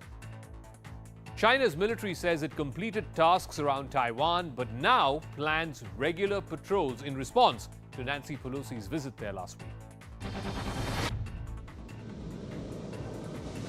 Beijing is signaling an end to days of war games, but at the same time, it's keeping up pressure on Taiwan. Fuming over US House of Representatives Speaker Nancy Pelosi's visit to the island, China had extended its largest ever exercises around Taiwan beyond the 4 days originally scheduled. The drills included launching ballistic missiles, some of which flew over capital Taipei, and simulated sea and air attacks in surrounding skies and waters. PLA's Eastern Theatre Command said it had successfully completed various tasks around Taiwan and effectively tested the integrated combat capabilities of its troops. But China warned that its forces will keep an eye on changes in the situation in the Taiwan Strait and continue to train and prepare for combat. Moscow's 40-year wait for a strategic bomber could finally end. The Pakda is expected to start test flights in 2024. The Pakda is a new nuclear-capable bomber. The Pakda is Russia's counter to the US B-21 Raider. The full production of this bomber remains uncertain. Western sanctions over Ukraine war are looming on Russia, and therefore it is difficult to maintain the supply chain required to produce the Pakda. Loud explosions have rocked a Russian military airbase in western Crimea. Plumes of smoke were seen rising up in the sky, and eyewitnesses said that at least 12 explosions took place. Ukrainian media claim that it was a missile attack, but the Russian Defense Ministry says that it was not an attack, but a detonation of ammunition in which one person was killed. Former US President Donald Trump invoked the Fifth Amendment and refused to answer questions under oath today in the New York Attorney General's long-running civil investigation into his business dealings. This decision comes just days after the FBI searched his Mar-a-Lago estate in Florida as part of an unrelated federal inquiry into whether he took classified records with him when he left the White House. A shocking video from Muzaffarabad in Pakistan-occupied Kashmir shows a truck full of liquefied petroleum gas falling down a steep valley. The truck driver tries to cross a narrow stretch on a mountain, but loses balance in the process, and then the huge truck is seen falling into a ravine. A Mumbai bus driver lost control of his vehicle on a busy street. Watch what exactly unfolded.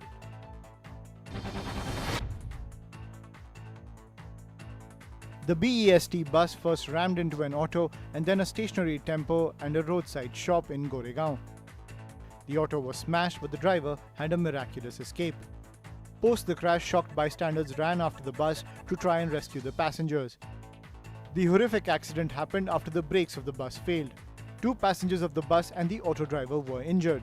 Police have filed a case and the BEST is investigating the accident. A day after dumping the BJP and allying with the RJD again, Nitish Kumar took oath as Bihar Chief Minister for a record 8th time today. Tejashwi Yadav was sworn in as the Deputy Chief Minister. Just minutes after the ceremony, Nitish Kumar took a pot shot at Prime Minister Modi, asking if he is sure that he will return to power in 2024. नहीं हम किसी चीज के उम्मीदवार का हम कोई दावेदारी नहीं, लेकिन इतना तो जरूर कर दीजिए ना कि 14 में जो आए 24 तक के आगे रह पाएंगे कि नहीं रह पाएंगे वो अपना सवाल। A day before the release of his movie Lal Singh Chaddha, actor Amir Khan visited the Golden Temple today. Amir Khan also addressed calls by right-wing groups to boycott his movie based on some of his old comments. He said he apologizes if he hurt anyone's sentiments. अगर मैंने किसी का दिल दुखाया है किसी चीज़ से तो मुझे उस बात का दुख है और मैं किसी का दिल नहीं दुखाना चाहता हूँ और आई थिंक बाकी अगर लोगों को जिनको फिल्म नहीं देखनी है तो मैं उस बात की इज्जत करूँगा क्या कर सकते हैं. This is a shocking incident from Nalgonda in Telangana where a college student was repeatedly stabbed by a man who had been stalking her and harassing her for months. On Tuesday, the accused finally approached the student on the pretext of discussing something and then stabbed her in the face, as well as the hands, stomach and legs. Her condition is said to be stable and the man in question has been arrested. There were shocking scenes outside a pub in Gurugram. Here's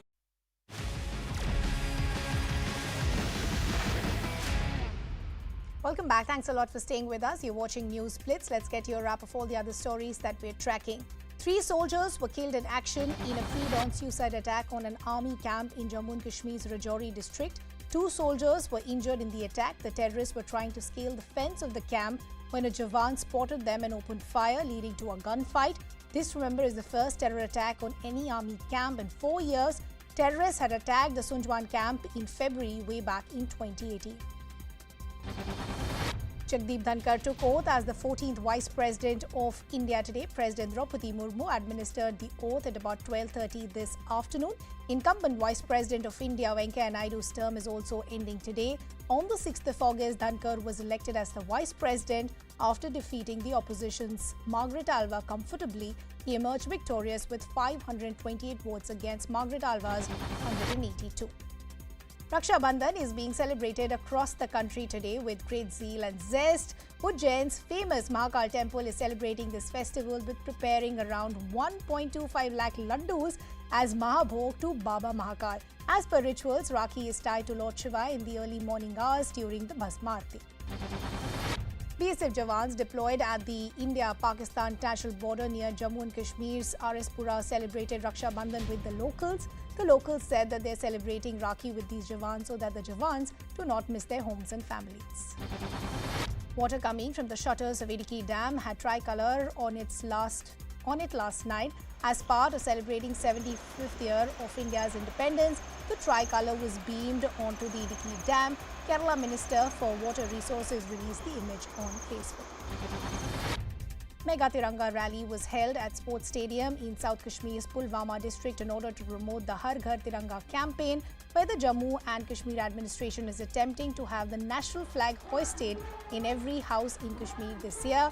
Multiple Tiranga rallies have also been taken out in the valley to make this campaign a huge success. 75 boats sailed across the river Tapi in Surat displaying the tricolour as part of the Har Ghar Tiranga campaign. These 75 boats symbolized 75 years of India's independence. The celebration was organized as part of Azadi Ka Amrit Mahotsav. A cloudburst in Himachal Pradesh's Kullu district on Thursday washed away 10 shops and 3 vehicles. No casualties have been reported, fortunately. The cloudburst happened in Ani Tehsil at around 7:30 a.m. An old bus stand and a panchayat building in the area are also facing the risk of being washed away. Waterlogging was reported in several areas of Indore city due to heavy rainfall. The municipal corporation teams are helping to remove water from severely affected areas. Various settlements have been flooded due to heavy rains in Kathmandu. Now, due to the floods triggered by heavy rainfall, settlements along the Bagmati and other major rivers were inundated. The police rescued 3 people from settlements on the Bagmati shore. Well, with that, it's a wrap from my side. I'm tossing it over to my colleague Akanksha, who takes the news forward. Many thanks, Ridhima. This is the 3 p.m. newscast, and let's begin with our top story coming in from Karnataka.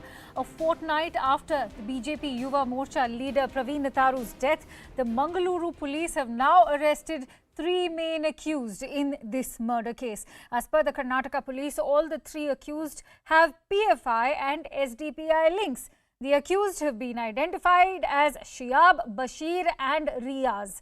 Riaz was involved in chicken supply business, whereas Bashir was working in a hotel. The police further said that the 3 accused went to a masjid in Kasargodu, which is a district in Kerala, before committing this crime. Also, a splinter vehicle was used for this murder. There was a lot of unrest in Karnataka over the murder of Netharu, and with the arrest of these 3 accused, the number of arrested has now gone up to 10. Remember, there was a lot of speculation about these 3 main accused absconding earlier, and that is what we are now laying to rest. The number of arrests have now gone up to 10, with these 3 main accused also now in police custody. Let's also listen in to some crucial reactions. Today morning at around 8 a.m., Dakshin Kannada police, they have secured 3 persons who were part of the hit squad or who were the assailants in Ballare case that murder of Praveen Nettaru. On some definitive information we had, so we have arrested them from Talpati, which is on Kerala and Karnataka border.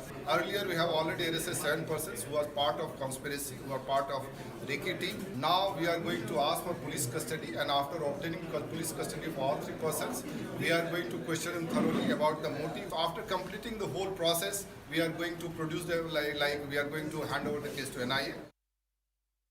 All right, for more details, let's quickly go across to Ritu, who's on the phone line with me. Ritu, if you could throw light in terms of what crucial findings have now come across the Karnataka police and how they will now be joining all those missing links together to take the case forward to the NIA. Yes. So right after this murder that took place on July 26th is when the Praveen Nettaru was been hacked to death right in front of his shop when he was heading back to his home. Now you see with all that a big major development has taken place and the 3 main accused are being arrested in this murder case. Now with this the police says that the motive exactly behind this murder will only come out after they are brought into the police custody and police gets them to question for enough time. With all that the motive will be disclosed but of course the police says that they all have a solid evidence to say that these accused have sort of a link with the PFI as well as with the SDPI. Now not with only these 3 main accused, but we also saw previously as well, whether it's about the Zakir or Shafiq as well, their family members too had said that they actively take a part in the PFI or that for that matter SDPI organization, and all that activities too they have constantly been seen as in the active participants.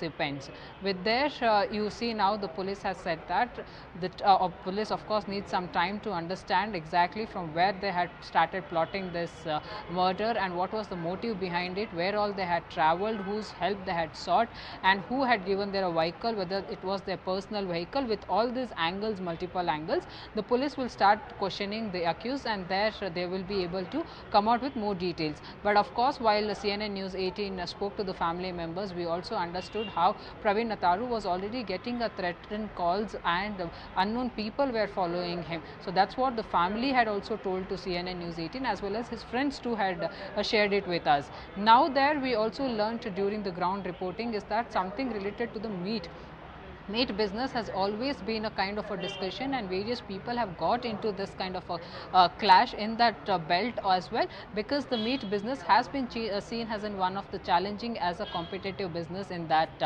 area. But on the other side, when we speak about the elements connection, is of course that the Kerala border is just 30 kilometers away from the Bellare where this incident took place, and in across this area the PFI, the SDPI has seen as in the active organization. Right, Ritu, also if one were to focus on that press conference that was organized by the Karnataka police today, was there any reference to cooperation or rather a joint effort being taking place by the Kerala police as well, considering we've known the kind of role that Kerala has played as far as harboring these kind of extremist outfits like the SDPI or the PFI are concerned, not to forget that the arrests have also been made at a Kerala checkpost. Yes. So you see, right after this murder, the CM Basuraj Bommai himself has said that since the Kerala border is very close and this kind of elements are being seen as in the active organization in that area, the Karnataka police does not hesitate, did not even take much time, but immediately approached the Kerala police and updated them about this incident. And right there, very next second, the Karnataka police started working on this murder case and the investigation and very immediately started. That's what the ADGP Alok Kumar also had to say, that the local police and the around police had really worked for this murder case, and that's how they were been able to crack down this murder case in a very short span, and the main accused are also been arrested in a very short span, as what the ADGP Alok Kumar has to say. But yes, with when we speak about the joint operation, the state police had also in fact had taken a help of the Kerala police to identify these accused, because since the border is close by, these accused have been also been seen, their movements has also been tracked from the Kerala in and around the Kerala border, whether they had sought the shelter there for how many days, who had given them the shelter. This is all to the investigation, and during the questioning that will be revealed. Right. Thank you, Ritu, for breaking down the entire matter for us. And for that, let's also quickly get in a sense of perspective in terms of how crucial today's findings have been by the Karnataka police. And for that, I'm joined in by, I guess, Mr. Mohan Krishna, who's the spokesperson for the Karnataka BJP. Also joined in by Mr. Sumant C. Raman, who's a political analyst. If I may begin with you, Mr. Krishna, how do you view the lack of if I were to come up with a better word, I'll say the lack of action that's being taken against these extremist outfits, because we all know that Karnataka is not to be blamed. I know that, these extremist outfits, whether it's the PFI or even the SDPI we're talking about, are being harbored in a state like Kerala. What is the challenge ahead for the police of Karnataka at the moment and the overall administration? Akanksha, I am telling this on every show, and I will reiterate it again. In Karnataka, we had taken a very stiff and stern action against PFI and SDPI activists. All right. We had booked around 173 cases against them when Mr. Yediyurappa was the chief minister in 2010. But unfortunately, Siddaramaiah, who came to power in Congress in 2013, he quashed all the FIRs. 173 cases against PF and SDPI. You know what was the motive of that, of the government and the police then? They wanted to establish the link with where all the terrorism, what all kind of terrorism activities this PF and SDPI are doing. You know, they from CME, they have become PFI and SDPI. Now, to prove that, Karnataka failed it. Now, Siddaramaiah asks every time, every now and then, why you are not banning PFI? And he's asking, you have the central government at the center. Right. Mr. Siddaramaiah, you are an advocate. You should know. Without proper evidences, how can we prove that? But Mr. Krishna, his questions are valid as well, because yes, your government is at the center, and yes, your government is also in the state. Absolutely. I'm coming back to that point only. Without evidences, do you think that the fruits of the government will go to the court? What was the necessity for him to quash such 173 cases? Let him answer to the people of the Karnataka and people of the country today. Is he capable of answering? He's an advocate. He knows it very well. Coming back to the point, what you asked about the challenge, what the police have today. Our police force is very eminent and efficient. We are capable of tracking and decimating the people, whoever does the culprits. Today we have showed it again. Mr. Alok Kumar is a very efficient officer, and he will take care of the issue. From here onwards, Akanksha, we will build the case and we will prove it to the other opposition parties also, especially the Congress and Siddaramaiah, who always goes for appeasement of Muslims, should learn from this that this kind of mistake should not be done when you are in power. No, I wish you all the best, and I'm very sure that the Karnataka police is very close to cracking this case and taking it forward with the NIA. Having said that, Sumant C. Raman, I'm just going to ask you a very basic question and put it across as basic as it can be. The fact, what is stopping states like Karnataka and even Kerala from banning organizations like the PFI and SDPI? Is there an underlying fear that the move will be viewed as an anti-Muslim move? No, I'm completely confused. Mr. Mohan Krishna is now blaming Mr. Siddaramaiah. My point is, if there is a move or a decision, if there is evidence against the PFI, who has to ban it? Karnataka government is BJP government, central government is BJP government. So who is he referring to? How can Siddaramaiah now come and ban PFI? It has got to be done either by Mr. Bommai's government or by the center. So if they are not acting, then the question should be directed at them. Otherwise, you can go back in history and point out faults of various people, but that is not going to solve the problem today. And that is why I asked that question. What is stopping the governments, both in Karnataka and Kerala, from banning those extremist outfits? Ask him about Karnataka, please. Ask Mr. Mohan Krishna. Akanksha, Mr. Sumant C. Raman He's easily slipping away from the things. I will ask him one No, but question. your government, it is your government which is at power currently in the state, Mr. Krishna. Mr. Krishna, it is the BJP government currently in power in the state of Karnataka, right? Having said that, I'm actually running short of time and I'm going to request you both to stay with us because we have more news coming from Karnataka and just ahead of the state assembly polls slated for the year 2023. Former Karnataka Chief Minister B.S. Yediyurappa has put an end to the speculations about a leadership change in the state of Karnataka. Yediyurappa has said that the Saffron Party is not mulling any change in the government, especially the chief ministerial phase. The rumours of a leadership change erupted after Home Minister Amit Shah's visit to the state. The Congress had said that Basavaraj Bommai is counting down the hours before he is asked to step down from the Chief Minister's post. But Chief Minister Bommai has responded, saying that the entire matter amuses him and the BJP hit out, calling the Congress a double-steering party. Let's listen in to what Chief Minister Bommai said. It is amusing me. These people are trying to do time and again, and they think that they can bring instability in the minds of the people. People of this Karnataka knows very well, and they know about my functioning, my programs, and they will not believe it. They have utterly failed. In fact, there is a confusion among the Congress. There are two views among the Congress about the tweet itself. Hence, I am not going to give much importance to it. I have become Sthita Prajna. My presence of mind is very clear because it is all falsehood. Truth is that there is a stable government and it is going to be continued to stable. I have resolved myself to work much hard, much more time. Every day I am going to spend 2 hours more for the development of this state. We have some breaking inputs coming in. Karnataka's Minister K. Sudhakar has hit out at the Congress party. He said that the Congress leaders are all unemployed politically. They want to be relevant politicians and that is why they make false news only. This is what the Karnataka Minister K. Sudhakar has to say as he slams the Congress party, calling their leaders unemployed politically and that only to remain politically relevant, they are now making false news. Let's listen into what he had to say. What can I say? I can only laugh about it, their ignorance. They have become politically unemployed. Congress. Their position is they are all unemployed politically.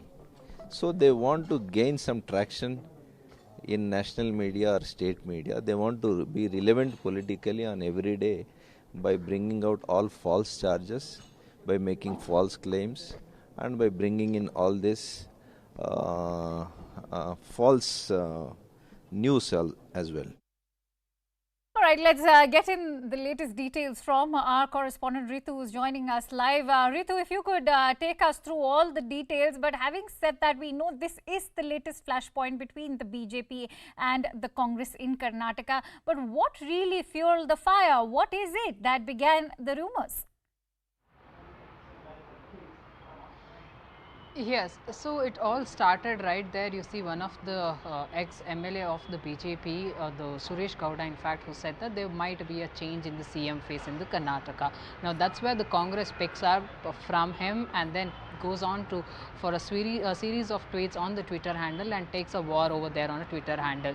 Now, there they also call the CM Basavaraj Bommai a puppet CM and also says that there will be a change in the CM face in the Karnataka and Karnataka is soon going to see this change because he has not been functioning properly and has not been able to adhere to his duties for the Karnataka people. Now that's what the Congress party, the grand old party, has to say about the BJP, but BJP leaders, almost all the top leaders, you see everyone coming out and being very vocal now, right now. They're saying that this is unnecessarily been raised from the Congress party because there's already a lot of infighting within the Congress party. Now to cover this whole issue, they are bringing out this kind of unnecessary issues right in front, and which will not even benefit Congress. This will anyways, benefit the BJP party, and there's only a loss for the Congress party if they are thinking that it's going to gain them. Now, with all that, you see the health minister Sudhakar as well saying that they are politically unemployed and they are very used to it, that they unnecessarily keep passing such comments which will nowhere affect the BJP party, because BJP party is already under the collective leadership and is functioning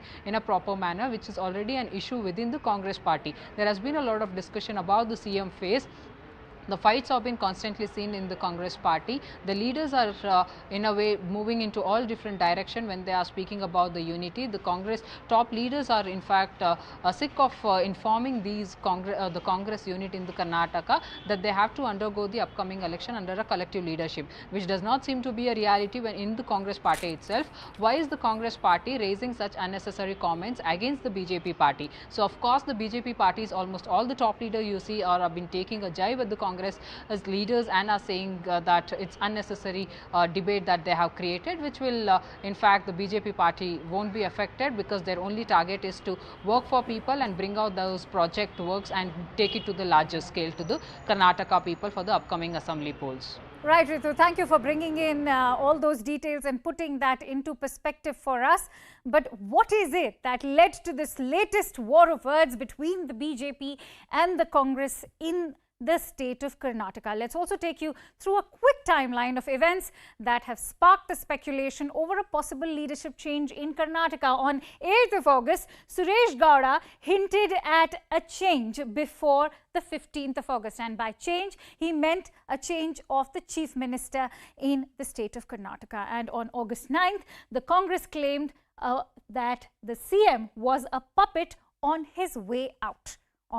That was as latest as 9th of August. And on 10th of August, just a day after, Yediyurappa said that Bommai will continue as CM. And that was in fact putting all those rumors to rest when on 11th of August, CM Bommai claimed that there was a plot to bring instability. This is when he cried conspiracy, bringing in what the Congress party has been up to, and that is exactly what we are also now listening as far as reactions from other BJP leaders are concerned. They are all saying that this is something that is being created by the Congress because they are politically actually unavailable. And with that, let's also get in a sense of perspective. I'm joined in by Mr. Mohan Krishna, who's a spokesperson at the BJP in Karnataka, and Sumant C. Raman, who's a political analyst.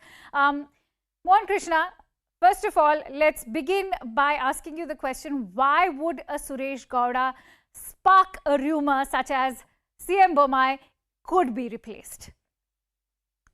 Akanksha, earlier also I have told you that question has to be asked to Suresh Gowda. He might be having 101 reasons to say so. He's a BJP MLA and you're the spokesperson of the party. So if you're not going to answer that, why should Suresh Gowda? Mr. Suresh Gowda has to answer for what he said, because there is nothing like that in the party lines or with the party leaders at the top and from to the bottom. That is one thing. The only Suresh Gowda has to answer. Suresh Gowda will answer to that and he will face the music for that. But coming back to the things what the Congress is claiming today, I will ask a simple question to Congress President today. He talks everything about BJP. Why he doesn't speak about the Congress openly? Why he doesn't speak it? Because what happened in Congress Siddharamotsava we have seen Rahul Gandhi asking Shivkumar to hug Siddharamaya. What does it mean? You are making a script and you are writing the script and you are making a movie and showing it to the people. All right. And once the movie is over, I will do whatever I want. Let me bring in... Okay. What is that Congress has got to say about BJP? I will tell you, Mr. Bommai is a puppet of BJP. He is working hard, very hard, and he is a puppet of a people also, people of Karnataka. Puppet is right. He is not a puppet of Right. Congress. Let me also bring in Mr. Raman on that. Mr. Raman, many are of the view that this is a diversionary tactic to actually digress away from the infighting that's taking place within the Karnataka Congress and within the highest quarters of the Congress party. Look, I think you have to understand that there are a number of signs which point to a change of guard in Karnataka before the elections. Now, whether it is going to happen immediately or maybe a few weeks or months down the line, we do not know. But clearly, there are signs. For starters, Mr. Bommai has not been able to expand his cabinet. There was a talk that, last week of July, there was a talk that. Mohan Krishna, I'm going to give you time to come with the rebuttal. Let Excuse me. Sumansi Raman finish. Excuse me. Yes, Excuse Suman, me. please Yeah. go ahead. So that was the first sign. The second sign is the BJP High Command has not categorically said so far that there will be no change of guard in Karnataka. They have been quite tight-lipped about the whole thing. And now BJP members are openly starting to discuss how much longer Mr. Bommai will be in command.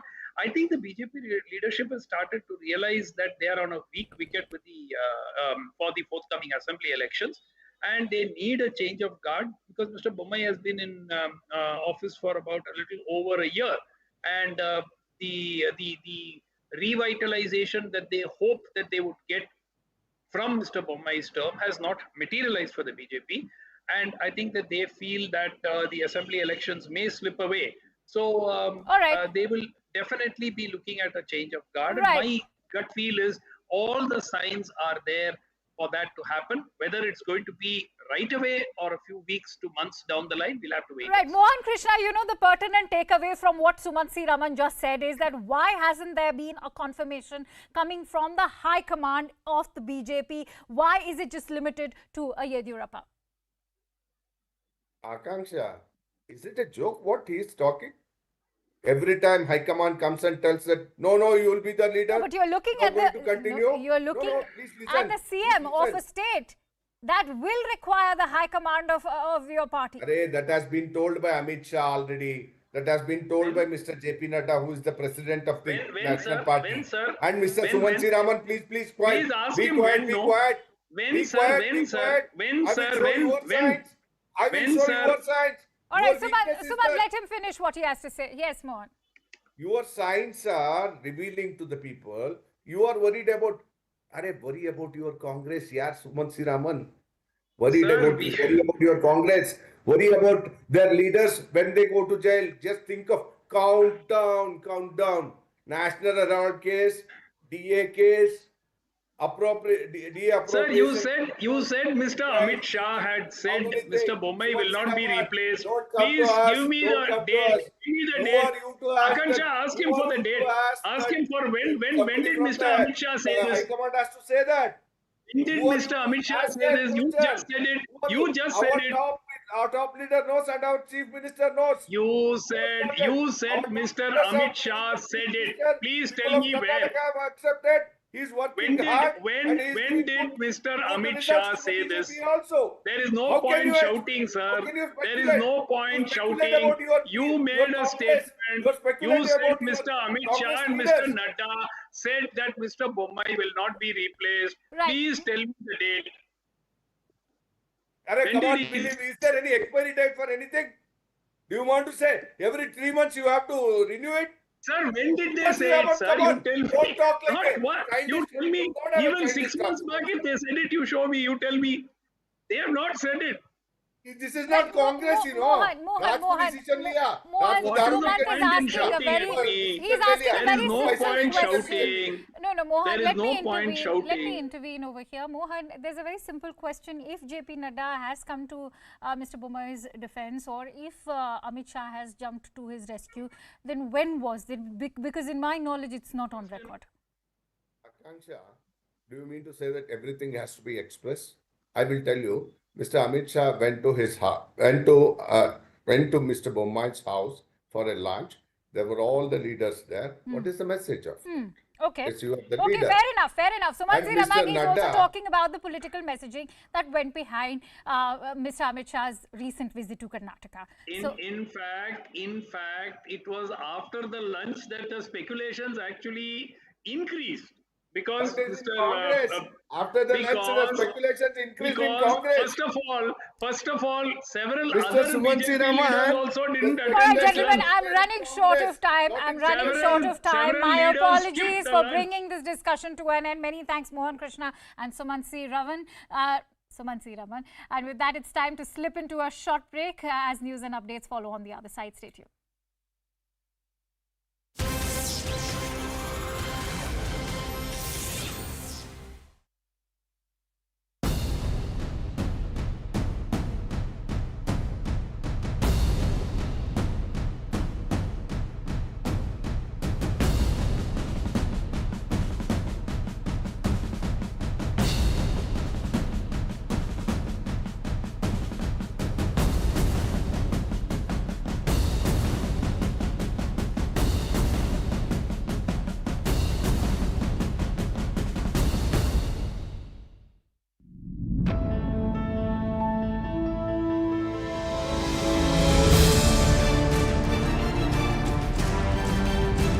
The big news that's coming in that the forces have gunned down 3 terrorists of the Lashkar, and that includes the commander of the Lashkar, Latif Radar.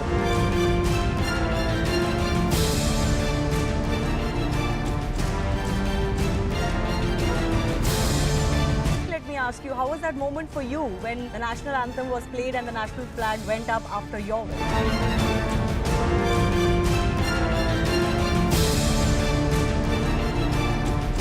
That if price rise, unemployment, these were the real issues in breaking the back of the middle class and the lower middle class in this country, Dr. Johnson Hussain. Why is it then that the BJP is winning election after election?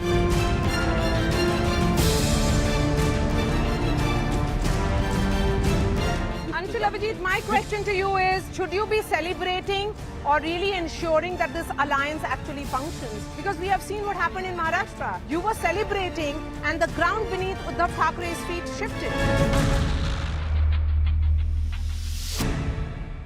The horrific accident happened after the brakes of the bus failed. 2 passengers of the bus and the auto driver were injured. Police have filed a case and the BEST is investigating the accident. A day after dumping the BJP and allying with the RJD again, Nitish Kumar took oath as Bihar Chief Minister for a record 8th time today. Tejashwi Yadav was sworn in as the Deputy Chief Minister. Just minutes after the ceremony, Nitish Kumar took a pot shot at Prime Minister Modi, asking if he is sure that he will return to power in 2024. नहीं हम किसी चीज के उम्मीदवार का हम कोई दावेदारी नहीं, लेकिन इतना तो जरूर कर दीजिए ना कि 14 में जो आए 24 तक के आगे रह पाएंगे कि नहीं रह पाएंगे वो अपना सवाल। A day before the release of his movie Lal Singh Chaddha, actor Amir Khan visited the Golden Temple today. Amir Khan also addressed calls by right-wing groups to boycott his movie based on some of his old comments. He said he apologizes if he hurt anyone's sentiments. अगर मैंने किसी का दिल दुखाया है किसी चीज़ से तो मुझे उस बात का दुख है और मैं किसी का दिल नहीं दुखाना चाहता हूँ और आई थिंक बाकी अगर लोगों को जिनको फिल्म नहीं देखनी है तो मैं उस बात की इज्जत करूँगा क्या कर सकते हैं. This is a shocking incident from Nalgonda in Telangana where a college student was repeatedly stabbed by a man who had been stalking her and harassing her for months. On Tuesday, the accused finally approached the student on the pretext of discussing something and then stabbed her in the face, as well as the hands, stomach and legs. Her condition is said to be stable and the man in question has been arrested. There were shocking scenes outside a pub in Gurugram. Here's why.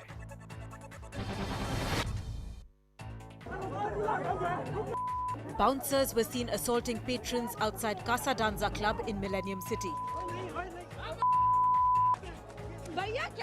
The bouncers mercilessly kicked, slapped and punched guests outside the pub. Even women were not spared from their abusive behavior. These shocking scenes played out after an argument broke out between the guests and a bouncer. The incident happened on the 7th of August, but still no action has been taken against the bouncers. Beijing has reacted to India seeking to ban smartphones from Chinese manufacturers, particularly those under 10,000 rupees. China has said that it's urging India to fulfill its commitment. China has cited mutually beneficial trade ties.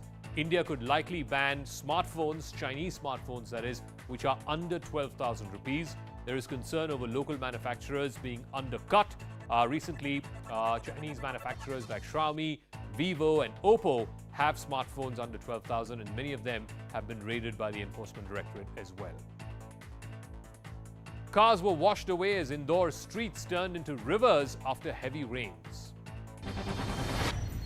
Many low-lying areas in Indore were submerged after heavy rains. The streets looked like overflowing rivers, and caught in the mayhem were local residents. Cars were seen wading their way through the submerged roads. Some cars were simply washed away because the flood waters were so strong. Some cars which were swept away had people inside them. But locals managed to save them from the heavy flowing water. The rain came down in sheets and wreaked havoc in the city. The Met Department has predicted that moderate to heavy rainfall will continue for the next few days. The Supreme Court has agreed to club all 9 FIRs against former BJP spokesperson Nupur Sharma and hand them over to the Delhi police. The top court has also allowed her to approach the Delhi High Court for quashing all the FIRs against her. The Supreme Court cited death threats against Nupur Sharma while agreeing to her request to club all cases. Activist in Bhima Koregaon accused Varavara Rao was granted bail by the Supreme Court. The court made it clear that the 82-year-old had been granted bail purely on medical grounds. He's not allowed to leave the territorial jurisdiction of the court, the trial court in fact, where the case is pending, and misuse his liberty. A top Lashkar-e-Taiba terrorist who was involved in the murder of 2 Kashmiri Pandits was among 3 killed in an encounter in Jammu and Kashmir's Budgam. Latif Ratar, who was murdered, Kashmiri Pandit government employee Rahul Bhatt and television artist Amreen Bhatt was killed in today's encounter. Heavy rains have wreaked havoc in Himachal Pradesh and led to some hair-raising scenes. In Chamba district, several roads were washed away due to incessant rains, but this group decided to risk their lives in order to cross the heavily damaged road. With rainwater falling like a waterfall, they pushed their motor. Welcome back. Let's dive into this news segment with some breaking inputs coming in. The Har Ghar Tiranga at the Prime Minister's residence. Those are the visuals that we are bringing to you of those children visiting Prime Minister Modi on Raksha Bandhan, where they were also gifted with the Indian flag. The Prime Minister gave a Tiranga to every child that came to the Prime Minister's office for Rakhi and marked the Har Ghar Tiranga Abhiyan in this unique gesture. Those are the visuals we are bringing to you of Indian Prime Minister gifting the Indian flag to all those children. And for more details, let's quickly go across to our political editor, Maria Shakil, who's on the phone line with me. Maria, this is indeed a wonderful gesture coming in from the Indian Prime Minister in terms of strengthening the Har Ghar Tiranga campaign. And what better way to do that by going to children and students to do so? Yes, so these are the children who are essentially daughters of sweepers, peons, gardeners, drivers, all of them working at the Prime Minister's office. So it was a unique Raksha Bandhan at the Prime Minister's residence, where young girls tied Rakhi on the Prime Minister's wrist. After the celebration, the Prime Minister, in fact, then gave a Tiranga to each and every girl that was present. So it was a very unique Raksha Bandhan celebration, as we are calling it, certainly. The message certainly is that the Prime Minister himself distributing Tirangas and telling everyone the significance of the national flag and how if this should be a movement. Remember, the government's target is, Tiranga to be there in every household. And that is the reason why Home Minister Amit Shah had also held a meeting with the chief ministers of various states a few months ago. So the focus certainly is that when India celebrates 25 years of independence, it has to be unique. Right, Maria. Thank you for putting that into perspective for us. And with that, Those heartwarming visuals. Now let's move over to some more news coming in from West Bengal. After TMC's Partha Chatterjee and his close aide Arpita Mukherjee were arrested, another TMC leader, Anubrata Mondal, has been arrested from his home today. This comes after he skipped summons from the CBI. Anubrata had written to the agency about the summons in the cattle smuggling case, saying that he was ill and hence could not attend. He attached copies of 2 doctors' prescriptions and asked for 2 weeks' time to appear before the CBI.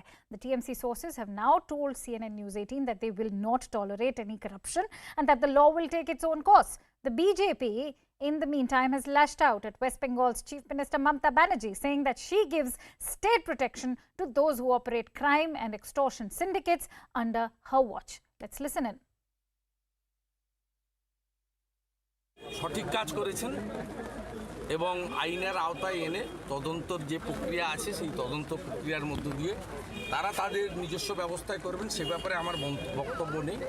Anubrata Mondal যে একজন mafia এবং মমতা বন্দ্যোপাধ্যায়ের প্রশ্রয়ে আশ্রয়ে একটা মুদির দোকান থেকে যে হাটে মাগুর মাছ বিক্রি করত সে আজকে 1000 কোটি টাকার মালিক। তো মমতা ব্যানার্জির সৃষ্টি। So who is this man we are talking about? He is Mamata Banerjee's Birbhum man, the strong man of Birbhum, or the Bahubali of Birbhum. He is known as TMC's Birbhum Bahubali.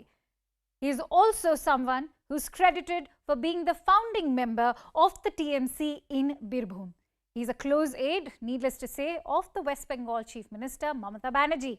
He has also popularized Khela Hobe, this term which dominated the 2021 polls and saw TMC defeating the BJP. It of course means that the game is on. And last but not the least, he sparked controversy during the 2013 Panchayat polls. He's somebody who's known to be a strong man. He's been a controversial figure in Birbhum. He's also asked TMC workers to hurl bombs at independents' homes. He was quizzed by the CBI in a post-poll violence case as well. And he was also quizzed by the CBI in this post-poll violence case. This is the kind of history that Mondal comes with. For more details, let's also get in a sense of perspective from our correspondents Kamalika Sen Gupta and Shaugato Mukhopadhyay, who are both live with us on this newscast.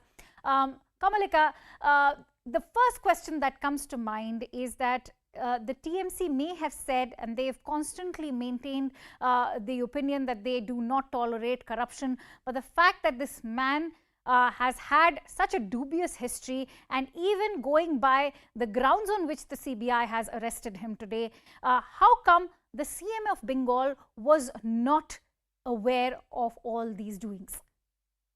See, that obviously the top brass of Trinamool can answer on that whether everything was not known to them or they were not aware of these things. But the stand that they have taken is that they will not tolerate any type of corruption, any type of immorality. That's what they have been seeing during Partha Chatterjee's time too. But at the same time, they are holding up on conspiracy theory, that it is just because of they are in opposition, it is just because that Bengal has badly defeated BJP. That's why the central government is high up, in investigating all these things, and these are all concocted things. That is also there in back end, in the conspiracy theory is on.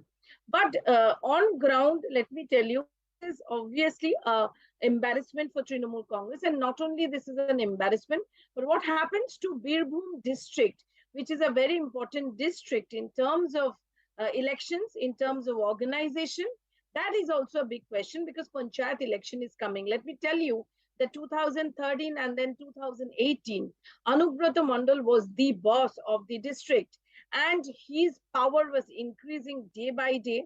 And it was in Birbhum that so many, almost all the Panchayat seats that went uncontested.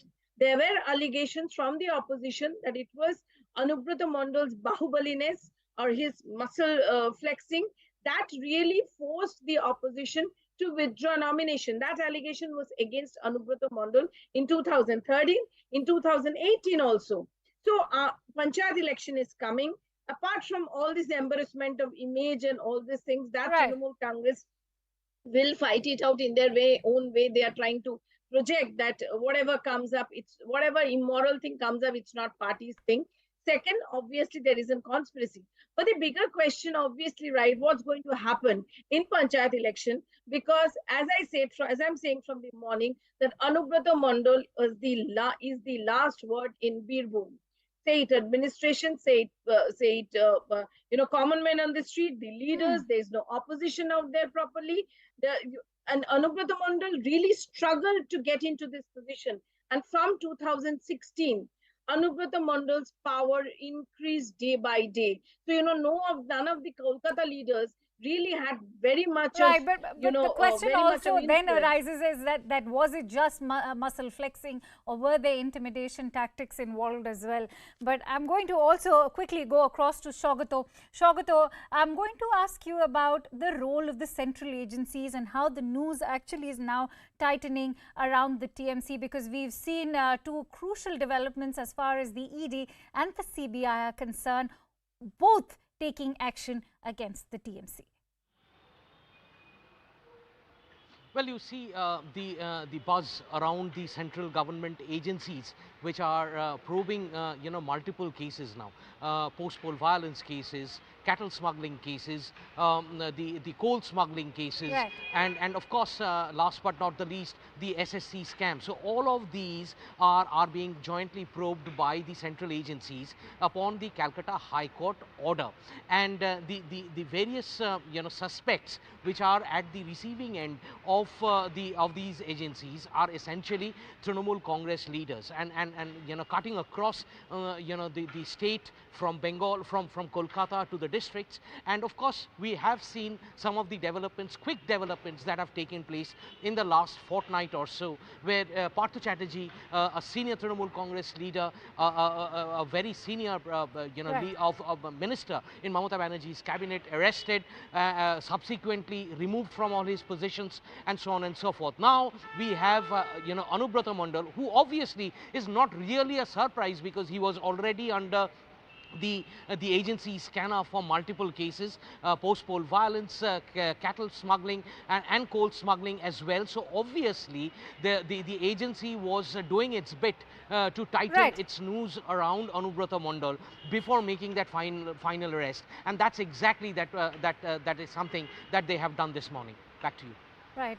Many thanks, Kamalika and Shogato, for bringing in all those details and putting that story into perspective for us. And with that, let's quickly go into some breaking news. We're getting it from Jammu and Kashmir. A team of NIA from Jammu is now heading towards Darhal in Rajouri, where the encounter took place this morning. This is the latest. We are learning that the NIA team from Jammu is now going to be heading to Rajouri, specifically to that area, Darhal, where the encounter took place this morning. Remember, there was an encounter in Rajouri today in the morning. And for more details, I have Tejinder with us on the phone line. Tejinder, if you could take us through how crucial will be the NIA's role, because we know that it was a big win as far as the encounter is concerned, but how crucial will be the NIA's role now? Yes, you see, this encounter was started late in the night when two foreign terrorists, they tried to enter inside an army camp in the Pragal area of the Darhal in Rajouri district. Unfortunately, three army personnel who have been identified as Subedar Rajinder Prasad, a resident of Rajasthan, Rifleman Lakshman D, a resident of Tamil Nadu, Rifleman Manoj Kumar, a resident of Haryana, they lost their lives. Two terrorists, they were also gunned down in the encounter, and since early morning, the entire area is under cordon. The search operation in the area is going on. Now we are told that an NIA team from Jammu is heading towards the encounter site. Though the NIA has not yet taken the case officially, we know that only a notification from the MHA would entitle the NIA to take over the investigation from the Jammu and Kashmir police, but to aid the security agencies and also to gather information from the ground, an NIA team led by senior officers from Jammu have already left the place for Darhal to carry out the investigation part of this encounter. You see, there have been instances wherein the Pakistan-based terror outfits, they are trying to revive terrorism in Jammu region, especially the border areas of Poonch, Rajouri, and in the upper reaches of Doda, Kishtwar, Bhadarwa, Ramban. So attempts are being made. If you remember, just last month, a terrorist identified as Talib Hussain, who was associated with Lashkar-e-Toiba terror outfit, was arrested from Rajouri, and he was tasked to revive terrorism in these parts of Jammu and Kashmir. So clearly attempts are being made to destabilize the Jammu region, but security agencies are fully prepared to deal with any eventuality. Yes. Absolutely. Here's hoping that the NIA is able to find some crucial evidence as well. Having said that, many thanks, Tejinder, for bringing in all those inputs. And with that, we slip into a short break.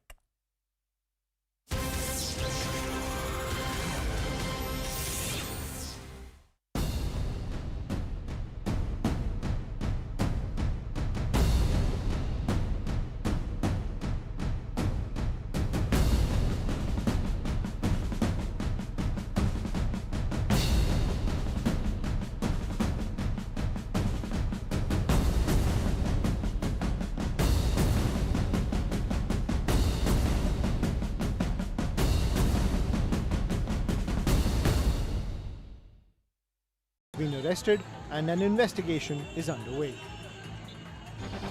The centre has given the green light for biological ease Corbevax being administered as a precautionary dose. So those who've taken Covishield or Covaxin as their dose 1 or 2, they can take Corbevax as a booster 6 months after their second dose. This is the first time that the booster dose is different from the one that's been used for primary vaccination. Domestic airlines are free to decide what to charge passengers from the 31st of August. The government has done away with limits on airfares which were placed when the pandemic began in 2020. The move is expected to help the aviation sector recover from large losses. China's military says it completed tasks around Taiwan, but now plans regular patrols in response to Nancy Pelosi's visit there last week. Beijing is signaling an end to days of war games, but at the same time, it's keeping up pressure on Taiwan.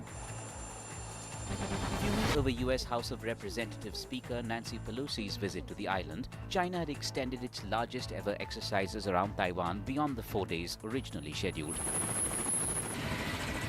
The drills included launching ballistic missiles, some of which flew over capital Taipei, and simulated sea and air attacks in surrounding skies and waters. PLA's Eastern Theatre Command said it had successfully completed various tasks around Taiwan and effectively tested the integrated combat capabilities of its troops. But China warned that its forces will keep an eye on changes in the situation in the Taiwan Strait and continue to train and prepare for combat. Moscow's 40-year wait for a strategic bomber could finally end. The Pakda is expected to start test flights in 2024. The Pakda is a new nuclear-capable bomber. The Pakda is Russia's counter to the US B-21 Raider. The full production of this bomber remains uncertain. Western sanctions over Ukraine war are looming on Russia, and therefore it is difficult to maintain the supply chain required to produce the Pakda. Loud explosions have rocked a Russian military airbase in western Crimea. Plumes of smoke were seen rising up in the sky, and eyewitnesses said that at least 12 explosions took place. Ukrainian media claim that it was a missile attack, but the Russian Defense Ministry says that it was not an attack, but a detonation of ammunition in which one person was killed.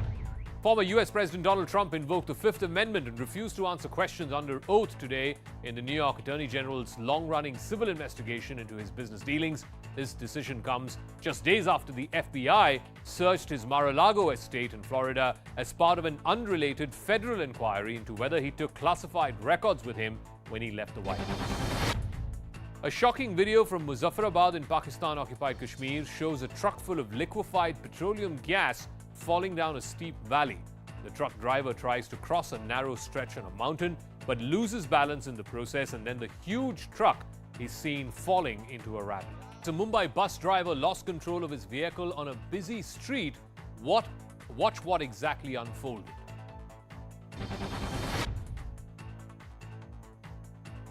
The BEST bus first rammed into an auto and then a stationary tempo and a roadside shop in Goregaon. The auto was smashed, but the driver had a miraculous escape. Post the crash, shocked bystanders ran after the bus to try and rescue the passengers. The horrific accident happened after the brakes of the bus failed. 2 passengers of the bus and the auto driver were injured. Police have filed a case and the BEST is investigating the accident. A day after dumping the BJP and allying with the RJD again, Nitish Kumar took oath as Bihar Chief Minister for a record 8th time today. Tejashwi Yadav was sworn in as the Deputy Chief Minister. Just minutes after the ceremony, Nitish Kumar took a pot shot at Prime Minister Modi, asking if he is sure that he will return to power in 2024. नहीं हम किसी चीज के उम्मीदवार का हम कोई दावेदारी नहीं, लेकिन इतना तो जरूर कर दीजिए ना कि 14 में जो आए 24 तक के आगे रह पाएंगे कि नहीं रह पाएंगे वो अपना सवाल। A day before the release of his movie Lal Singh Chaddha, actor Amir Khan visited the Golden Temple today. Amir Khan also addressed calls by right-wing groups to boycott his movie based on some of his old comments. He said he apologizes if he hurt anyone's sentiments. अगर मैंने किसी का दिल दुखाया है किसी चीज़ से तो मुझे उस बात का दुख है और मैं किसी का दिल नहीं दुखाना चाहता हूँ और आई थिंक बाकी अगर लोगों को जिनको फिल्म नहीं देखनी है तो मैं उस बात की इज्जत करूँगा क्या कर सकते हैं। This is a Welcome back. Let's now bring you all the top stories we are tracking this hour on CNN News 18. Now, Jagdeep Dhankar took oath as the 14th Vice President of India today. The President Draupadi Murmu administered the oath at 12:30 p.m. The incumbent Vice President of India, M. Venkaiah Naidu's term is also ending today. On 6th August, Dhankar was elected as the Vice President after defeating the opposition's Margaret Alva comfortably. He emerged victorious with 528 votes against Alva's 182. Raksha Bandhan is being celebrated across the nation today with great zeal and fervour. Ujjain's famous Mahakal temple is celebrating this festival with preparing around 1.25 lakh laddus as Mahabhog to Baba Mahakal. As per rituals, Rakhi is tied to Lord Shiva in the early morning hours during Bhasam Aarti. BSF jawans deployed at the India-Pakistan international border near Jammu and Kashmir's Araspura celebrated Raksha Bandhan with the locals. The locals said that they are celebrating Rakhi with these jawans so that the jawans do not miss their homes. Water coming from the shutters of Idukki Dam had tricolour on last night as part of celebrations of the 75th year of independence. The tricolour was beamed onto the Idukki Dam. Kerala's Minister for Water Resources, Roshi Augustine, released the image on Facebook. The mega Tiranga rally was held at the sports stadium in South Kashmir's Pulwama district in order to promote Har Ghar Tiranga campaign, where the Jammu and Kashmir administration is now attempting to have the national flag hoisted in every house in Kashmir this year. Multiple Tiranga rallies have also been taken out in the valley to make this campaign a success. The Postal Department Division of Udhampur has sold thousands of national flags across the city since 1st of August to ensure the success of Har Ghar Tiranga campaign under the Azadi Ka Amrit Mahotsav initiative. The Jammu and Kashmir government is facilitating the sale of national flags in post offices even on public holidays. As a part of creating awareness on the Har Ghar Tiranga program, a Tiranga rally was organized in Assam's capital Guwahati. More than 53 lakh national flags have been sold in Assam so far, while 33 lakh tricolours were prepared locally under Assam State Rural Livelihood Mission. Another 20 lakh have been sold through their prize shops. 75 boats sailed across River Tapi in Surat, displaying the tricolour as part of Har Ghar Tiranga campaign. These 75 boats symbolize 75 years of Indian independence. The celebration was organized as part of the Azadi Ka Amrit Mahotsav. A cloudburst in Himachal Pradesh's Kullu district on Thursday washed away 10 shops and 3 vehicles. No casualties have been reported so far. The cloudburst happened in Ani Tehsil at around 7:30 a.m. local time, and old bus stand and Panchayat building in the area are also facing the risk of being washed away. Waterlogging was reported in several areas of Indore city due to heavy rainfall. The municipal corporation teams are helping to remove water from severely affected areas. Various settlements have been flooded due to heavy rains in Kathmandu. Due to the floods triggered by heavy rainfall, the settlements along the Bagmati and other major rivers were inundated. The police rescued 3 people from the settlements on Bagmati shore. 2 Tibetan bikers held Free Tibet Movement campaign from Karnataka to Leh. Tibetan NGOs welcomed these bikers who reached Dharamshala from Karnataka. Both of them are heading towards their final destination, Leh, Ladakh. Activists from various Tibetan NGOs gathered at the main square of McLeodganj to wish and see off. I've started from my journey from Mongot, in Karnataka, and his journey started from Balakopi, it's also in Karnataka. Two roads, the Free Tibet and the Pyorang's end, it should be clear. Chinese don't do that to the Tibetans. Tibetan Women's Association observed International Prisoners Justice Day in Dharamshala, where they protested against atrocities that Chinese government committed on Tibetan people.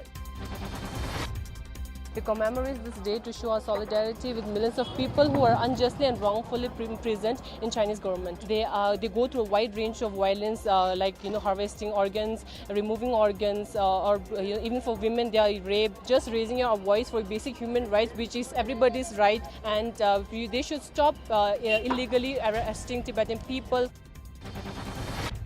Amir Khan's much-discussed laughter ride, Lal Singh Chaddha, is in theatres today. A day before the film's release, the makers arranged a premiere of the film in Mumbai, which was attended by the entire cast and crew, including Amir Khan and Kareena Kapoor.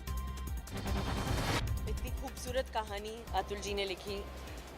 जब मैंने narration सुना तो I couldn't stop my tears. I have done this film actually इस कहानी की वजह से, इस कैरेक्टर की वजह से. Just the fact that इतनी intense love story, I think इतने साल बाद आ रही है. I think Amir has not also done a love story in a long time. हमें बहुत खुशी है कि आज हमारी फिल्म तैयार हो गई और कल थिएटर में लग रही है. और मैं सभी से कहना चाहूँगा कि बहुत प्यार और मोहब्बत से हमने ये फिल्म बनाई है और हमें उम्मीद है कि ये फिल्म आपके दिलों को छुएगी उसी तरह जैसे हमारे दिलों को छुई है जब हमने बनाया है. While Gorakhpur's municipal corporation flagged off 350 vehicles with tricolour to commemorate Azadi Ka Amrit Mahotsav, the vehicles had pictures of nation's freedom fighters to remember and pay tribute to them for their contribution in the freedom struggle. As heavy rains continue to lash Uttarakhand, water was filled in Charba village of Tehsil Vikas Nagar. The SDRF team started the rescue work and transported the stranded people to safer places. Meanwhile, the National Highway 6 blocked due to landslide near Uttarakhand's Champawat. The restoration work has also started. And days ahead of the Independence Day celebrations across the country, the Band United Liberation Front of Assam has called for a shutdown in Assam and also boycott of the occasion. Security was beefed up in Guwahati after the boycott call. Last year, the outfit had decided not to call for a boycott of the event for the first time since 1996. The latest decision could act as a hurdle in efforts to bring Alpha to the negotiation table for peace talks. And with that, it's a wrap of this newscast. Thank you so much for watching. It's over to my colleague Anusha Soni for more. Thank you so much for that, Akanksha. Once again, a very warm welcome. Good evening here on CNN News 18. Hello, I'm Anusha Soni. A very happy Raksha Bandhan to all our viewers. Our top focus this hour is all the political happenings, the controversies which continue across the country. And this one is about the murder that had earlier happened. A fortnight after BJP Yuva Morcha leader Praveen Netaru's death, Bengaluru police has arrested 3 main accused in this murder case. As per Karnataka police, all 3 accused have PFI and SDPI links. The accused have been identified as Shia, Bashir and Riaz. Riaz was involved in chicken supply business, whereas Bashir was working at a hotel. The police further said that the 3 accused went to masjid in Kasargod before committing the crime. A splinter vehicle was also used for murder. There was a lot of unrest in Karnataka over the murder of Praveen and the arrest of the 3 accused. The number of arrested has gone up to 10. We have reactions coming in on the story. Listen. Today morning at around 8 a.m., Dakshin Kannada police, they have secured 3 persons who were part of the hit squad or who were the assailants in Ballare case that murder of Praveen Nettaru. On some definitive information we had, so we have arrested them from Talpati, which is on Kerala and Karnataka border. Earlier we have already arrested 7 persons who are part of conspiracy, who are part of Reiki team. Now we are going to ask for police custody, and after obtaining police custody for all 3 persons, we are going to question them thoroughly about the motive. After completing the whole process, we are going to produce them like we are going to hand over the case to NIA. The murder of Praveen had stirred up controversy in the district of Karnataka, where we had seen multiple protests happening. The police was also involved in in-depth investigation. There were agencies like NIA that were also roped in. Ritu is with us on the broadcast. Ritu, tell us about the recent round of arrests that have happened that takes up the total number of people arrested so far to 10. Yes, so Praveen Nettaru's murder case, in fact, you remember how much of unrest it had created, not just in the coastal belt, but across Karnataka, in fact, right after he was been hacked to death on July 26th, right in front of his shop when he was heading back to home. So that's why you see the attackers had come and attacked him, though he tried saving himself a lot, but nothing worked out. He was being dragged and they are brutally being murdered. Right after that, there was a complete unrest that was being observed in the coastal, and with all that, also the police started the investigation very immediately because PM Banswaraj Bommai had given a very strict instruction to the police that there has to be an arrest very immediately in this murder.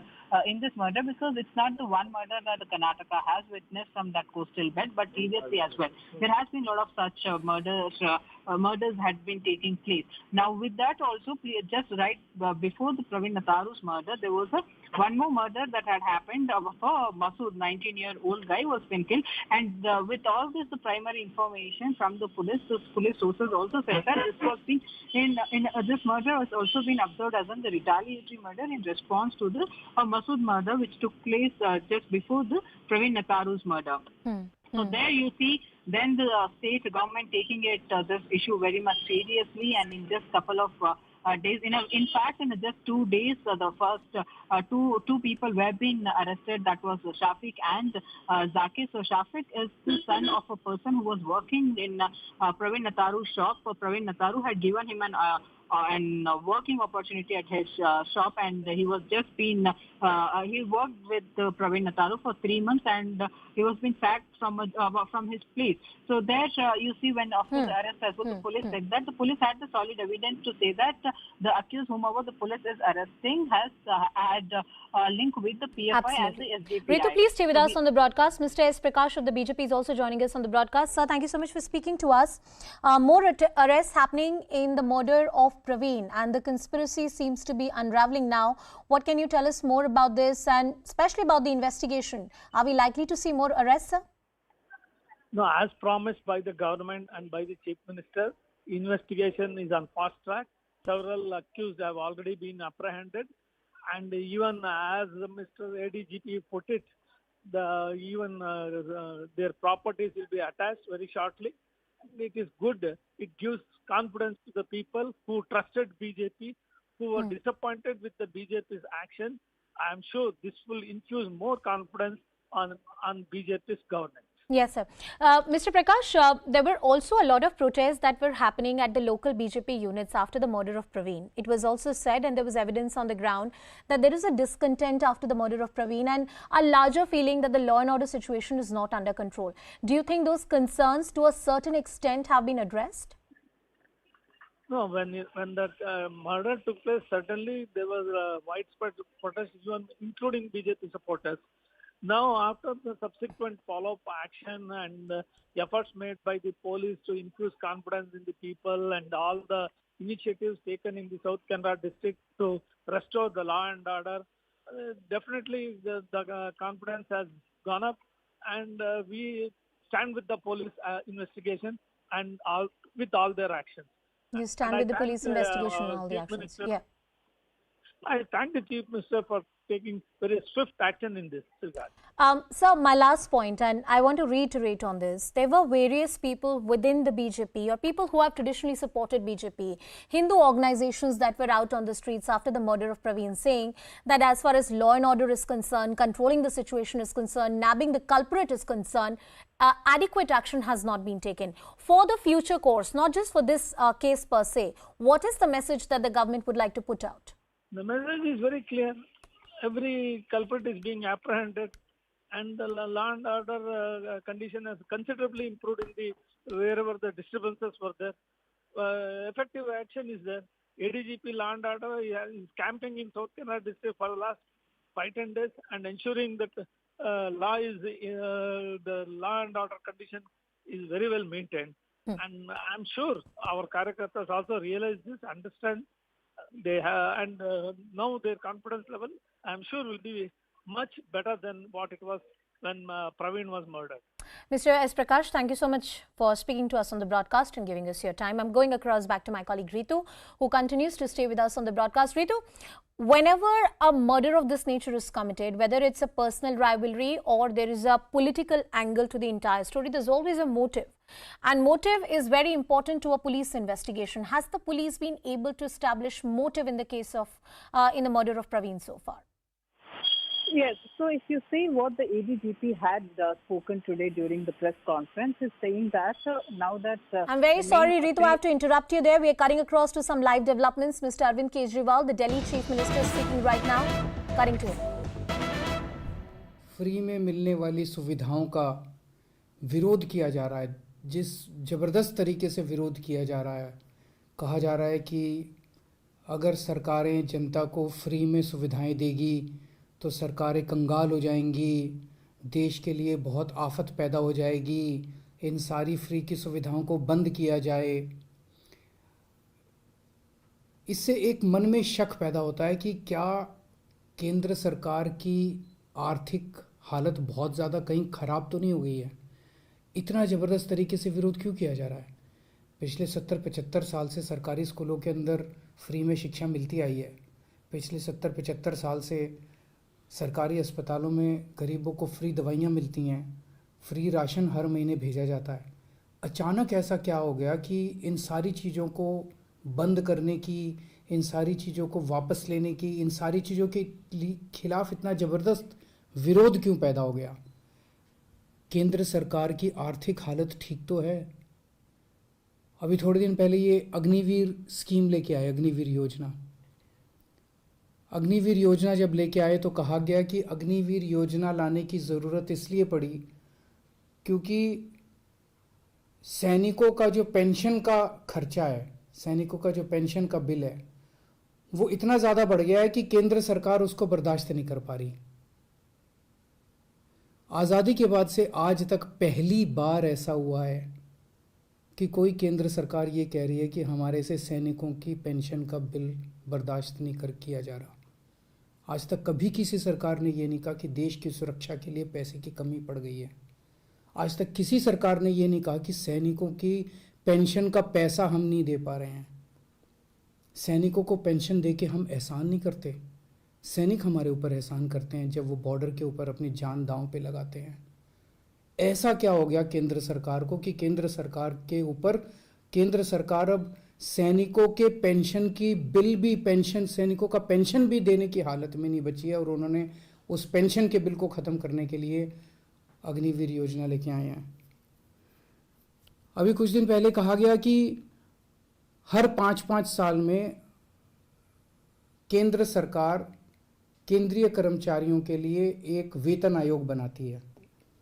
8वां वेतन आयोग अभी बनने वाला था। 8वां वेतन आयोग, केंद्र सरकार ने कहा है कि अब हम 8वां वेतन आयोग नहीं बनाएंगे। 8वां वेतन आयोग क्यों नहीं? हर 10-10 साल में बनता है। 8वां वेतन आयोग क्यों नहीं बनाएंगे? कह रहे हैं कि हमारे पास पैसा नहीं है, पैसे की कमी है। केंद्र सरकार के पास अपने केंद्र के कर्मचारियों का वेतन बढ़ाने के लिए भी पैसा नहीं बचा। कहाँ गया केंद्र सरकार का सारा पैसा? ऐसा केंद्र सरकार की इतनी बुरी क्या हालत हो गई है कि केंद्र सरकार के पास अपने कर्मचारियों को जो हर बार बढ़ाया जाता था, वेतन आयोग बिठाया जाता था, वो भी नहीं बिठा रहे। मनरेगा, देश के गरीब से गरीब आदमी जिसके घर में कुछ भी नहीं होता, उस व्यक्ति को सरकार साल में 100 दिन की दिहाड़ी का पैसा देती है। 100 दिन का काम देती है और फिर 100 दिन का पैसा देती है दिहाड़ी के हिसाब से। केंद्र सरकार कह रही है हमारे पास वो पैसा भी नहीं है देने के लिए। पिछले साल के मुकाबले इस साल उस पैसे में 25% की कटौती कर दी गई है। देश के सबसे गरीब, सबसे मजदूर आदमी, किसान मजदूर, रिमोट इलाकों में जो देश में रहते हैं, गांव में रहते हैं, वो लोग दिहाड़ी के हिसाब से साल में 100 दिन की दिहाड़ी करते थे और सरकार उनको गड्ढे खोदने का काम करते थे, कहीं कुछ सड़क बनाने का काम करते थे, उनको सरकार 100 दिन की दिहाड़ी दिया करती थी। उसमें भी कटौती कर दी गई है। सरकार कह रही है पैसा नहीं है। केंद्र सरकार जितना टैक्स इकट्ठा करती है देश भर से, उसमें से एक हिस्सा राज्यों को देती है। अभी तक ये था कि 42% उस टैक्स का हिस्सा राज्यों को देना होता था। पिछले कुछ वर्षों में ये भी घटा के 29-30% कर दिया गया है। राज्यों को जो पैसा केंद्र सरकार देती है उसकी भी कमी कर दी गई है। कह रहे हैं पैसा नहीं है। आखिर गया कहाँ केंद्र सरकार का सारा पैसा? 2014 में जितना टैक्स इकट्ठा करती थी केंद्र सरकार, उससे तो दुगना तिगुना टैक्स इकट्ठा हो रहा है आज की डेट में। ये सारा पैसा जा कहाँ रहा है? आज़ादी के बाद से आज तक 75 साल मना रहे हैं हम आज़ादी के। पहली बार एक गरीब आदमी की गेहूं और चावल के ऊपर टैक्स लगाया गया, खाने पीने की चीज़ों पे टैक्स लगाया गया है। कभी नहीं लगाया, किसी सरकार ने नहीं लगाया। सबसे क्रूर चीज है ये। एक बिल्कुल गरीब आदमी, एक भिखारी जिसका कुछ नहीं होता, वो भी मार्केट से जब गेहूं और चावल अब खरीद के लाएगा, उसको उस पर टैक्स देना पड़ेगा। किसी सरकार ने इतना क्रूर कदम नहीं उठाया था। गेहूं पे टैक्स लगा दिया, चावल पे टैक्स लगा दिया, गुड़ के ऊपर टैक्स लगा दिया, शहद पे टैक्स लगा दिया, छाछ पे टैक्स लगा दिया, लस्सी पे टैक्स लगा दिया, दही पे टैक्स लगा दिया, पनीर पे टैक्स लगा दिया। क्या जरूरत पड़ गई? ऐसी क्या हालत हो गई केंद्र सरकार की कि गरीब से गरीब आदमी की खाने के ऊपर टैक्स लगाने की नौबत आ गई, जो आज तक 75 साल में कभी नहीं हुआ था। और केंद्र सरकार ने पेट्रोल और डीजल के ऊपर इतना टैक्स लगा रखा है, हर रोज बताते हैं 1000 करोड़ रुपए का, 1000 करोड़ रुपए की पेट्रोल और डीजल से टैक्स पे आमदनी होती है। साल में लगभग 3.5 लाख करोड़ रुपए की आमदनी होती है केंद्र सरकार की पेट्रोल और डीजल पे जो टैक्स लगा रखा है। कहाँ गया ये सारा पैसा? और अब कह रहे हैं कि सारी जितनी सुविधाएं जनता को फ्री में मिलती हैं वो बंद होनी चाहिए। सारे सरकारी स्कूल या तो बंद किए जाएं और या सारे सरकारी स्कूलों में बच्चों से फीस ली जाए, ऐसा कह रहे हैं ये लोग। आप सोच के देखो, अगर सरकारी स्कूलों में फीस लगने लग गई, देश के कोने कोने के अंदर सरकारी स्कूल, वैसे ही सरकारी स्कूलों के अंदर पढ़ाई खराब है, और अगर सरकारी स्कूलों में फीस लगने लग गई तो बच्चे को तो कोई नहीं पढ़ा पाएगा। आधे से ज्यादा बच्चे इस देश के अनपढ़ रह जाएंगे। देश आगे कैसे बढ़ेगा? कह रहे हैं कि सारे सरकारी अस्पतालों के अंदर अब पैसे लगने चाहिए। सरकारी अस्पतालों में जो फ्री का इलाज होता है वो बंद होना चाहिए। सरकारी स्कूलों से मेरे को याद आया कि कई राज्य सरकारों ने अब सरकारी स्कूलों में फीस लगा भी दी है। मैंने मीडिया में खबरें पढ़ी हैं कि एक राज्य के अंदर 120 रुपए महीना फीस लगा दी है, एक राज्य के अंदर 500 रुपए महीना फीस लगा दी है। कहां से लाएगा एक गरीब आदमी 500 रुपए महीना अपने बच्चों को पढ़ाने के लिए? अब ये सारे देश के अंदर सरकारी अस्पतालों के अंदर कह रहे हैं कि सरकारी अस्पतालों में बिना पैसे दिए इलाज नहीं होगा। गरीब आदमी के पास इलाज कराने के पैसे नहीं है, वो कहां से लाएगा पैसे इलाज कराने के लिए? और जिसके पास पैसे नहीं है उसका इलाज नहीं होगा। मर जाएंगे गरीब लोग इस देश के।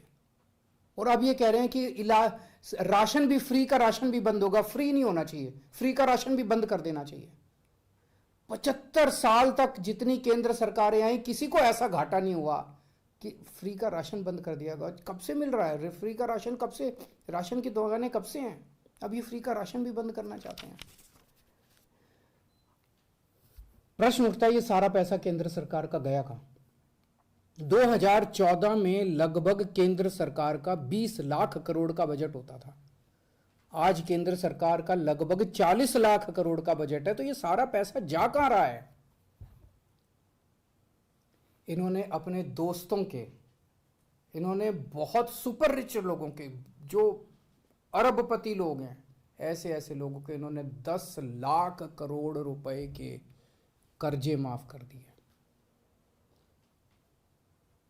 सरकारी पैसे से इन्होंने, इनमें जितने के कर्जे माफ किए, कई इनके दोस्त हैं, सरकारी पैसे से इन लोगों ने सुपर रिच लोगों के, अरबपति लोगों के 10 लाख करोड़ रुपए के कर्जे माफ कर दिए। किसी के 7,000 करोड़ रुपए माफ कर दिए, किसी के 10,000 करोड़ रुपए माफ कर दिए, किसी के 5,000 करोड़ रुपए माफ कर दिए।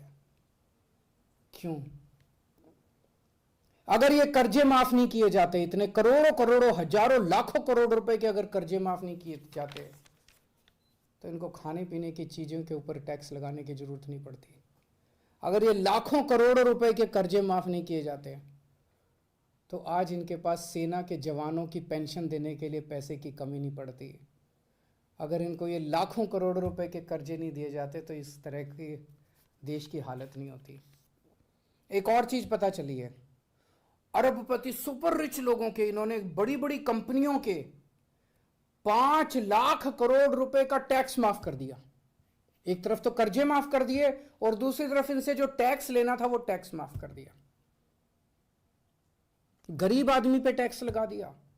आपके गेहूं, आपके चावल, आपकी दही, आपकी छाछ, आपकी लस्सी, आपकी गुड़, आपकी शहद के ऊपर टैक्स लगा दिया। बड़े बड़े अमीर लोगों के 5 लाख करोड़ रुपए के, पिछले कुछ सालों में 5 लाख करोड़ रुपए के इन्होंने टैक्स माफ कर दिए। इन्होंने छूट दे दी इनको। इस देश का आम नागरिक आज ठगा हुआ महसूस कर रहा है। इस देश का आम नागरिक आज धोखा महसूस कर रहा है। ऐसे देश आत्मनिर्भर कैसे बनेगा? ऐसे तो अपने देश के युवाओं का और बच्चों का भविष्य अंधकार में है। अगर ये देश कुछ चंद लोगों के लिए चलेगा, अगर सारा सरकारी पैसा कुछ चंद लोगों पे उड़ाया जाएगा, तो देश आगे कैसे बढ़ेगा? नमस्कार। That's Delhi Chief Minister Arvind Kejriwal directing a direct pot shot at the union government. And not to forget the so-called freebie controversy that has been going on between the BJP and the Aam Aadmi Party. Rupashri Nanda, my colleague, is with us on the broadcast. Rupashri, this is one issue where BJP has trained its guns and the Aam Aadmi Party has responded proportionately. Absolutely. In fact, the Aam Aadmi Party has taken the challenge from the BJP very seriously ever since the Prime Minister actually spoke during the inauguration of the Bundelkhand Expressway. That very day itself, Arvind Kejriwal had responded. Aam Aadmi Party has not just stopped with the Chief Minister making his statements of speaking to the media. He has also taken this entire argument that you just heard to the Aam Aadmi also. And the Aam Aadmi Party is also fighting it out in the court of law, in the Supreme Court itself. The Aam Aadmi Party has pleaded to intervene in this particular case that is going on. Now, the most important point that the Chief Minister made today, or what he tried to convey, is what is the issue with the finances of the central government, that the central government now does not have finances to deal with the ordinary expenses of the government. And according to him, he said that the opposition to welfare schemes is actually coming because the financial health of the central government is not that good. And he gave a few reasons why he thought that. He said one or two points that I can remember immediately is that one of the reasons that was given for the Agniveer scheme is because it was said that the central government did not have the money to pay pensions of the soldiers.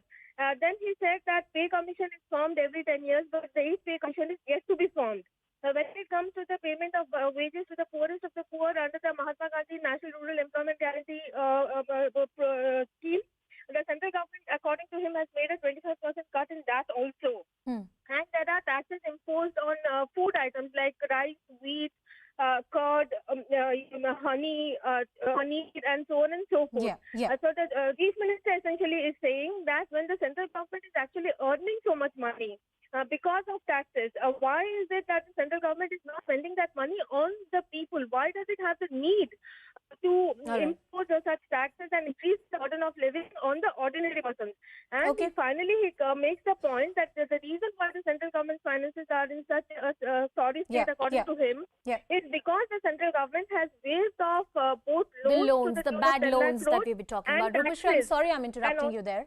I would request you to stay with us on the broadcast. We would need your reportage and analysis on this developing story. My colleague Anshul and Ananya are also waiting patiently. But before that, Mr. Sirsa is joining us on the broadcast. Mr. Sirsa, thank you so much for speaking to us. A direct attack is coming in from Delhi Chief Minister Arvind Kejriwal.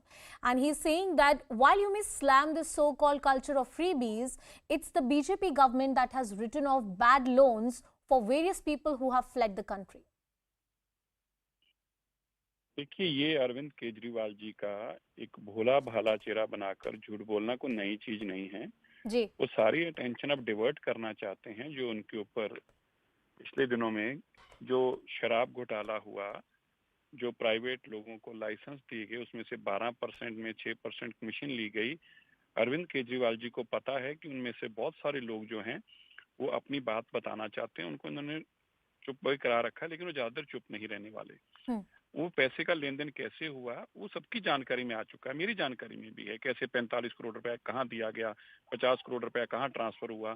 तो अब अरविंद केजरीवाल जी केवल और केवल भोला चेहरा बनाकर ये झूठ बोलने की कोशिश कर रहे हैं। अगर 5 लाख करोड़ किसी को माफ हुआ, 10 लाख करोड़ किसी, उनका नाम बता दें किसको माफ हुआ। लेकिन हमने सिरसा तो जी एक राजनीतिक आरोप या एक तरीके का जो अटैक है वो इस बात पे भी हुआ है कि आपने छोटी छोटी चीजों पर जीएसटी लगा दिया है, महंगाई बढ़ गई है, आप जो हमारे देश के जवान हैं उनकी पेंशन देने में आपको दिक्कत होती है, ये बात तक आज अरविंद केजरीवाल जी ने बोली। इसके बारे में क्या कहेंगे? नहीं, ये उनका एक स्टाइल है, ये उनका एक स्टाइल ऑफ फंक्शनिंग है कि देखिए जवानों को, कि उनको लगता है कि इससे आर्मी का सेंटीमेंट मैं जीतूंगा, इससे जो एक गरीब आदमी की तरफ मैं ध्यान आकर्षित करूंगा। ये उनकी कला है, इसमें कोई शक नहीं है कि एक बहुत बड़े कलाकार हैं अरविंद केजरीवाल। किस आर्मी वाले की पेंशन नहीं गई, अरविंद केजरीवाल को ये जवाब देना चाहिए। किस जवान ने उनको कहा कि पेंशन नहीं मिल रही? ऐसा हुआ है कि किसी को पेंशन देश में ना मिली हो? कभी आपने सुना? आप एक पत्रकार हैं, आप इतना बड़ा टीवी चैनल चलाते हैं, कि आपके संज्ञान में ऐसी बात आई कि किसी को पेंशन ना मिली हो? तो आपको भी ये पूछना चाहिए। आप पूछेंगे किससे? अरविंद केजरीवाल तो किसी को मिलते ही ना तो केवल अपना आगे माइक रखकर प्रीसी करते हैं। सिरसा साहब प्रेस कॉन्फ्रेंस करें तो हम लोग पूछ भी लें, ये तो खैर उनकी एक एड्रेस था जो उन्होंने दिया था। नहीं, मैं आपको ये बताने लगा हूँ कि देखिए जवानों के नाम से भी झूठ बोल रहे हैं, वो आर्मी के नाम से भी झूठ बोल रहे हैं। ये सब कुछ वो क्यों कर रहे हैं और अचानक क्यों शुरू हुआ? इसलिए शुरू हुआ कि सीबीआई में केस रजिस्टर हो चुका है। जो पैसा ट्रांसफर हुआ गोवा इलेक्शंस में, जो पैसा ट्रांसफर हुआ पंजाब इलेक्शंस में, उसका सच बहुत जल्दी हम आपके सामने लाएंगे। ये उन चीजों से बचने का, लोगों का ध्यान बटाने का एक तरीका है। और मैं फिर से आपको याद करा दूं, उन्होंने किसी एक आदमी का 5 लाख करोड़, 10 लाख करोड़, 10 लाख करोड़, मेरे से तो एक गिनती भी नहीं होती। अगर किसी का माफ हुआ है तो क्या आप मीडिया के लोग चुप रहते? अब तक आप भी सबसे पहले वो कागज लेकर बैठे होते। ऐसा नहीं है कि आप लोग चिंतित नहीं है देश को लेकर। मेरा ख्याल है ये सही होगा कि आप भी चिंतित हैं, और ऐसा कुछ हुआ होता तो आप भी चुप ना रहते। लेकिन ऐसा अरविंद केजरीवाल माइक पे बोलेंगे, उनसे कोई सवाल तो पूछ नहीं सकता सामने से।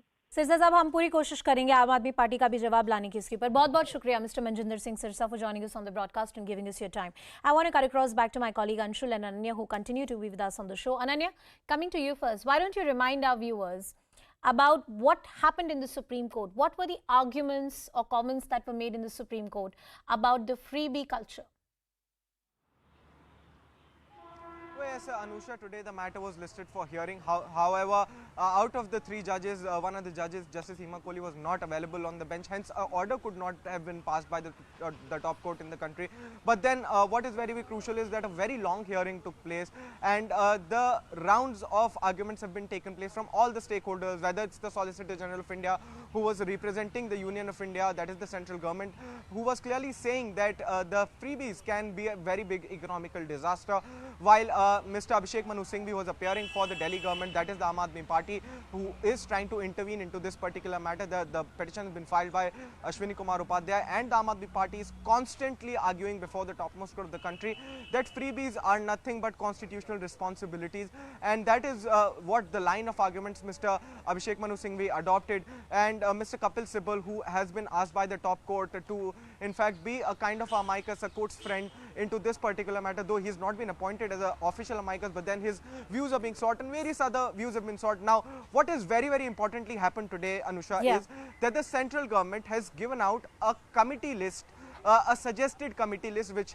should be headed by a former Comptroller and Auditor General of India, that is the CAG. A former CAG should head it. Apart from that, it should have representatives from the central government, which should include a central government secretary, a state government secretary from all the states. I want to request you to just pause for a moment. I will come back to you, and these are important points you're making about what is happening at the Supreme Court and also the sort of committee which is being proposed by the union government. We're getting political voices. Alka Lamba is also joining us on the broadcast. Alka ji, बहुत-बहुत शुक्रिया हमसे बात करने के लिए. Some sharp criticism and attack coming in from the Aam Aadmi Party convener and Delhi Chief Minister Arvind Kejriwal over the BJP government and the entire criticism of the so-called freebie culture. He is also talking about the bad loans that have been written off and the problems of inflation across the country. How do you see these comments? देखिए, मैं आपके दर्शकों को समझने के लिए समझा रही हूँ. आप एक मजदूर भी जब मजदूरी करता है और उसके बाद चूल्हा जलाने के लिए माचिस भी खरीदता है, उस पर टैक्स देता है. आज आटे पे भी टैक्स है. तो जो टैक्स देता है वो पैसा कहाँ जाता है? सरकारी खजाने में. सरकार उस खजाने से अगर राहत दे रही है, इतनी जब महंगाई और बेरोजगारी है, तो कोई एहसान नहीं कर रहे. दुख की बात है कि उस राहत को दिल्ली की केजरीवाल सरकार ने मुफ्त नाम दे दिया. मुफ्त बिजली, मुफ्त पानी, मुफ्त कुछ नहीं है. मुफ्त अगर कोई ले रहा है तो मुख्यमंत्री, विधायक ले रहे हैं. कैसे? टैक्स दे रहा है वो गरीब मजदूर, कारोबारी और मध्यम वर्गीय, वो खजाने में जाता है. उससे क्या करते हैं? अपनी वीआईपी सुरक्षा पे खर्च करते हैं. उस सरकारी खजाने को करोड़ों के अपने विज्ञापनों पर खर्च करते हैं. अपने घरों को सजाने में 9 करोड़ रुपया मुख्यमंत्री ने अपने घर को स्विमिंग पूल और सजाने पे खर्च किया. इनके वेतन, वीआईपी सुरक्षा, इस पे तो मुफ्तखोरी वो है. आप कोई एहसान नहीं कर रही है. पैसा जनता का है. जनता को राहत, खासतौर से जब बेरोजगारी और महंगाई हो, ये राहत बनती है. पर दुख की बात है कि सरकार उस पैसे को अपना पैसा मान रही है, जबकि वो जनता का पैसा है. कोई एहसान नहीं कर रहे. ये राहत बनती है. लेकिन दुख की बात है कि दिल्ली की केजरीवाल सरकार ने ये मुफ्त शब्द जब से इस्तेमाल किया है, तब से एक आत्मसम्मान, मैं कह रही हूँ, गरीब मजदूर का गिरा कर रख दिया है. और ये एक चुनावी हथियार बन गया है. वोट लेना है, मुफ्त मुफ्त मुफ्त मुफ्त. अरे मुफ्त कुछ नहीं है. ये जो मुफ्त आप कह रहे हैं वो जनता का ही तो पैसा है जो आपके खजानों में भरा हुआ है. बहुत बहुत शुक्रिया अलका जी हमसे बात करने के लिए. And Alka Lamba of the Congress Party talking about the kind of language which is being used and how it's not appropriate. Of course, this is a political contest and a political war of words. My colleague Anshul is also with us on the broadcast. Anshul, tell us more about the sort of reactions that you've picked up from the BJP and the Aam Aadmi Party. This war of words between the two political parties is indeed not new. It's been going on.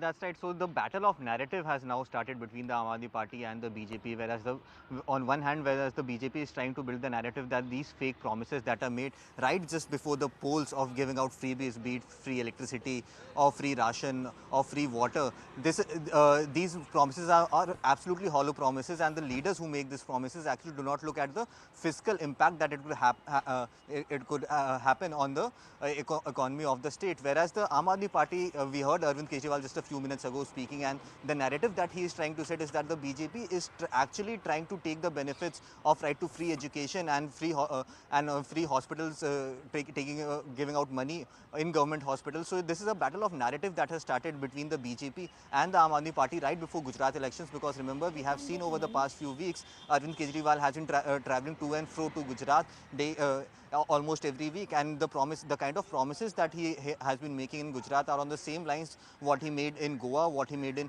Punjab as well. However, we saw in Punjab that the very next day when the government was formed and Bhagwat Mann was sworn in as the chief minister, he straight away came to the centre and asked for additional funds to get Punjab out of a very difficult economical situation. Even just a few days ago, when the Niti Aayog meeting happened, Bhagwat Mann again raised an issue of asking for almost rupees 20 lakh from the central government so that the fiscal of Punjab could be handled. And even after that, he went ahead and fulfilled the poll promise of giving out free 300 units of free electricity. So the BJP that is trying to set the narrative is that all these promises are hollow promises, and there is nothing true. There is nothing that comes for free for the people, and eventually through various other taxes, this money is get transferred to the government funds. And whereas the Aam Aadmi Party is still trying to propagate the message that nothing comes for free. The things are the BJP. What is BJP is trying to say is that nothing comes for free, whereas the Aam Aadmi Party has been saying that yes, you rightly point out, these Anshul, can come for free if you rightly give it point the right out that positions.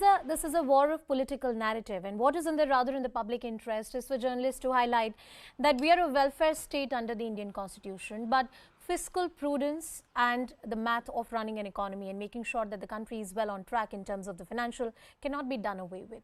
We'll continue tracking this political narrative. Thank you, Anshul, for joining us on the broadcast. My colleague Ananya also getting us all the details. Rupashri Nanda tracking all the developments from the Aam Aadmi Party, slipping into a very short break.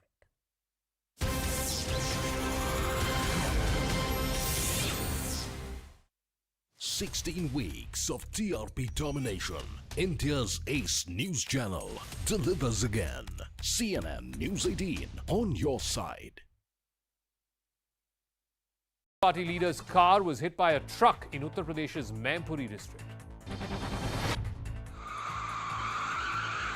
The truck rammed into Devendra Singh Yadav's car on a relatively busy road and then dragged the vehicle for more than 500 meters before finally stopping. Bystanders ran after the truck and helped the passengers out of the car. The SP leader was in the car. He was returning home from the party office when the accident happened. His condition is believed to be stable. The errant truck driver has been arrested and an investigation is underway. The centre has given the green light for biological ease Corbevax being administered as a precautionary dose. So those who've taken Covishield or Covaxin as their dose 1 or 2, they can take Corbevax as a booster 6 months after their second dose. This is the first time that the booster dose is different from the one that's been used for primary vaccine. Domestic airlines are free to decide what to charge passengers from the 31st of August. The government has done away with limits on airfares which were placed when the pandemic began in 2020. The move is expected to help the aviation sector recover from large losses. China's military says it completed tasks around Taiwan, but now plans regular patrols in response to Nancy Pelosi's visit there last week. Beijing is signaling an end to days of war games, but at the same time, it's keeping up pressure on Taiwan. Fuming over US House of Representatives Speaker Nancy Pelosi's visit to the island, China had extended its largest ever exercises around Taiwan beyond the 4 days originally scheduled. The drills included launching ballistic missiles, some of which flew over capital Taipei, and simulated sea and air attacks in surrounding skies and waters. PLA's Eastern Theatre Command said it had successfully completed various tasks around Taiwan and effectively tested the integrated combat capabilities of its troops. But China warned that its forces will keep an eye on changes in the situation in the Taiwan Strait and continue to train and prepare for combat. Moscow's 40-year wait for a strategic bomber could finally end. The Pakda is expected to start test flights in 2024. The Pakda is a new nuclear-capable bomber. The Pakda is Russia's counter to the US B-21 Raider. The full production of this bomber remains uncertain. Western sanctions over Ukraine war are looming on Russia, and therefore it is difficult to maintain the supply chain required to produce the Pakda.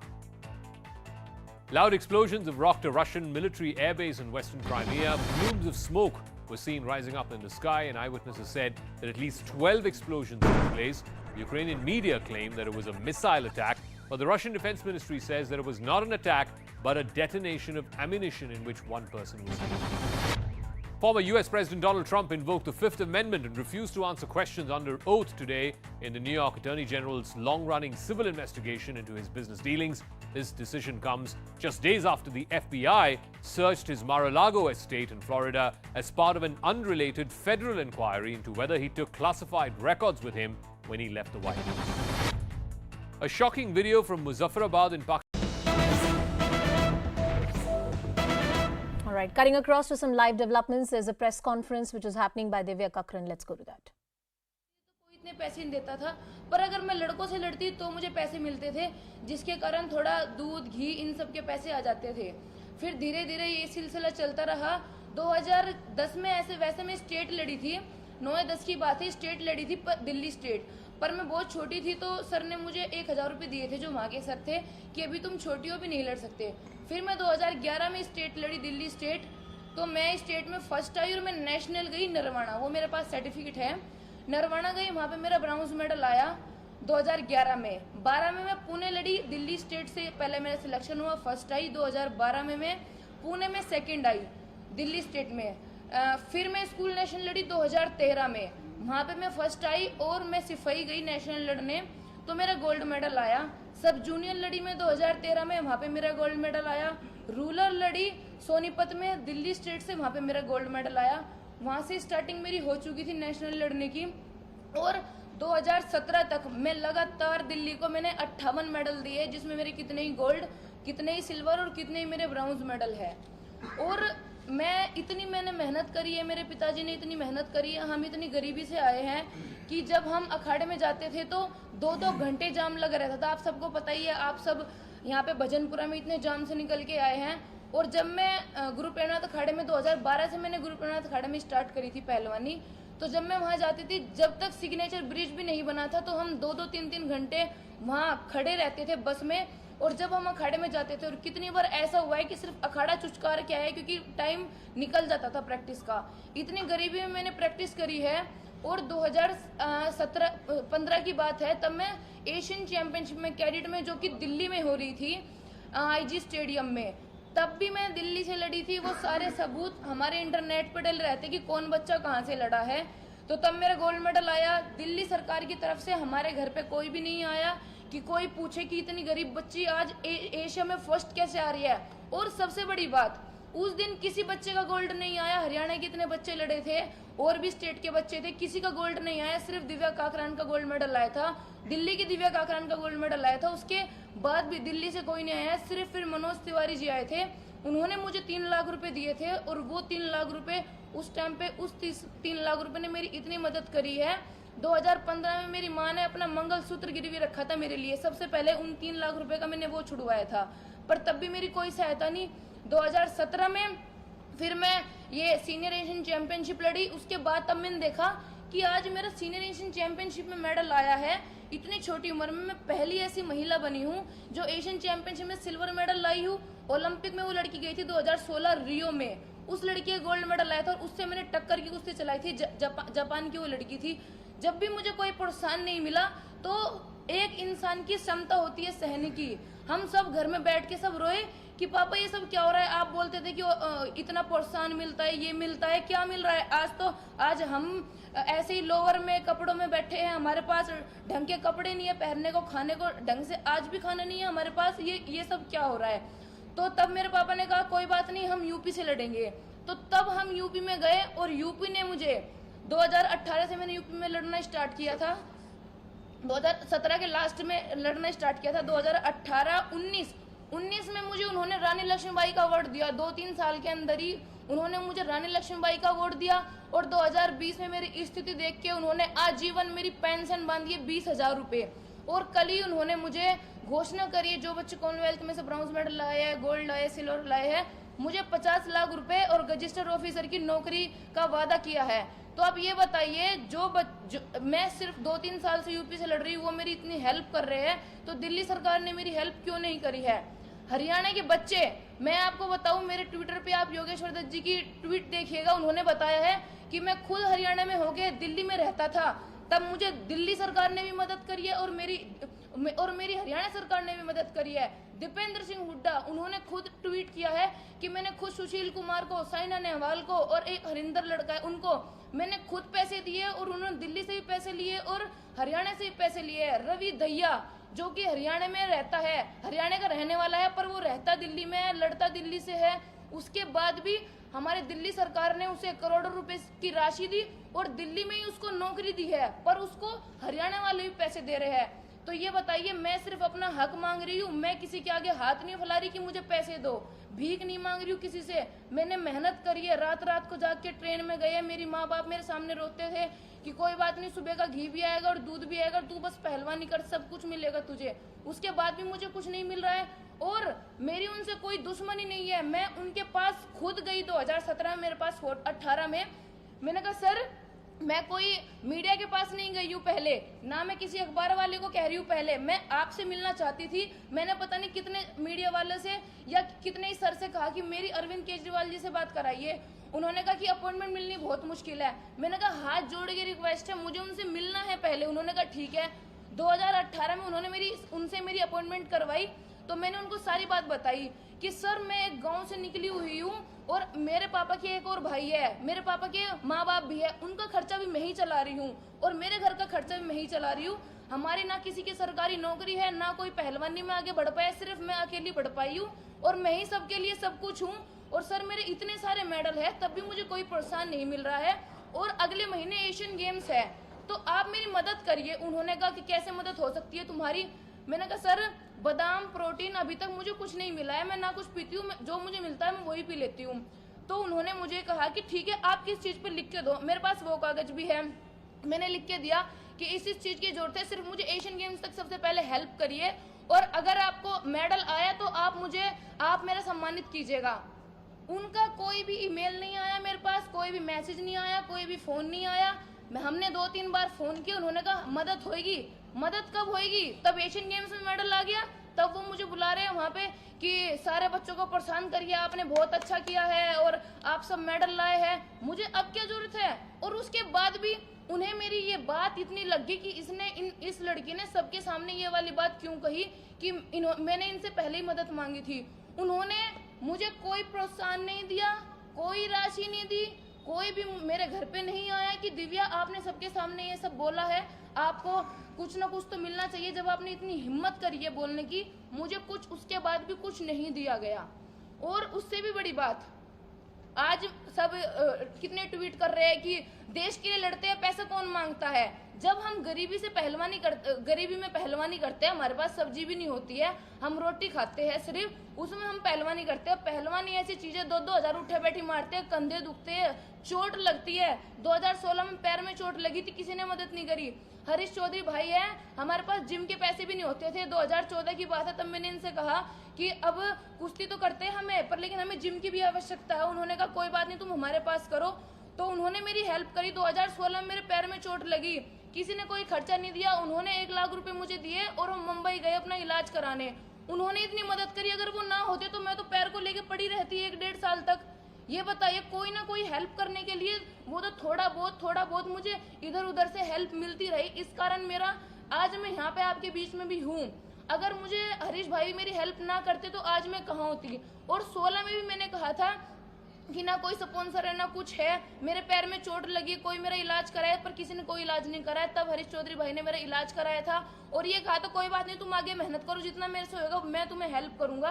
तो कभी supplement दे दिया, कभी घी दे दिया, कभी दूध दे दिया, कभी protein दे दिया, इन सब से उन्होंने मेरी हेल्प करी। अब मेरे भाई की भी हेल्प कर रहे हैं वही, क्योंकि अब तक तो मुझे कोई प्रोत्साहन नहीं मिला है। तो हम अमीर तो हुए नहीं है कि हमारे लग्जरी लाइट गाड़ी खड़ी, हमारे पास बंगला खड़ा है, हमारे पास आज भी हमारे पास सिलेरियो गाड़ी खड़ी है जो 2017 में ली थी, 5 साल से हमारे पास है। मैं देश के लिए इतने मेडल तो ला पाई, पर लेकिन दिल्ली का दिल नहीं जीत पाई मैं, दिल्ली सरकार का दिल नहीं जीत पाई मैं। तो अब बताइए कि मेरी गलती कहाँ पे है। और मैंने इतनी मेहनत करी है, जहाँ तक पहुंची। मेरे पिताजी यहाँ पे बैठे हैं, इन्होंने इतनी मेहनत करी है। मैं तो सिर्फ अपनी बातें रख रही हूँ, आप सब तो इसे राजनीतिक मुद्दा बना रहे हैं। बताइए। और रेलवे से मैं लड़ती हूँ, तो अब मैं यूपी की हूँ, मैं रेलवे से लड़ सकती हूँ, मैं रेलवे लड़ रही हूँ, तो तब भी मुझे यूपी इतना प्रोत्साहन कर रहा है, तब भी मुझे यूपी इतना दे रहा है।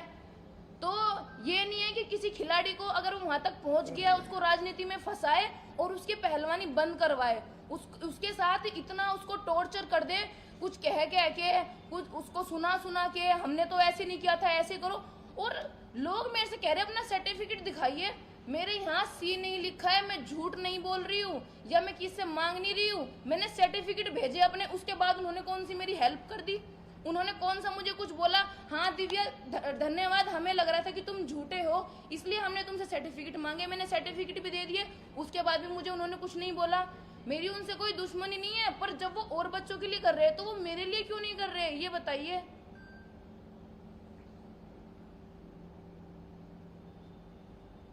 आप लोगों को कोई क्वेश्चन है तो आप बोलिए। अरविंद केजरीवाल से जब आपकी मुलाकात हुई, आपने 1-to-1 मुलाकात की थी? हाँ जी, फेस टू फेस। मुलाकात के बाद भी कोई मदद नहीं पहुंची? कोई मदद नहीं पहुंची, ये रहा। और मेरे पास फोटो भी है उनसे मिलते हुए का, मेरे पिताजी गए थे, मेरा बड़ा भाई गया था, उनसे हाथ मिलाते हुए का फोटो है।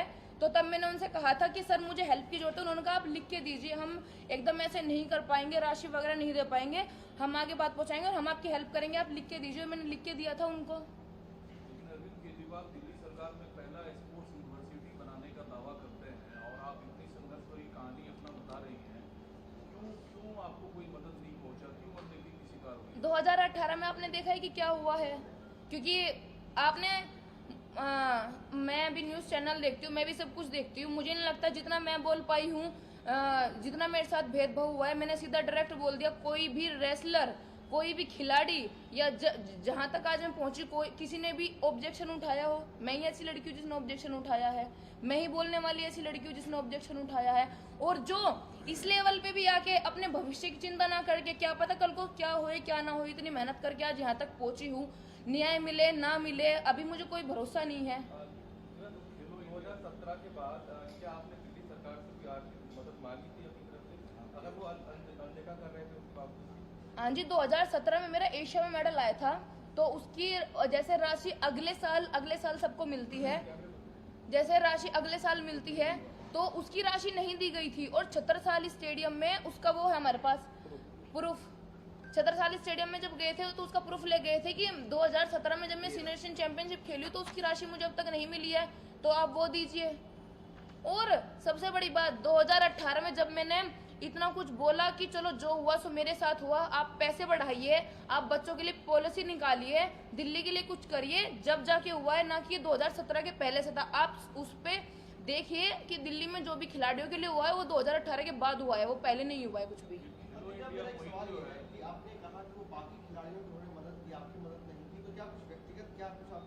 नहीं, मैंने आपको बताया कि मैंने जब मैंने उनसे पहले हेल्प मांगी तो उन्होंने पहले हेल्प नहीं की। जब मैंने 2018 में सबके सामने वो चीज़ बोली तो मुझे लगता है कि शायद उन्हें वो चीज़ बुरी लगी, पर लेकिन मैं अब भी मेरे से कितने मीडिया वालों के सवाल हुए, जवाब हुए, अखबार वालों ने न्यूज़ मांगी, तो अब भी मुझे लगता है कि क्या पता वो अब ये चीज़ बोले कि हाँ उस टाइम पे हमारे आप ध्यान में नहीं आए, या हम देख नहीं पाए, या हमारे से गलती हुई है, हम आपको अब प्रोत्साहन करना चाहते हैं, हम अब आपको सम्मान देना चाहते हैं। अब भी मुझे उम्मीद है उनसे कि वो, क्योंकि अब तो सब कुछ उनके सामने आ चुका है। ये कहा जा रहा है कि दिल्ली सरकार हर साल 100 एथलीटों को 16 लाख रुपए ऐसा देती है, तो वो ये दावा कर रहे हैं, तो आपको क्यों मदद नहीं दे रहे? तो क्या व्यक्तिगत कुछ निशाना आपको बनाया जा रहा है? ये जो प्रॉमिस कर रहे हैं 2018 के बाद के सारे प्रॉमिस, क्योंकि मैं दिल्ली में 2017 तक रही हूँ, आप रिकॉर्ड चेक करिए इंटरनेट पे, जो भी उन्होंने 16 लाख रुपए या 15 लाख रुपए जो पॉलिसी निकाली है बच्चों के लिए, बड़ों के लिए, वो 2018 में निकली है, जब मैंने वो सब बोला है बच्चों के लिए। मैंने ये बोला है कि विदेश में ये होता है, आप सब भी सुनिए, विदेश में क्या होता है, बच्चों को पहले राशि दी जाती है, पहले उनकी मदद की जाती है, बाद में इतना प्रोत्साहन नहीं मिलता उनको, इतना वो नहीं करते, पर पहले करते। तो यही बात मैंने बोली थी कि जो मेरे साथ हुआ वो और बच्चों के साथ ना होए, वो करा जाए, और वो हुआ, मुझे छोड़ के सबको मिला वो। दिव्या, अभी आपके ट्वीट के बाद किसी ने संपर्क करने की कोशिश की आपसे दिल्ली सरकार में, क्योंकि सौरभ भारद्वाज का लगातार कमेंट आ रहा है और हाँ जी, नरेश बालियान भी कह रहे हैं बहुत कुछ, किसी ने संपर्क करने की कोशिश की? नहीं। Well, that was Divya Kakran, and she's clearly asking Delhi government various questions, primarily the fact that she never got support and now she's only facing questions and some kind of political jibes. My colleague Akash Sharma is joining us on the broadcast. Akash, help us understand why Divya is so miffed, what is the kind of support she wanted and what she hasn't gotten. We also saw recently some kind of objections or questions being asked by the likes of Saurabh Bharadwaj on social media towards and from Divya. Right. So, Ridhima, first of all, Divya is clearly saying that she's coming from not very fair background and she needed financial aid. And just because she's a wrestler, she was expecting from Delhi government. But, from 2011 to 2017, the time when she played, she represented Delhi, she was not provided any sort of help. And it was only 2018 when she did not get any help, she moved to UP and represented UP government. Now, the allegations are that, in fact, in 2018, she met Arvind Kejriwal and, asked him to help her just because she was not having some very good conditions at her house. But even at that time, as per her, Arvind Kejriwal asked her for all these requirements, and she gave those requirements in detail. But even after that, she was not provided any sort of help, and then only she moved to UP government. Now she is saying that, even now she has not received any sort of call from any officer or anyone from the Delhi government, but also she's saying that, people are calling her now and saying that you have lied on social media and, how can you say like that, and different sort of comments. Yeah. Further, let me also tell you that, this all started with the particular tweet where they were alleged that Delhi government did not help her, did not provide any sort of financial help, and after that we saw how Saurabh Bharadwaj came out in public and said, Saurabh Bharadwaj is the official spokesperson of Aam Aadmi Party and also a member in Delhi Jal Board, and he categorically said that, Divya is lying just because she is playing for UP government. In fact, he posted some sort of clippings where it was mentioned that Divya is actually playing for UP government. Also, after that, in the morning, we had a word with Manoj Tiwari, and Manoj Tiwari's name was very much mentioned in this particular press conference where Divya said that the first financial help that she got was from Manoj Tiwari. In fact, Manoj Tiwari said that he was the one who provided 3 lakh rupees, to Divya, and using that money, she recovered all those things that were with people because of the financial, atrocities at that point of time. Okay, Akash. Also, let me tell you that I appreciate Akash for joining us on the broadcast, and more importantly, the fact that the athlete is raising various questions about the manner in which the Delhi government did not support her or should have supported her, and how various leaders from the BJP had come forward. Is this some kind of problems that she has had with the government, or she's getting caught in the political crossfire? We'll continue tracking this story and much more here on CNN News 18. On the other side of a quick break, stay with us. We'll continue tracking all the big developments here.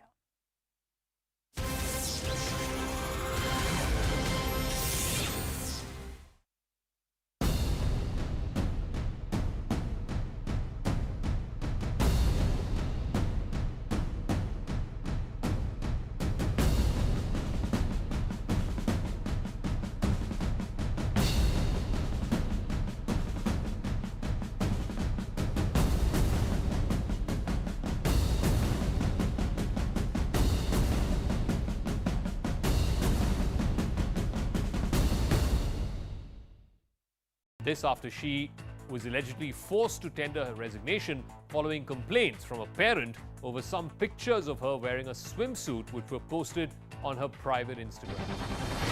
Justice Uday Umesh Lalit has been appointed as the 49th Chief Justice of India after President Draupadi Murmu signed his warrant of appointment. He will assume charge on the 27th of August, a day after the incumbent Chief Justice N.V. Ramana retires. Justice Lalit will have a brief tenure of less than 3 months. He will retire in November. Comedian Raju Srivastav suffered a cardiac arrest while working out in a gym in Delhi. The 58-year-old was working out on a treadmill when he had chest pain and he collapsed. He was rushed to the All India Institute of Medical Sciences where he was given CPR twice and revived. He's now said to be out of danger.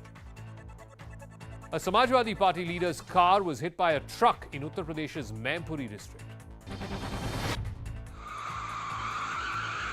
The truck rammed into Devendra Singh Yadav's car on a relatively busy road and then dragged the vehicle for more than 500 meters before finally stopping. Bystanders ran after the truck and helped the passengers out of the car. The SP leader was in the car. He was returning home from the party office when the accident happened. His condition is believed to be stable. The errant truck driver has been arrested and an investigation is underway. The centre has given the green light for biological E's Corbevax being administered as a precautionary dose. So those who've taken Covishield or Covaxin as their dose 1 or 2, they can take Corbevax as a booster 6 months after their second dose. This is the first time that the booster dose is different from the one that's been used for primary vaccination. Domestic airlines are free to decide what to charge passengers from the 31st of August. The government has done away with limits on airfares, which were placed when the pandemic began in 2020. The move is expected to help the aviation sector recover from large losses. China's military says it completed tasks around Taiwan, but now plans regular patrols in response to Nancy Pelosi's visit there last week. Beijing is signaling an end to days of war games, but at the same time, it's keeping up pressure on Taiwan. Fuming over US House of Representatives Speaker Nancy Pelosi's visit to the island, China had extended its largest ever exercises around Taiwan beyond the 4 days originally scheduled. The drills included launching ballistic missiles, some of which flew over capital Taipei, and simulated sea and air attacks in surrounding skies and waters. PLA's Eastern Theatre Command said it had successfully completed various tasks around Taiwan and effectively tested the integrated combat capabilities of its troops.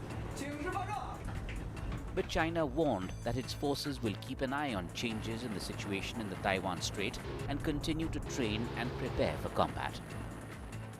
Moscow's 40-year wait for a strategic bomber could finally end. The Pakda is expected to start test flights in 2024. The Pakda is a new nuclear-capable bomber. The Pakda is Russia's counter to the US B-21 Raider. The full production of this bomber remains uncertain. Western sanctions over Ukraine war are looming on Russia, and therefore it is difficult to maintain the supply chain required to produce the Pakda.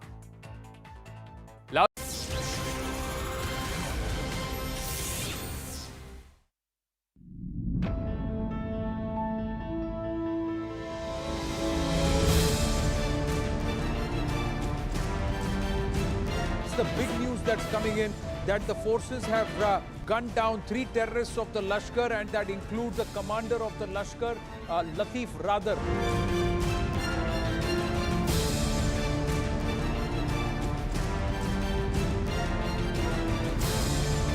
Let me ask you, how was that moment for you when the national anthem was played and the national flag went up after your win?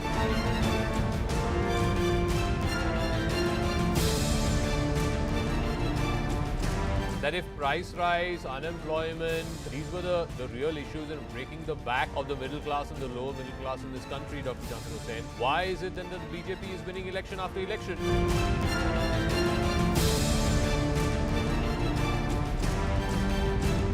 Anshul Abhijit, my question to you is, should you be celebrating or really ensuring that this alliance actually functions? Because we have seen what happened in Maharashtra. You were celebrating and the ground beneath Uddhav Thackeray's feet shifted.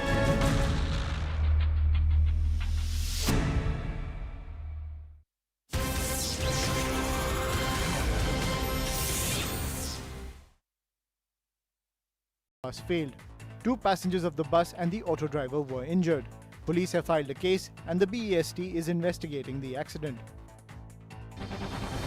A day after dumping the BJP and allying with the RJD again, Nitish Kumar took oath as Bihar Chief Minister for a record 8th time today. Tejashwi Yadav was sworn in as the Deputy Chief Minister. Just minutes after the ceremony, Nitish Kumar took a potshot at Prime Minister Modi, asking if he is sure that he will return to power in 2024. नहीं हम किसी चीज के उम्मीदवार का हम कोई दावेदारी नहीं, लेकिन इतना तो जरूर कर दीजिए ना कि 14 में जो आए 24 तक के आगे रह पाएंगे कि नहीं रह पाएंगे वो अपना सवाल। A day before the release of his movie Lal Singh Chaddha, actor Amir Khan visited the Golden Temple today. Amir Khan also addressed calls by right-wing groups to boycott his movie based on some of his old comments. He said he apologizes if he hurt anyone's sentiments. अगर मैंने किसी का दिल दुखाया है किसी चीज़ से तो मुझे उस बात का दुख है और मैं किसी का दिल नहीं दुखाना चाहता हूँ और आई थिंक बाकी अगर लोगों को जिनको फिल्म नहीं देखनी है तो मैं उस बात की इज्जत करूँगा क्या कर सकते हैं। This is a shocking incident from Nalgonda in Telangana where a college student was repeatedly stabbed by a man who had been stalking her and harassing her for months. On Tuesday, the accused finally approached the student on the pretext of discussing something and then stabbed her in the face, as well as the hands, stomach and legs. Her condition is said to be stable and the man in question has been arrested. There were shocking scenes outside a pub in Gurugram. Here's why.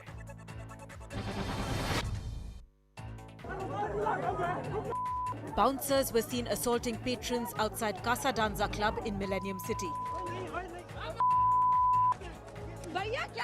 The bouncers mercilessly kicked, slapped and punched guests outside the pub. Even women were not spared from their abusive behavior. These shocking scenes played out after an argument broke out between the guests and a bouncer. The incident happened on the 7th of August, but still no action has been taken against the bouncers.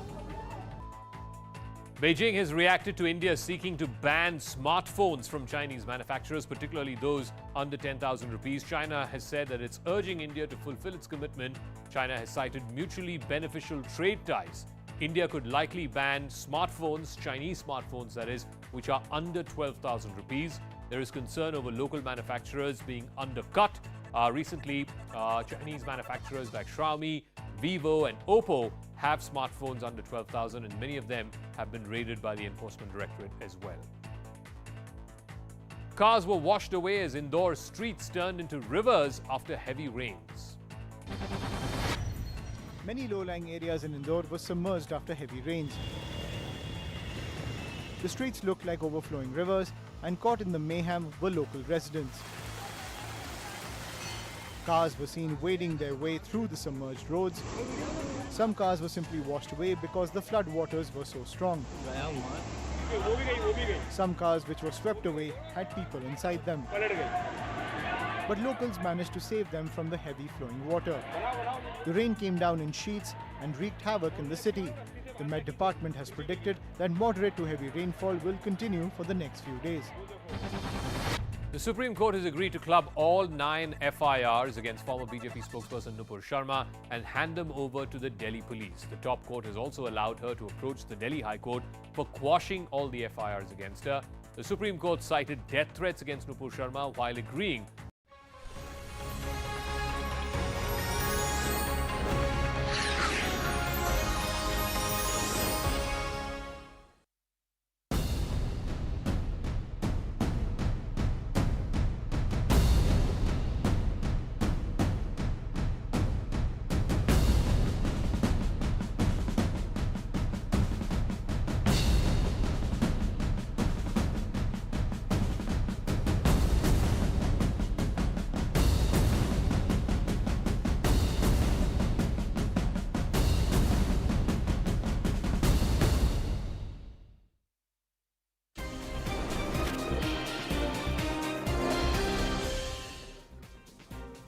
Namaste, you're on The Nation at 5. I'm Anand Narsimhan coming to you live from the CNN News 18 newsroom, ladies and gentlemen.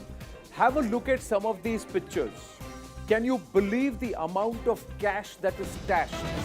If I were to tell you, ladies and gentlemen, that these visuals, this cash, Income Tax Department took 13 hours to count this money. They had counting machines, but they took 13 hours to count this money. If you look at these pictures, ladies and gentlemen, it's stacked. You can count the layers of cash. These are all wads of 500 rupee notes. And there are some wads of 2,000 rupee notes, all stacked in the farmhouse. And this is in one remote small city in Maharashtra.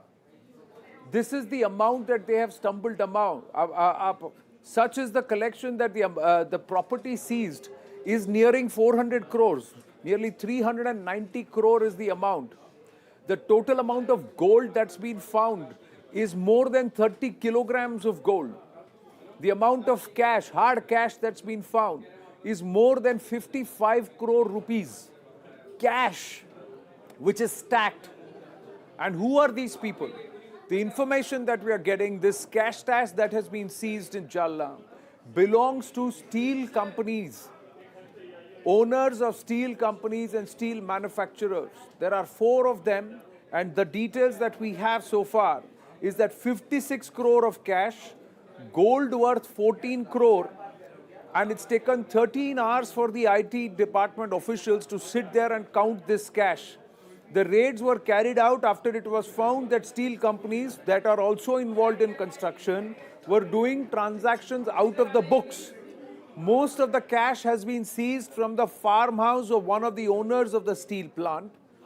And in the current search, the IT has found unaccounted income to the tune of 300 crore rupees, if not more. The total amount is estimated to be about 390 crore. Ashish Banerjee will be joining us here in the newsroom, but here is a ground report from one of our colleagues and collaborators at News 18 in Maharashtra.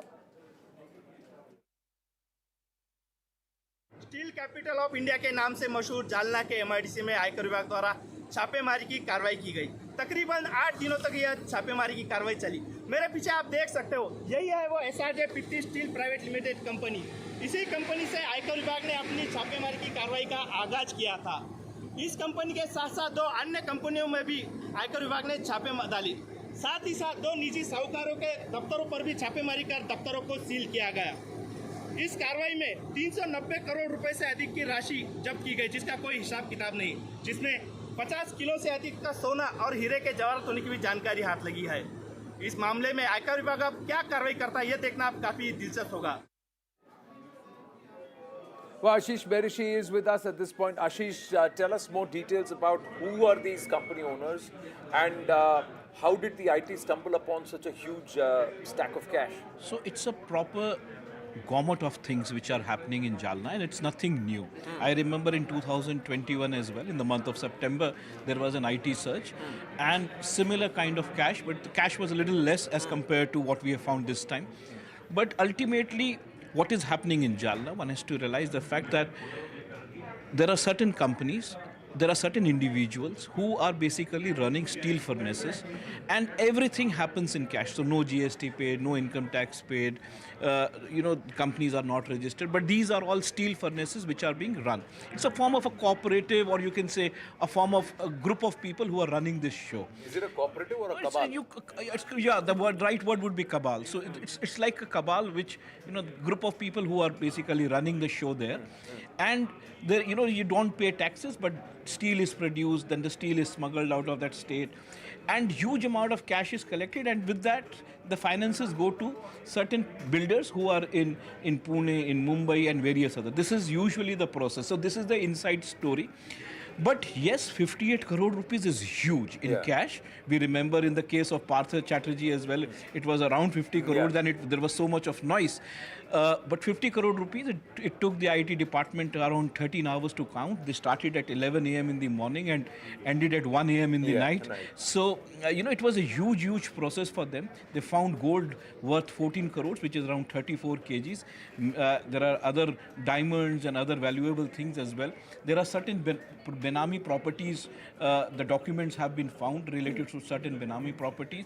There are many more things which have been found, which the income tax department is looking at. But this is like, it's a regular process in that belt of Aurangabad, Nasik and Jalna, where steel furnaces are running illegally. And it seems to be that, the administration is very much hand in glove. And that is why, they are prospering like this. So 2 individuals, 2 companies have been raided. One is SR Steel, one is Kalika Steel. And most of the cash has been found from the farmhouse of one of the owners. Now, interestingly, the income tax department, they decorated their cars as if, the Baratis are going, and, there were around 260 odd people who raided at, various locations. So they had the police force as well, and they had the income tax department officials. So, but to camouflage the entire thing, they decorated their cars as if, the Barat is traveling towards that area. Oh, it was like a wedding procession. It's like it was like, decorated like a Shadi ki Barat. Yeah, Shadi ki Barat, and ultimately they divided themselves into five teams and then got into the various locations where they found cash. So they had an idea that something like this was happening, and we are already seeing those visuals and the huge amount of this huge amount of cash, Yeah. and these are all 500 rupee wards which we are seeing. There are also some 2,000 rupee stacks which are seeing. But you are saying it was all found at the farmhouse of one of the owners. Yeah. Are these two owners linked with each other? So that's what I was telling you. It's like a group. Everybody knows. It's a very small district in Marathwada, Jalna. Everybody knows each other. Everybody works with each other. No taxes are paid. The cabal is moving cash from one So where location. does the steel come from? If it's a steel furnace, so obviously So it's basically the scrap. ore. It's basically the scrap. Okay. So the scrap goes to the furnace. Then the steel is produced. Then it is smuggled out of the state without giving any taxes. It goes to various builders in Maharashtra. So then it is linked to the construction business. Yeah. So this is nothing new. You might have found huge amount of cash. People, in Mumbai was telling me that this is actually a small amount of cash as compared to the kind of dealings that these people do in Jalna. So this is a small amount as compared to what they actually The actual amount is. Yeah, So it's the tip of the iceberg. Yeah, it's kind just of the thing. tip of the iceberg. It's the tip. But are there any political connections that are being seen? Not yet. And are there other furnaces also which are now going to be raided? Because if this is an open modus which is a norm there, so you said that there could be some administrative hand in glove. So we can till where expect- will this go It's to? very difficult to say.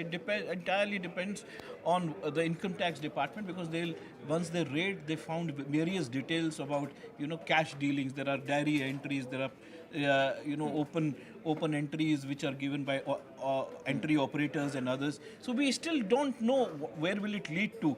But certainly this kind of transactions, this kind of illegal working, it just cannot happen without the administration. And so much being of cash, handled. there has to be hands in the till. Yeah. So there must be people who are at powerful places Yes. who must be allowing these operations to be conducted Certainly, and facilitated. even if you run a and there are small- many netas who are in the scrap business. Yeah, There are so- many netas who are in the construction business. Yeah, very early to comment until and unless there is something official we hear from our sources in the income tax department. But amazing, way of working of the income tax department. They went as Shadi ki Barat, and ultimately raided, and nobody had an idea that There will be so much of cash that Yeah, will be yeah, found. So now, how many Benami properties, or are there other raids also which are scheduled? Do we No, know? the raids are over as of now, but then obviously investigation continues, because I'm telling you, the modus operandi is very clear. It's a cabal, or it's a group of people who basically work, who cheat on taxes, who do not pay taxes, nothing on record, all transactions happen in cash, and that is why this kind of cash collection is visible on your screen. So this is nothing new. Everybody knows in that area that something like this is happening, if there are and it has been happening, Anand, not... you might but these see are it- incorporated companies. These furnaces are registered. No, they're not. No, they're not registered. Most of the furnaces are not registered. These are And they illegal. paid no taxes so far. No taxes, nothing. So it is all cash transactions. आपने मुझे पैसे दिए, आपने steel ले गए, आप कबाड़ लाए, So how मुझे did बेच the दिए. IT department get wind of it? And is it the income tax group in Maharashtra and Mumbai, or is it somewhere from central? No, it is happening from Maharashtra. But I am telling you, the income tax department would have raided now. In 2021 also they raided. So they also know that this has been happening for a number of years. It's the income tax deciding to knock at their doors now.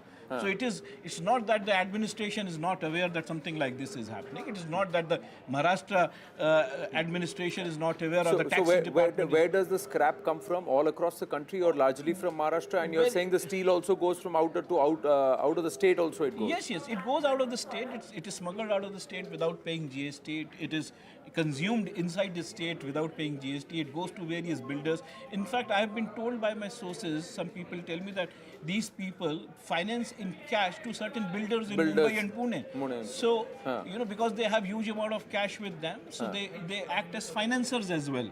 So, and this money is again unaccounted for, because it's black, it's funding, and then they either convert it into white, or it comes back to everything them. out of the books. Everything is out of the books. Now the larger question, and I'm sure the viewers would also know, where has this cash been taken to, and where is all this gold and jewelry, all of this, where does it go and where is it housed? Does it now become government property? So it is under the possession of the income tax department till the closure of the case. So there, the process is that the income tax department has to file an appraisal report. That usually happens within 90 days to 120 days. So the appraisal report ultimately goes to the assessees wherever the assessee is assessed, in whatever circle he is assessed. Then the assessing officer decides what kind of taxes should be levied on this person. Then, in case the income tax department feels that it is laundered money, it has come through a criminal process, then it goes to the enforcement directorate or to various other agencies. Otherwise, out of this, say 300 crore, if they say that it's a 50% penalty, so 150 crore actually goes back to those who have been working without declaring tax return without No, papers. it doesn't go back usually because there are so many taxes and penalties which are levied that in fact the person is charged usually more than what is seized. What is seized? Yeah. Okay. So it is usually more. It is usually more. So if somebody So is right expecting now it's that, gone to the state bank. Yeah, Is it in the state bank now? It is with the State Bank of Nashik, and gold is obviously it's with the Panchanama, so it stays in the possession of the income tax department. In case they are able to prove that this gold has been purchased with white money, there is nothing wrong, then obviously it can be returned. But it doesn't look to be because 14 kgs, Well, Benami 34 properties, kgs of gold is clearly won't be white 34 kgs won't be found in your house. 58 crore in cash stacked in a farmhouse. That's a lot of money, and that too, these are the new notes. So it's all happened post demonetization, ladies and gentlemen. So you got to think about that too. Ashish Marishi, thank you for that input. So from Jalna in Maharashtra, let's head towards Bihar, ladies and gentlemen. On the day Nitish Kumar walked out of the NDA and resigned, that's that Tuesday, look at what is happening. Many on social media and in the political circles are also turning around and saying, is it a sign of things to come? Look at what has happened. Sign of things to come in Bihar as lawlessness comes to play. 3 instances of brutal crime that have been recorded in Bihar on Tuesday itself. Huge symbolism, like we said, when Nitish Kumar resigned as Chief Minister. First incident happens in Gopalganj, where a journalist, Gokul Yadav, is shot dead 5 times by miscreants. On the day Nitish quit as Chief Minister, 3 instances of brutal crime all across Bihar. First one in Gokulganj, where journalist Gokul Yadav was shot dead 5 times. Shot dead, he was shot at 5 times by miscreants. The next incident happens in Betia, where the priest of the Ram Janaki temple is not only murdered, he's beheaded and his head is carried across. They carry the severed head across to another Kali temple. Now, the reason for this is still under investigation, but then again, a brutal act that's come to fore. The third one happens in Patna itself, where 9 lakh rupees have been looted from a Toyota showroom, where private security guard was killed. Cash, 6 laptops were stolen by 12 looters, 12 miscreants. Saurabh now joins us live. Saurabh, on the day Nitish Kumar walked out of the NDA, it just looks like a brazen Gundaraj on display across Bihar. Is it a norm, or does this come as a surprise? Because on that day, there were also many journalists, female journalists, who were harassed, heckled, teased, abused, who were doing their job. So is this a sign of things to come? See, Anand, I have been tracking Bihar and Jharkhand both, and if we talk about the crime, these incidents are not a surprise because lawlessness is very much evident in Bihar. And I remember the statements given by, Tejasvi Yadav, who is now the Deputy CM. Last year, he gave a statement. He said that Bihar is becoming the crime capital of India, and the state government is failing and is trying to protect the criminals. This is what he said last year, and his statement was against the Chief Minister, then Chief Minister, and also now Chief Minister Nitish Kumar. So crime is a major factor over here. It is also speculated that RJD, which had a perception of a Gunda Raj, Jungle Raj, these kinds of anecdotes were used against the party. Now it is to be seen whether the RJD, which is now in alliance works with the same CM, protects the protects the law and order of the state, or whether Bihar is again heading towards Jungle Raj or Gunda Raj, as the earlier people used to say. So this is a major factor. We are also learning that the Home Department, which looks after the law and order situation in Bihar, will be either kept by Nitish Kumar himself, as earlier it was, or it will be given to Tejasvi Yadav. So we are not sure that the Home Department will be with whom, but certainly this is a major department which will be decided in the cabinet expansion in coming days.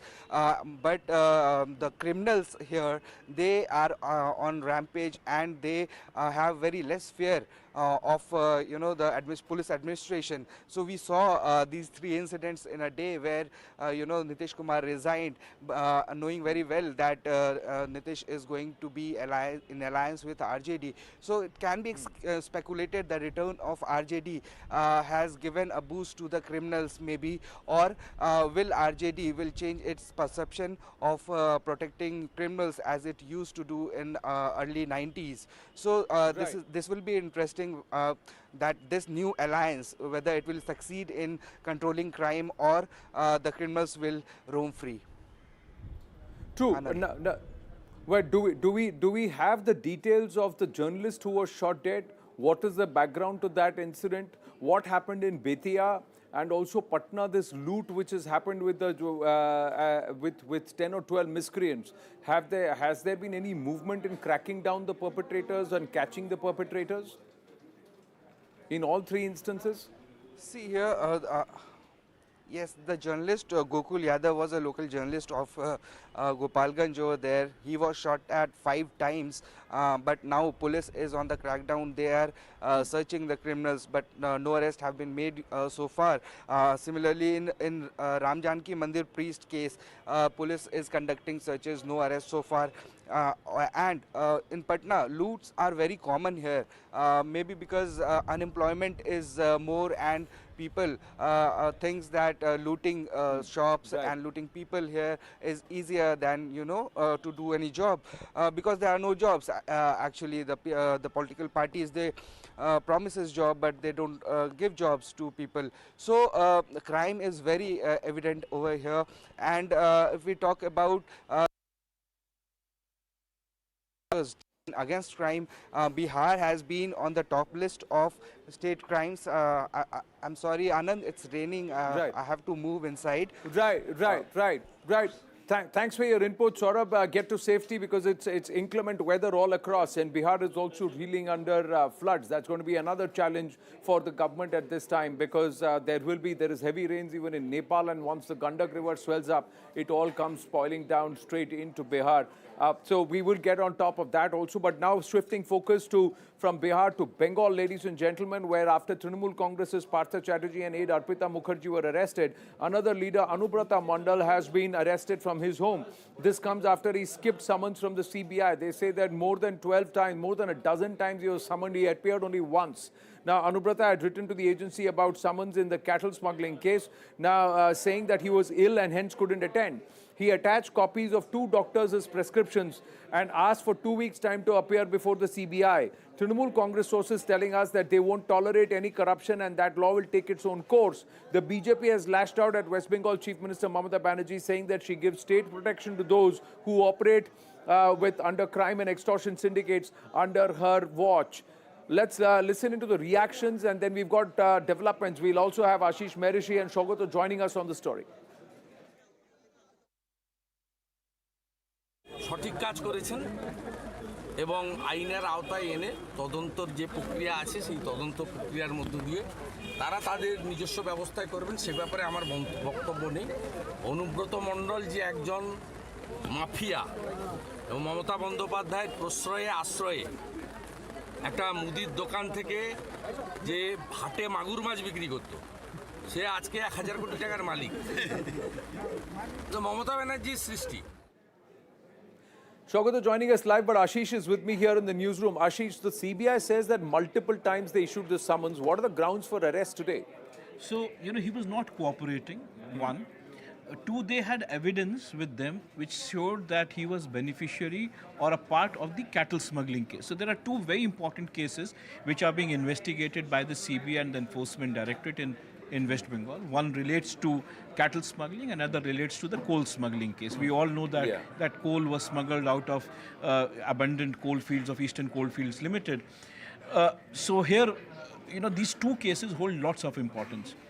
We already seen so many arrests in the past. We all know that a person called Vinay Mishra is on the run, who was basically a senior neta of Trinamool Congress. He's absconding. We already know there is a red corner notice against him, and he's already taken citizenship of Vanuatu, which is a small island above Australia. So, huge amount of money was produced. We have already seen senior IAS, IPS officers being questioned by the Enforcement Directorate in the past. But in this case, Anubrata Mondal was basically, the CBI wanted him to question him. Multiple summons were issued to him. Every time he used to say that, he can't come. He used to send lots and lots of medical reports, which in all likelihood were fudged.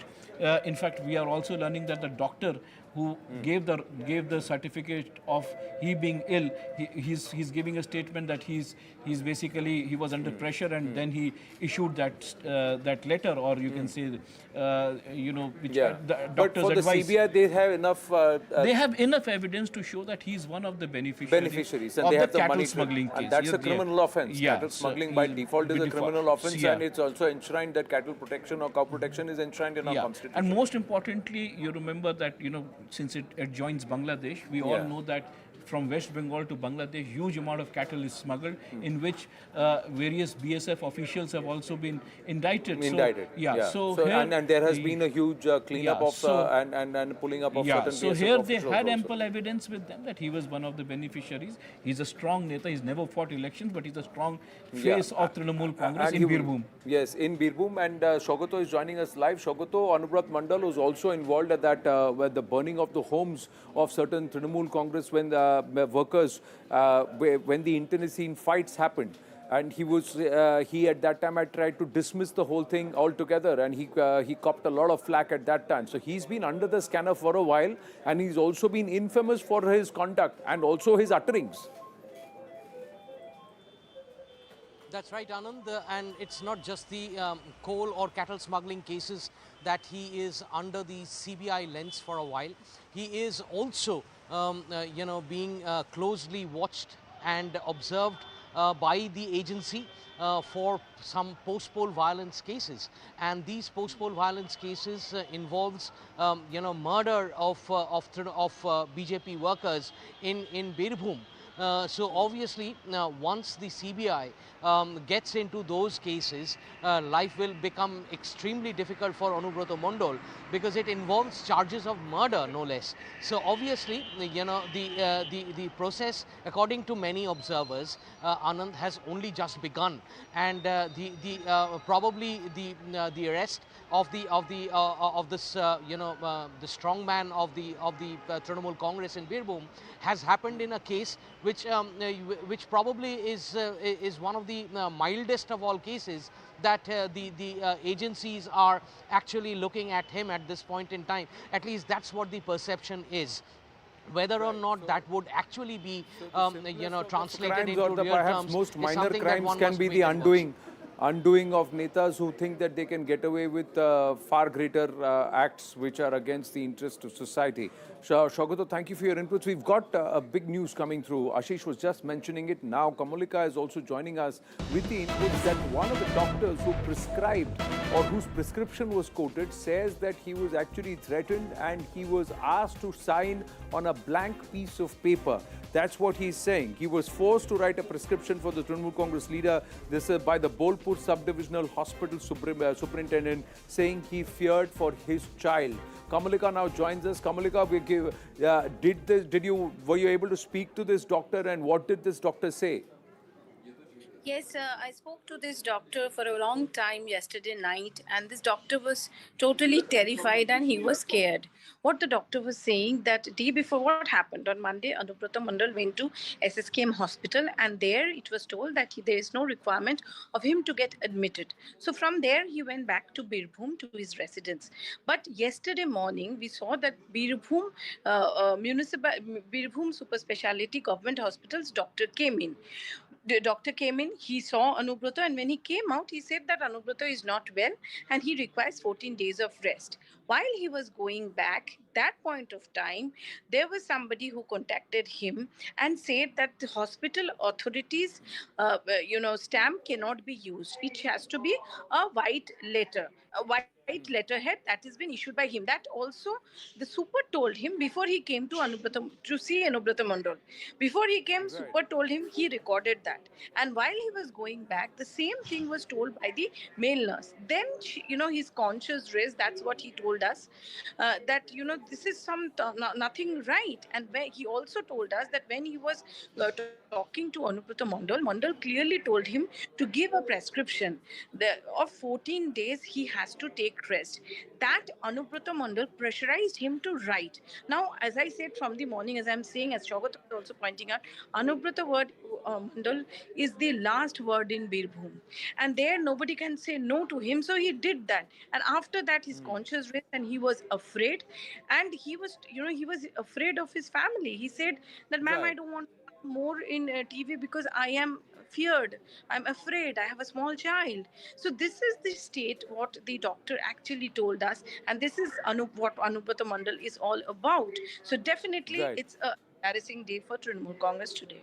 But they are going to do a press conference at 5:30 with the conspiracy theory. Well, but the point is that in terms of if there is hard evidence and if somebody is involved in cattle smuggling and is a beneficiary of cattle smuggling, and that many believe is just perhaps the most minor of the offences committed by Anubrata Mondal, then is it not a huge embarrassment for the Trinamool Congress, because this entire cut money charge that then stands levelled, cut money at all levels, and corruption being rampant or endemic within the Trinamool Congress leadership. That's the allegation that's being made.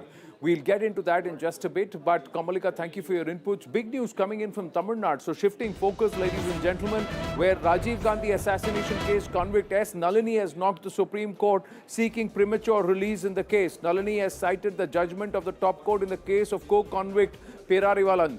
Now, the Madras High Court, while turning down the petition, had in fact stated that the High Court does not have special powers that the Supreme Court has under Article 142 of the Constitution, and thus it cannot order the release like the Supreme Court did for Perarivalan.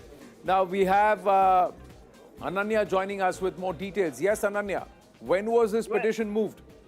Well, yes, Anand, the petition has been moved today itself, and it's currently under defects and would be, in fact, cured with the defects by tomorrow itself. And in fact, now Miss Nalini has basically sought a premature release into this case. Remember, she had knocked the doors of the Madras High Court in June this year. However, the court had refused to grant the release because saying that it does not have the power of 142, which is Article 142, because the Supreme Court has an extraordinary power under 142 of the Constitution of India, which it can pass an extraordinary order into a particular case in order to dispense justice. But the same power is not vested with the other courts in the country, and this is why it's the Supreme Court of India, the topmost court that Nalini has knocked now, challenging the order of the Madras High Court, clearly citing the judgment which was given by the topmost court of the country in the case of AG Perarivalan. Remember, it was the Supreme Court that had ordered for a extraordinary premature release of AG Perarivalan into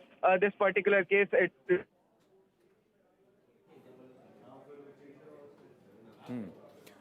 Right.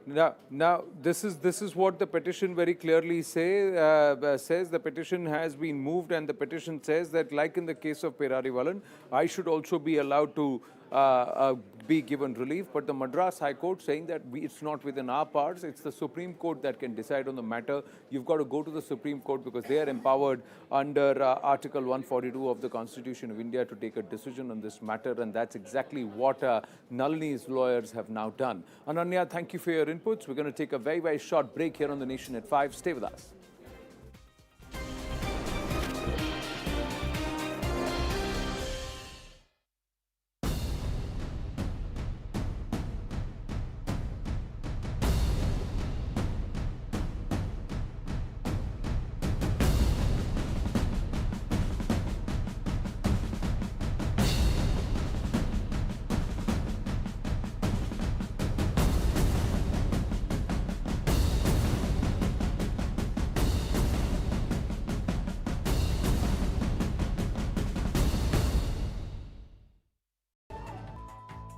Beijing has reacted to India seeking to ban smartphones from Chinese manufacturers, particularly those under 10,000 rupees. China has said that it's urging India to fulfill its commitment.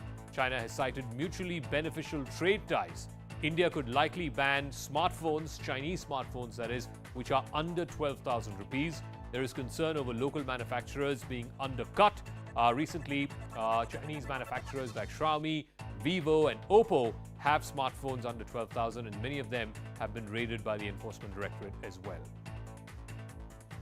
Cars were washed away as Indore streets turned into rivers after heavy rains. Many low-lying areas in Indore were submerged after heavy rains. The streets looked like overflowing rivers, and caught in the mayhem were local residents. Cars were seen wading their way through the submerged roads. Some cars were simply washed away because the flood waters were so strong.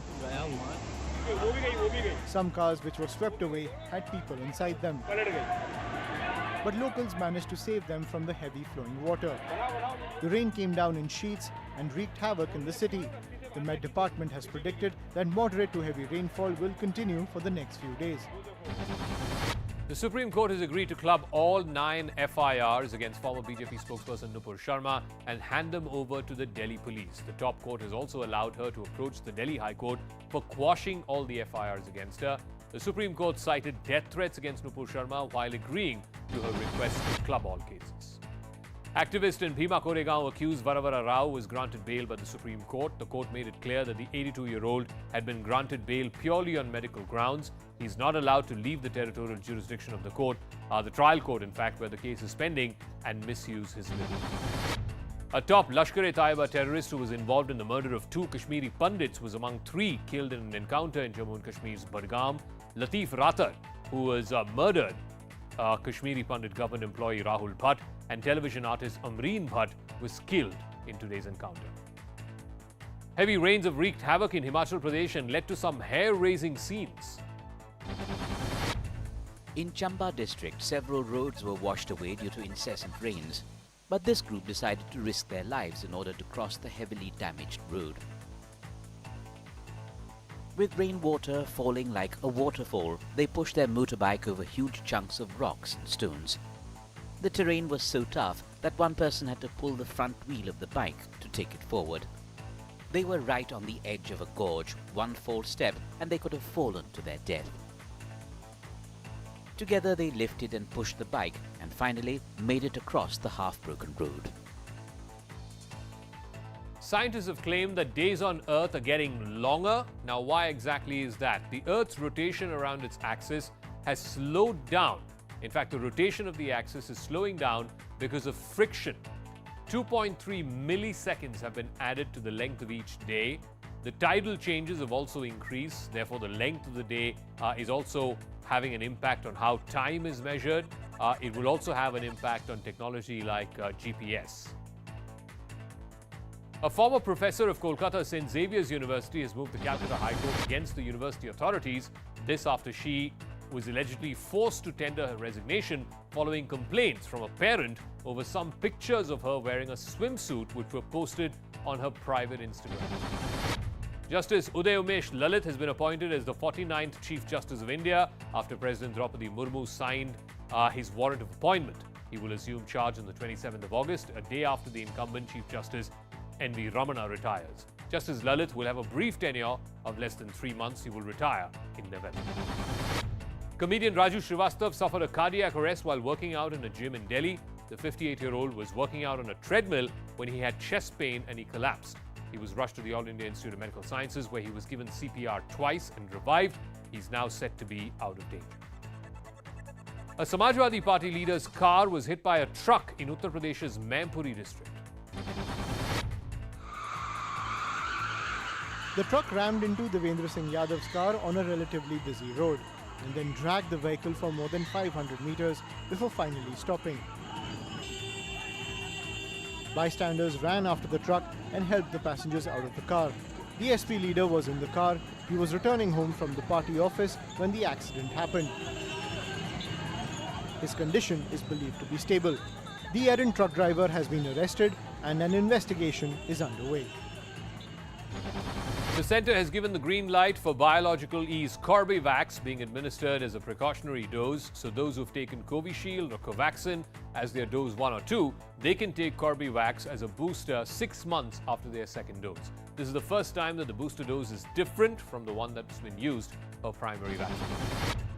Domestic airlines are free to decide what to charge passengers from the 31st of August. The government has done away with limits on airfares, which were placed when the pandemic began in 2020. The move is expected.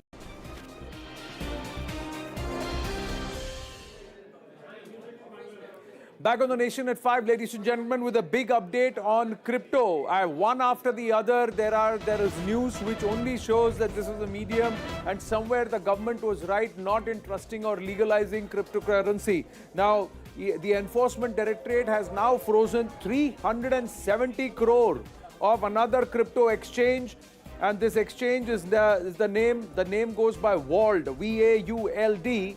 It's the biggest seizure of assets by the Enforcement Directorate as far as cryptocurrency is concerned. Now, earlier we had given updates coming through on another platform, that is WazirX, which is also under scanner.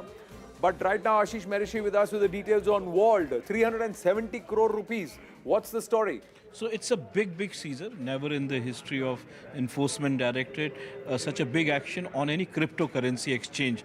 What we are hearing is that there are two people who basically founded this company called Vault. It's a Singapore-based company. Darshan Bhatija and Sanju Soni Kurian. There are these two individuals. They're already facing legal issues in Singapore as well, where the creditors have sued them. But in India, we have my sources in the Enforcement Directorate tell me that there have been various violations of the foreign exchange, due to which their assets have been frozen as of now. So as we speak, we'll get more details on the reason for their freezing of assets worth more than 370 crore rupees. But there is huge amount of illegality. That is what my sources confirm in the Enforcement Directorate. And assets worth 370 crore rupees have been frozen till now. Assets, so 370 crore assets in India? Yeah. And they belong to Vault, which is a Singapore-based company. Yeah. Now, what about the principals? You're saying the two founders already are facing legal action in Singapore and trouble in Singapore. Yeah.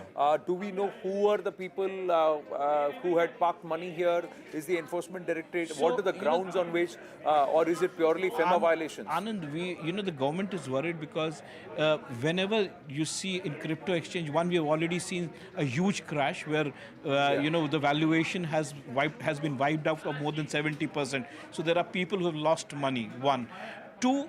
The government is really worried on the illegal money, like the drug money, the terror money can also be parked inside the crypto exchanges, because nobody knows the name. It's only the 16-digit number through which you actually trade in various crypto exchanges. So the government is really worried on whether black money, illegal money, drug money, terror money, laundered money, whether this is landing into crypto exchanges. So that is why you remember that the government did not legalize it. They did not, they decided to tax, because the moment they decide to tax, at least they'll come into the net where the money is going. It is whose money, from where the money is coming, who's gaining, who's losing out of it. I'm told, various, corrupt officials have also parked their money. I know, I've been speaking to various bureaucrats, and they say various corrupt officials have parked their funds in crypto exchanges to hide the identity of the wealth. So the government is really worried on it. We're seeing huge amount of action from the Enforcement Directorate. There are huge violations, illegalities in which, and especially related to the foreign exchange, and that is why we are seeing seizure of more than 370 crore rupees on a company named Vault. Right, we'll do a complete breakdown of the crypto infrastructure in our country, the amount of money. There was literally a parallel economy there with nearly 4 billion plus being parked in crypto, and soon after the government's position that it was taken, what happened thereof, and how many of these organizations have been dubious in their functioning. We'll do that detailed investigation maybe tomorrow. It all depends on this man right next to me who's getting all those details. So Ashish Merishy, the onus is on you. We'll have some on details the by Nation tomorrow. at 5. Thank you for that. Moving across, ladies and gentlemen, even as the Trinamool Congress is doing a press conference in Kolkata on the Anubrata Mondal issue, Anubrata Mondal has been shown a shoe. And there are protesters, there are people who have been questioning this leader. this is not the first time that one of those who've been charged with corruption and have been arrested by the central agencies have been shown a shoe or a chappal. In this case, we are given to understand that a shoe was waved or a chappal was waved at Anubrata Mondal as he was being taken away by the CBI. These are the pictures that have come through. Trinamool Congress addressing the press conference at this point. But let's go across to Shogato for more on this. Who are the people who are protesting there, and was a shoe thrown at him, or was he just shown the shoe saying that you need to be beaten with it? Well, Anand, Anubrata Mondal has been produced before the special CBI court in Asansol just a short while back. And while he was being brought in, both BJP as well as left supporters who had gathered outside, in the court premises, were agitating against the Trinamool Congress leader from Birbhum.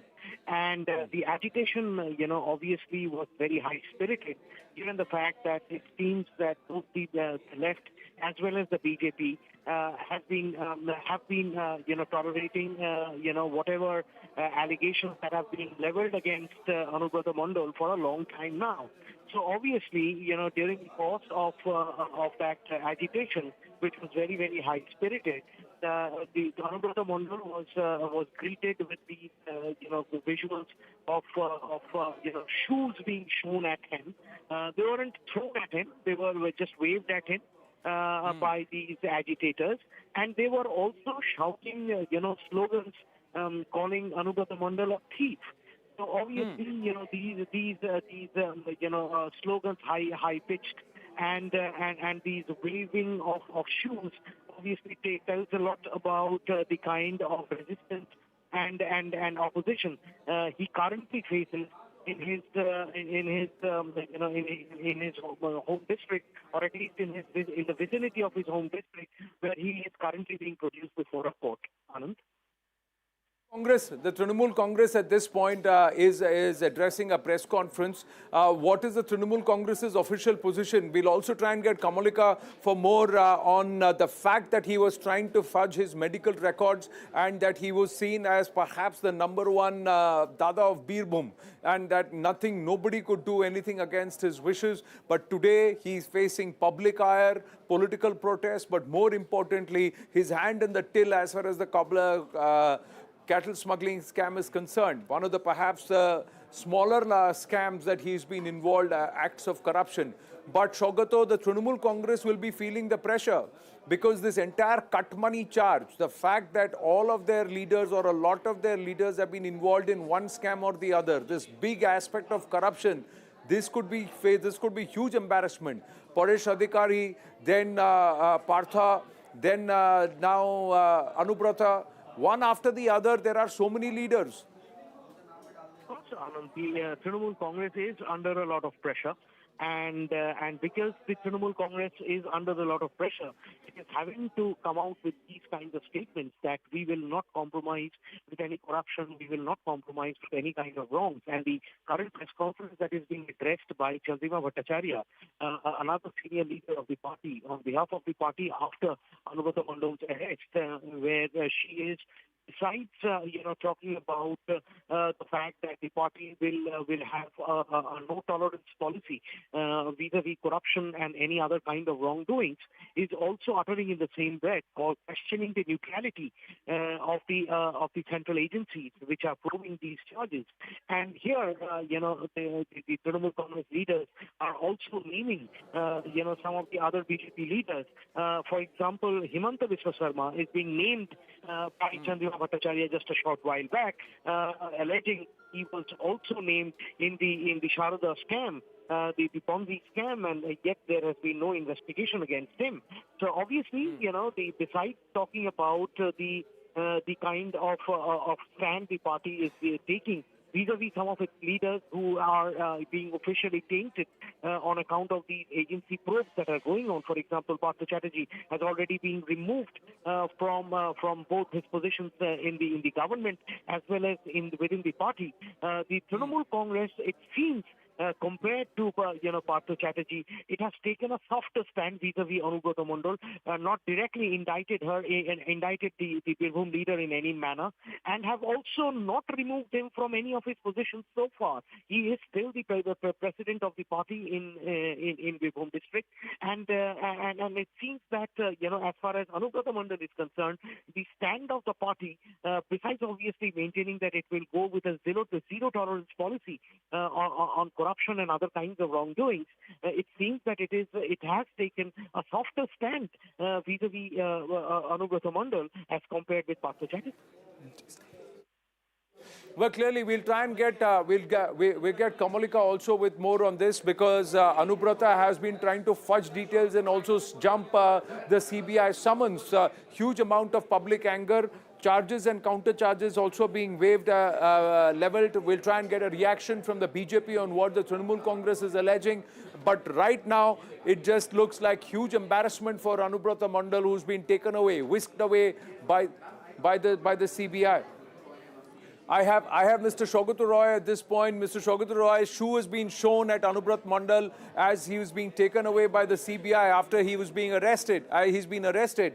Meanwhile, the Trinamool Chandrima ji is addressing a press conference at this point. She is saying that this is selective targeting. There is no neutrality as far as the central agencies, as far as cracking down on corruption is concerned. Yes. But how would you react to the public anger, Shogato ji, against Anubrata Mondal? No, there is no public anger. Some BJP and CPM people are showing. Like, if Trinamool got its cages on the roof, these people run away. This is just some people trying fishing troubled waters. There is no spontaneous reaction by the public.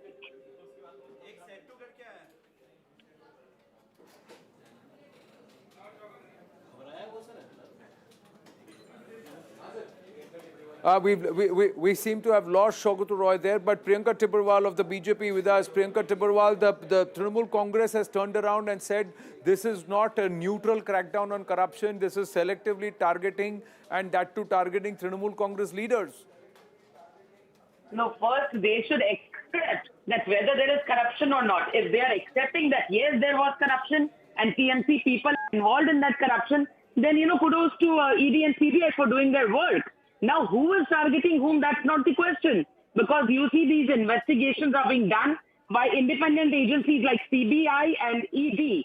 So there is no point, crying foul, or there's no point, putting the allegations on BJP. There is an acceptance by TMC that their netas are involved. That is the reason they have suspended Patu. Now they should have the courage to suspend Anubrata Mondal also. And then let law take its own course. But they are saying that if there is corruption, and in all these cases where the Trinamool Congress leaders are being investigated, there are former Trinamool Congress leaders who are now part of the BJP who have been given a clean chit. Why are they not being questioned? Is the question that the Trinamool is asking. Yes. So in that case, again, I will say that BJP is not answerable to them. They should ask such questions if they have any kind of doubt on these agencies. The court is open. They should go to the Supreme Court, file their petition, and then let there be an order from the Supreme Court. Nobody is TMC saying they're going to do a rally tomorrow demanding neutrality of the CBI. See, this is nothing new. We have always seen that how brazenly when their leaders are arrested, the Chief Minister herself, she goes to the offices, gives dharna, sits on dharna. When the Commissioner of Police, when the CBI went to raid his house, the Mamata Banerjee sat outside his house. So we have seen all these nautankies, and these will not help. Rather, she should have been, initially when all this was happening in Trinamool, under her nose, she should have seen and looked into all this. But I believe that there is a support from the hierarchy. Otherwise, all these things cannot happen at the ground. But now it is one after the other. Now, if we had Partha Chatterjee, who's been now caught as far as a huge amount of the cash stash, in this case, it is cattle smuggling with Anubrata Mondal. Do you believe that the Trinamool Congress needs to answer as to why so many of its leaders are being caught? Is this entire charge of cut money being rampant, this corruption being rampant among the Trinamool Congress leaders, does that stick? Where does the BJP stand on this? Or does the BJP believe that anybody and everybody who's corrupt should be under the lens? Because that's what the Trinamool is saying. See, the BJP believes that these law agencies should be allowed to do their work, and specifically there is order from the Honorable High Court in both the cases, where even Mr. Anubrata Mondal, when he was trying, not to answer on the summons of the ED and when he was trying to seek protection, the Honorable High Court has refused to give any protection to him and said that go face the agency. So where is the question of BJP coming into this? Because they are saying that the BJP, which is in power at the center, is using the central agencies to deliberately corner the Trinamool. Do they believe in the independence of judiciary? If yes, they can proceed, because we have seen recently leaders like Chidambaram, leaders and the others, they went to the Supreme Court where they had filed their claims regarding the ED. What was the order? So that is what I am saying, that even if Trinamool has any kind of doubt in their mind, they should proceed to the court. Well, clearly, right now, there is public anger against Anubrata Mondal. Partha Chatterjee was shown a through shoe. In this case, also a shoe being shown to Anubrata Mondal as protests are being raised. The Trinamool Congress turning around and saying, where is the neutrality? Why only our leaders? But the larger question is, when you say, why only our leaders, does that mean you are accepting that your leaders have indulged in acts of corruption? We leave it at that question. We will debate that later tonight on The Right Stand. Priyanka Tipperwal, thank you for your inputs. We're going to take a short break here on The Nation at 5. Stay with us.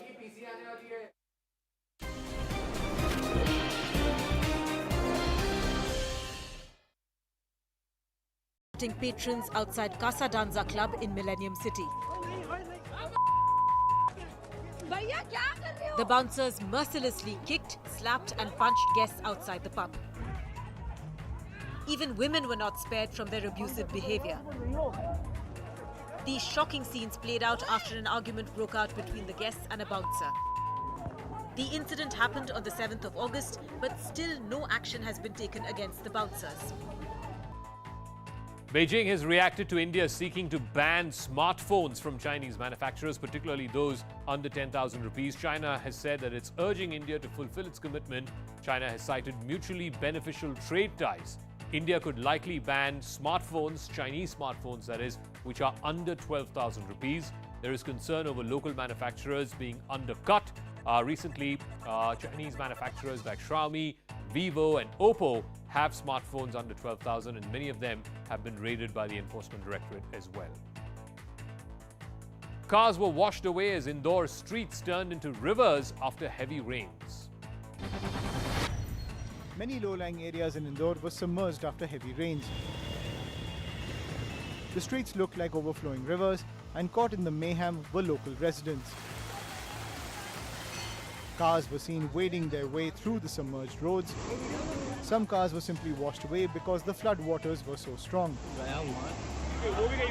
Some cars which were swept away had people inside them. But locals managed to save them from the heavy flowing water. The rain came down in sheets and wreaked havoc in the city. The Met Department has predicted that moderate to heavy rainfall will continue for the next few days. The Supreme Court has agreed to club all 9 FIRs against former BJP spokesperson Nupur Sharma and hand them over to the Delhi police. The top court has also allowed her to approach the Delhi High Court for quashing all the FIRs against her. The Supreme Court cited death threats against Nupur Sharma while agreeing to her request to club all cases. Activist in Bhima Koregaon accused Varavara Rao was granted bail by the Supreme Court. The court made it clear that the 82-year-old had been granted bail purely on medical grounds. He's not allowed to leave the territorial jurisdiction of the court, the trial court in fact, where the case is pending, and misuse his liberty. A top Lashkar-e-Taiba terrorist who was involved in the murder of 2 Kashmiri Pandits was among 3 killed in an encounter in Jammu and Kashmir's Budgam. Latif Rathar, who was murdered, Kashmiri Pandit government employee Rahul Bhatt, and television artist Amreen Bhatt was killed in today's encounter. Heavy rains have wreaked havoc in Himachal Pradesh and led to some hair-raising scenes. In Chamba district, several roads were washed away due to incessant rains, but this group decided to risk their lives in order to cross the heavily damaged road. With rainwater falling like a waterfall, they pushed their motorbike over huge chunks of rocks and stones. The terrain was so tough that one person had to pull the front wheel of the bike to take it forward. They were right on the edge of a gorge, one false step and they could have fallen to their death. Together they lifted and pushed the bike and finally made it across the half-broken road. Scientists have claimed that days on Earth are getting longer. Now, why exactly is that? The Earth's rotation around its axis has slowed down. In fact, the rotation of the axis is slowing down because of friction. 2.3 milliseconds have been added to the length of each day. The tidal changes have also increased. Therefore, the length of the day is also having an impact on how time is measured. It will also have an impact on technology like GPS. A former professor of Kolkata St. Xavier's University has moved the Calcutta High Court against the university authorities. This after she was allegedly forced to tender her resignation following complaints from a parent over some pictures of her wearing a swimsuit which were posted on her private Instagram. Justice Uday Umesh Lalit has been appointed as the 49th Chief Justice of India after President Draupadi Murmu signed his warrant of appointment. He will assume charge on the 27th of August, a day after the incumbent Chief Justice N.V. Ramana retires. Justice Lalit will have a brief tenure of less than 3 months. He will retire in November.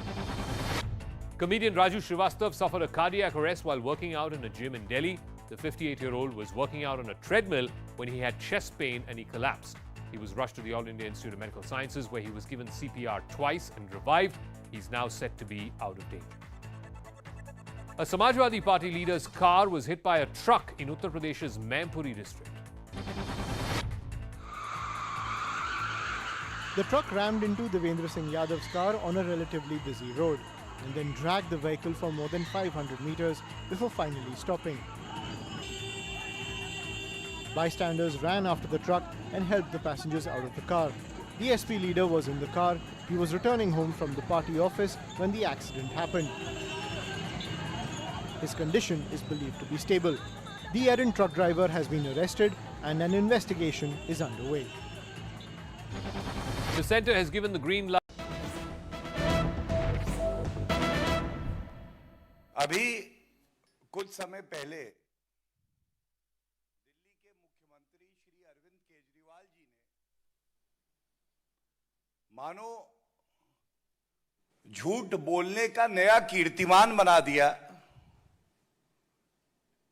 झूठ की एक कड़ी लगा दी।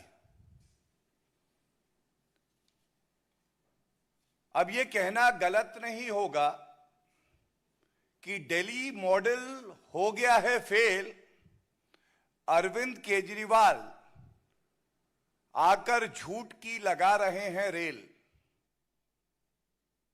और जो करते हैं ये वादा, उसका पूरा नहीं किया आधा।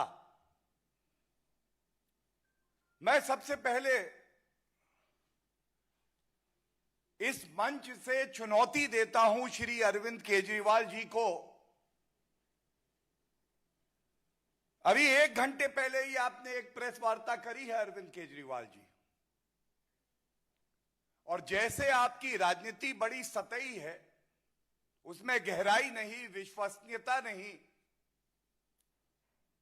वैसे ही आपकी प्रेस कॉन्फ्रेंस भी होने लगी है।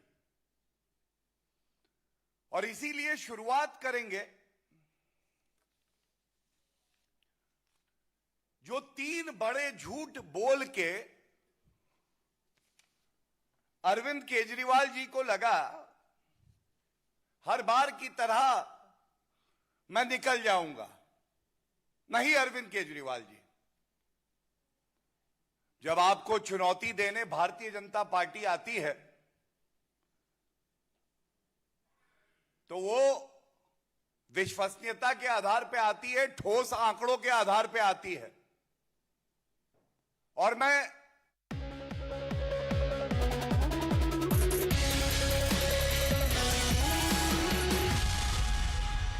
Good evening, this is Viewpoint. I'm Zakir Jacob. After Partho Chatterjee, it's now the turn of Anubrata Mondal, another senior TMC functionary to be arrested by the Enforcement Directorate. And embarrassingly so, Mondal is being linked to a massive cattle smuggling scam. The TMC predictably saying that all of this is the centre using agencies like the ED, CBI, etc. as instruments to settle political scores. But the bigger question is, how long can Mamata Banerjee continue to defend such rotten apples? At some point, will the allegations not stick to right at the top?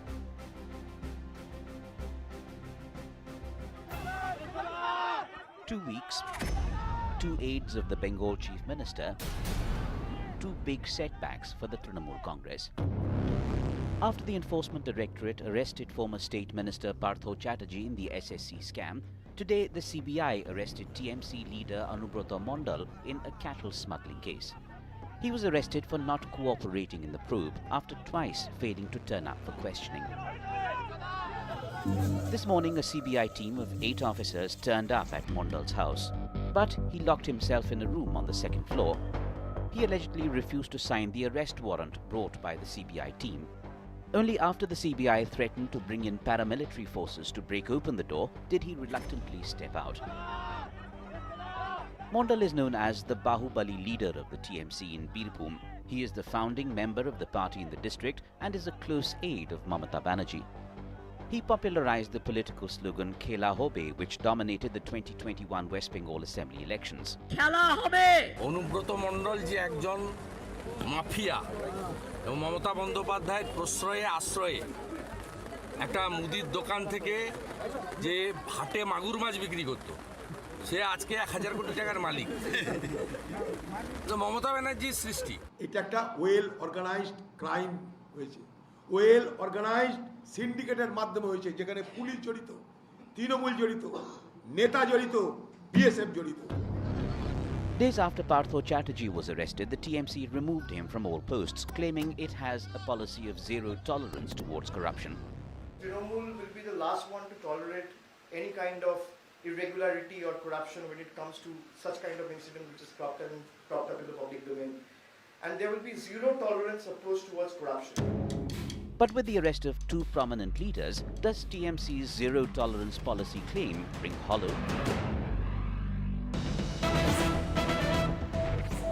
All right, we're just getting in breaking news. After Anubrata Mondal's arrest, the TMC will now hold a protest at 3 p.m. tomorrow, questioning the neutrality of the CBI. This, of course, has been a pet peeve of the opposition parties, that agencies like the CBI, ED, etc. are being used by the central government to settle political scores. Let me go across to Shogoto Mukhopadhyay, who's joining us with more details on this. Shogoto, so the TMC now to hit the streets in a way for Anubrata Mondal that they did not do for Partho Chatterjee. Why is that? Well, clearly, Jaga, there seems to be two different party policies that are being, worked out as far as the Trinamool Congress is concerned, vis-a-vis Partho Chatterjee and Anubrata Mondal. Whereas in case of Partho Chatterjee, we did see that the Trinamool Congress, although initially had spoken about Partho Chatterjee's charges or the allegations against him, we first proved in a court of law, and only then would the Trinamool Congress take adequate steps. But we did see that in a couple of days later, the party took a U-turn and removed him from all positions, both within the government as well as in the party. As far as Partho Chatterjee is concerned, we do know that the case has not even gone for trial at this stage. However, for Anubrata Mondal, the party seems to be singing a different tune so far, and from what we are gathering from the official comments that are being made by leaders like Chandrima Bhattacharya and Shomik Chakraborty, is that the party, besides stating that it would stick to its zero tolerance policy on corruption and other wrongdoings by its leaders, however, is also raising the question on the neutrality of the central agency, stating that it is only selectively targeting the Trinamool Congress leaders here in Bengal, and that's the reason why they are planning a protest. The party is planning a protest of its student and youth workers in Kolkata tomorrow. Okay, Shogoto, we'll leave it at that. Let's see how the story plays out tomorrow. As far as the TMC is concerned, they are hitting the streets tomorrow at 3 o'clock to protest against the lack of neutrality of the CBI, as they put it. Let me now go across to our guests who are joining us on this broadcast. Priyanka Tibrewal is spokesperson of the BJP in West Bengal. Manojit Mondal, TMC spokesperson. Professor Gargi Roy, political analyst, and Kabir Shankar Bose is a lawyer with the Supreme Court. Manojit Mondal, let me start with you. So first it was Partho Chatterjee in the recruitment scam. Today it is Anubrata Mondal in the cattle smuggling scam. There are also senior IPS officers linked to a coal scam. How long can Mamata Banerjee seek refuge in the fact that, these are lower lung officials? She doesn't know what is going on with them, because at the end of the day, these allegations will stick and will stick at the top. But these are, after all, allegations. Despite the fact we do have a zero tolerance to corruption, but you have to think about in the context. If suppose, I mean, just give me 1 minute, there are issues about cattle smuggling. Where are they coming from? Why do they go? Who are responsible? Is it the handiwork of only 1 or 2%? It cannot be, because for all your the benefit of your people, West Bengal, it does not produce this cattle. They come apparently from the northern part of India. So even you have to, if you go for inquiry, and then where do they go? Where do they go? Out of the country to apparently to Bangladesh.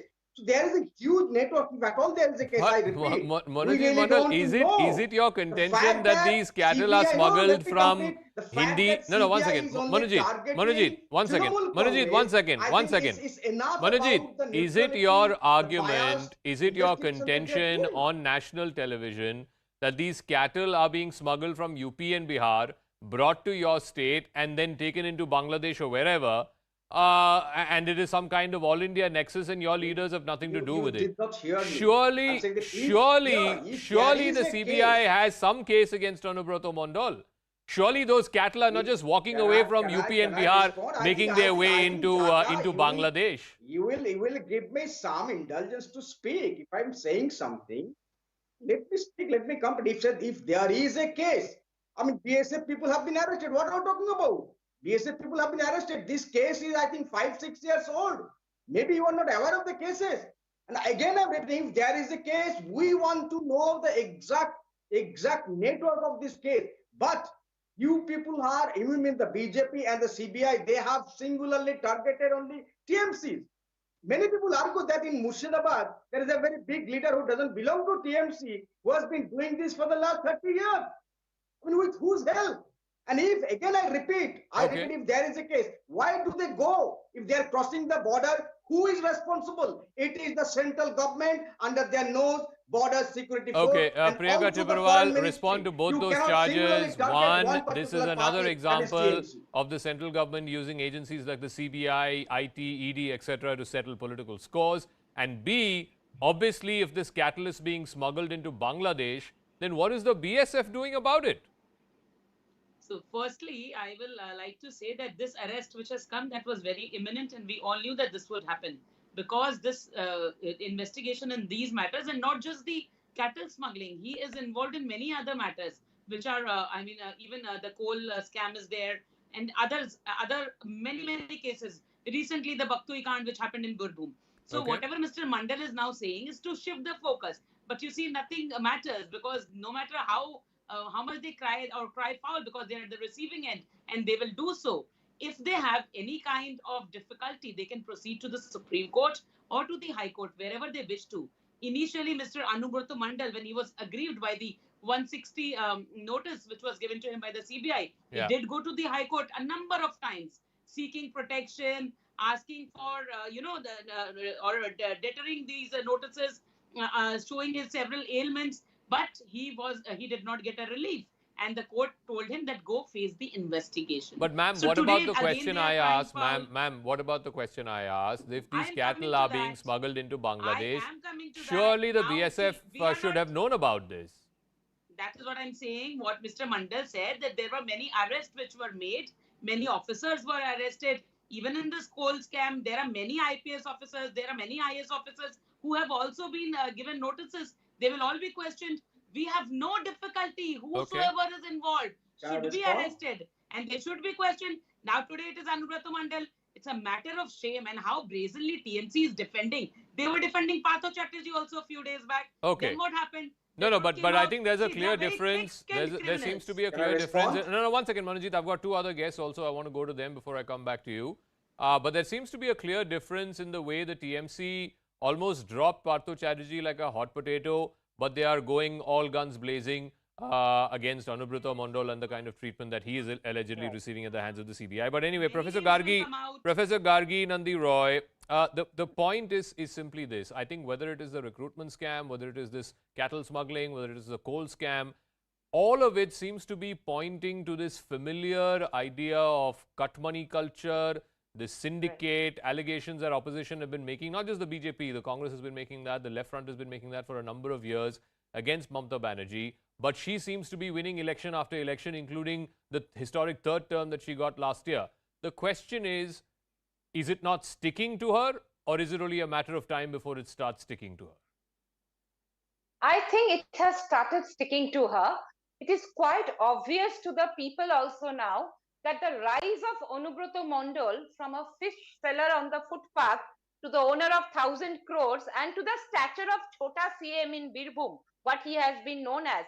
And why only cattle smuggling? He is the kingpin of coal smuggling. He was the mastermind behind post-poll violence. If you have heard him, Zaka, I don't know if you have heard him, he openly asked his men to hurl bombs at the police. He is not an MLA, not a minister, not an MP, yet he summons the district magistrate and superintendent of police. So that is his power. People had to flee Birbhum. So what is Mr. Monojit Mondal is an educated person. He is in such a mode of denial. I know he has to defend the indefensible today. It is very difficult job that he is doing. And Mr. Anubrata Mondal, he has been heard. He is telling, কথা শুনছে না গাঁজার case দে দে means anybody is not listening to him. He's openly saying, asking them to frame in drug cases. Such was his power, and the administration with full force tried to save him. So tell me one thing, Zaka, if he had 1,000 crores, his bodyguard, a constable getting a salary of 20,000 has 150 crore property. Imagine the money that went up. So it was not done by Anubrata alone. It is a corporatization of corruption. You know, the tragedy is the land of Tagore, Birbhum, is now known for a mafia, for a Bahubali like Anubrata. And that saddens us. And you know, the political rot in Bengal has gone so deep that it has caused a socio-cultural degeneration. And the backbone, the spine of a section of Bengali society is broken. Be it a section of medical fraternity, police, or even the intelligentsia. They don't speak. But I want to ask Kabir Bose a very simple question. No, a very simple question. The contention of Mr. Mondal's lawyers is cattle trade is not illegal as per law, certainly not in the state of Bengal. If there is illegal smuggling that is happening, then by all means, you know, if it has to cross the border, then what are the security folks there doing, this BSF which guards the Indo-Bangladesh border? It is they who should be held to account first.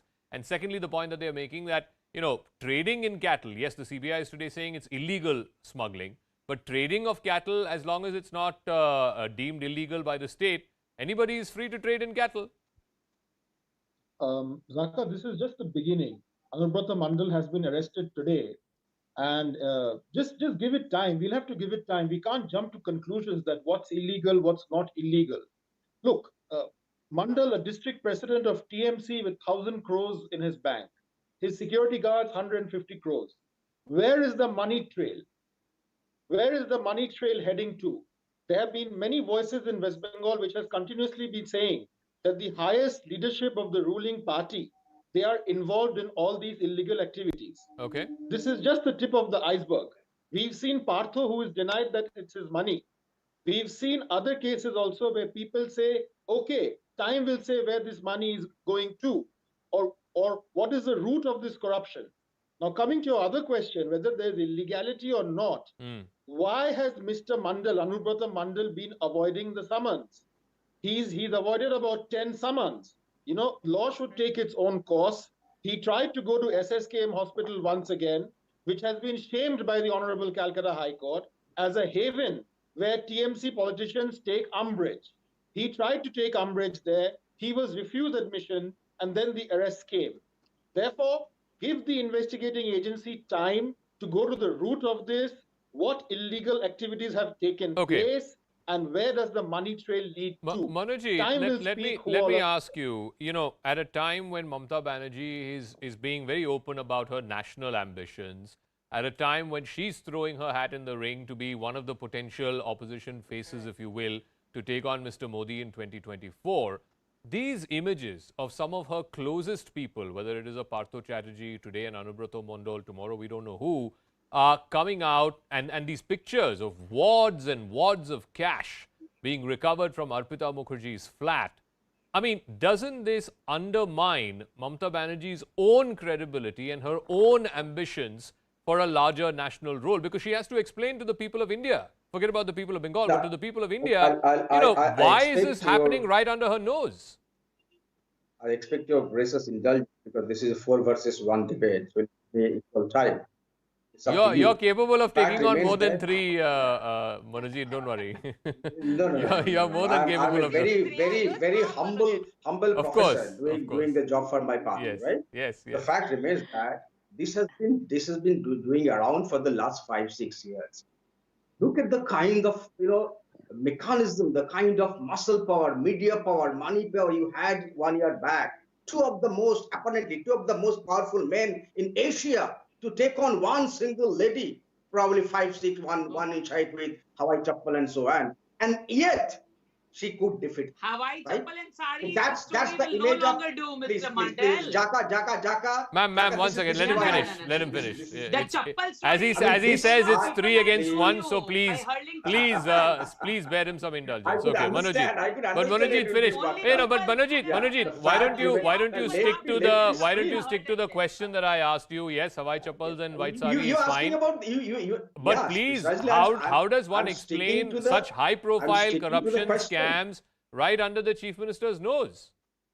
No, that's what I'm sticking to the question. I come back to the same, analogy. When the banks were getting looted, these people were being shown with the Prime Minister. I mean, did the Prime Minister know everything about it? When Mr. Jai Saha's, property, went up to whopping 1,600 or 16,000% in 2-3 years, did Mr. Amit Shah know about it? When Nitish Pramanik had these 12 cases of murder, dacoity, rape, and whatnot, did Mr. Amit Shah know, and that's why he was made the Home Minister for the state? I mean, let us not go into all this detail. If there is a case, again, I repeat, if there is a case of cattle smuggling, and it has to be, credibly proven by the agency, which should be apparently neutral. There is no neutrality. You are saying that one person dropped Anubrata's name. First of all, we really don't know whether he is arrested as an accused, and apparently saying that 160 is not an accused, for an accused is meant for a witness. So if you are the witness, is arrested for non-cooperation. Mr. Mondal, there are two points. No, one second. There are 2 points which beg an explanation. There are 2 points which beg an explanation. There are apparently direct linkages that the CBI is claiming that that Mr. Mondal was directly in touch with the prime accused Inamul Haq. Now, number one, what is a senior TMC leader doing directly in touch with the prime accused of a cattle smuggling case? And number two, one second, number 2, let me just finish. Number 2, Mr. Mondal was served as many as 10 notices by the CBI. Right. If he was so innocent and if he was so above board, why didn't he just show up? Why didn't he just appear for one of the notices? Can I respond to that? Yeah, very quickly. If on the basis of dropping off his name by someone and accused, if you arrest him, then why are you not arresting Shubhendu Adhikari? Because he's also charged in a corruption case. Again, that case is happening under the Supreme Court direction. CBI is inquiring, ED is inquiring. What about Hemanta Biswa Sharma? There lies the question of CBI neutrality. If one person is, someone arrested for the corruption charges, you cannot discriminate. So Priyanka Tibrewal, respond to both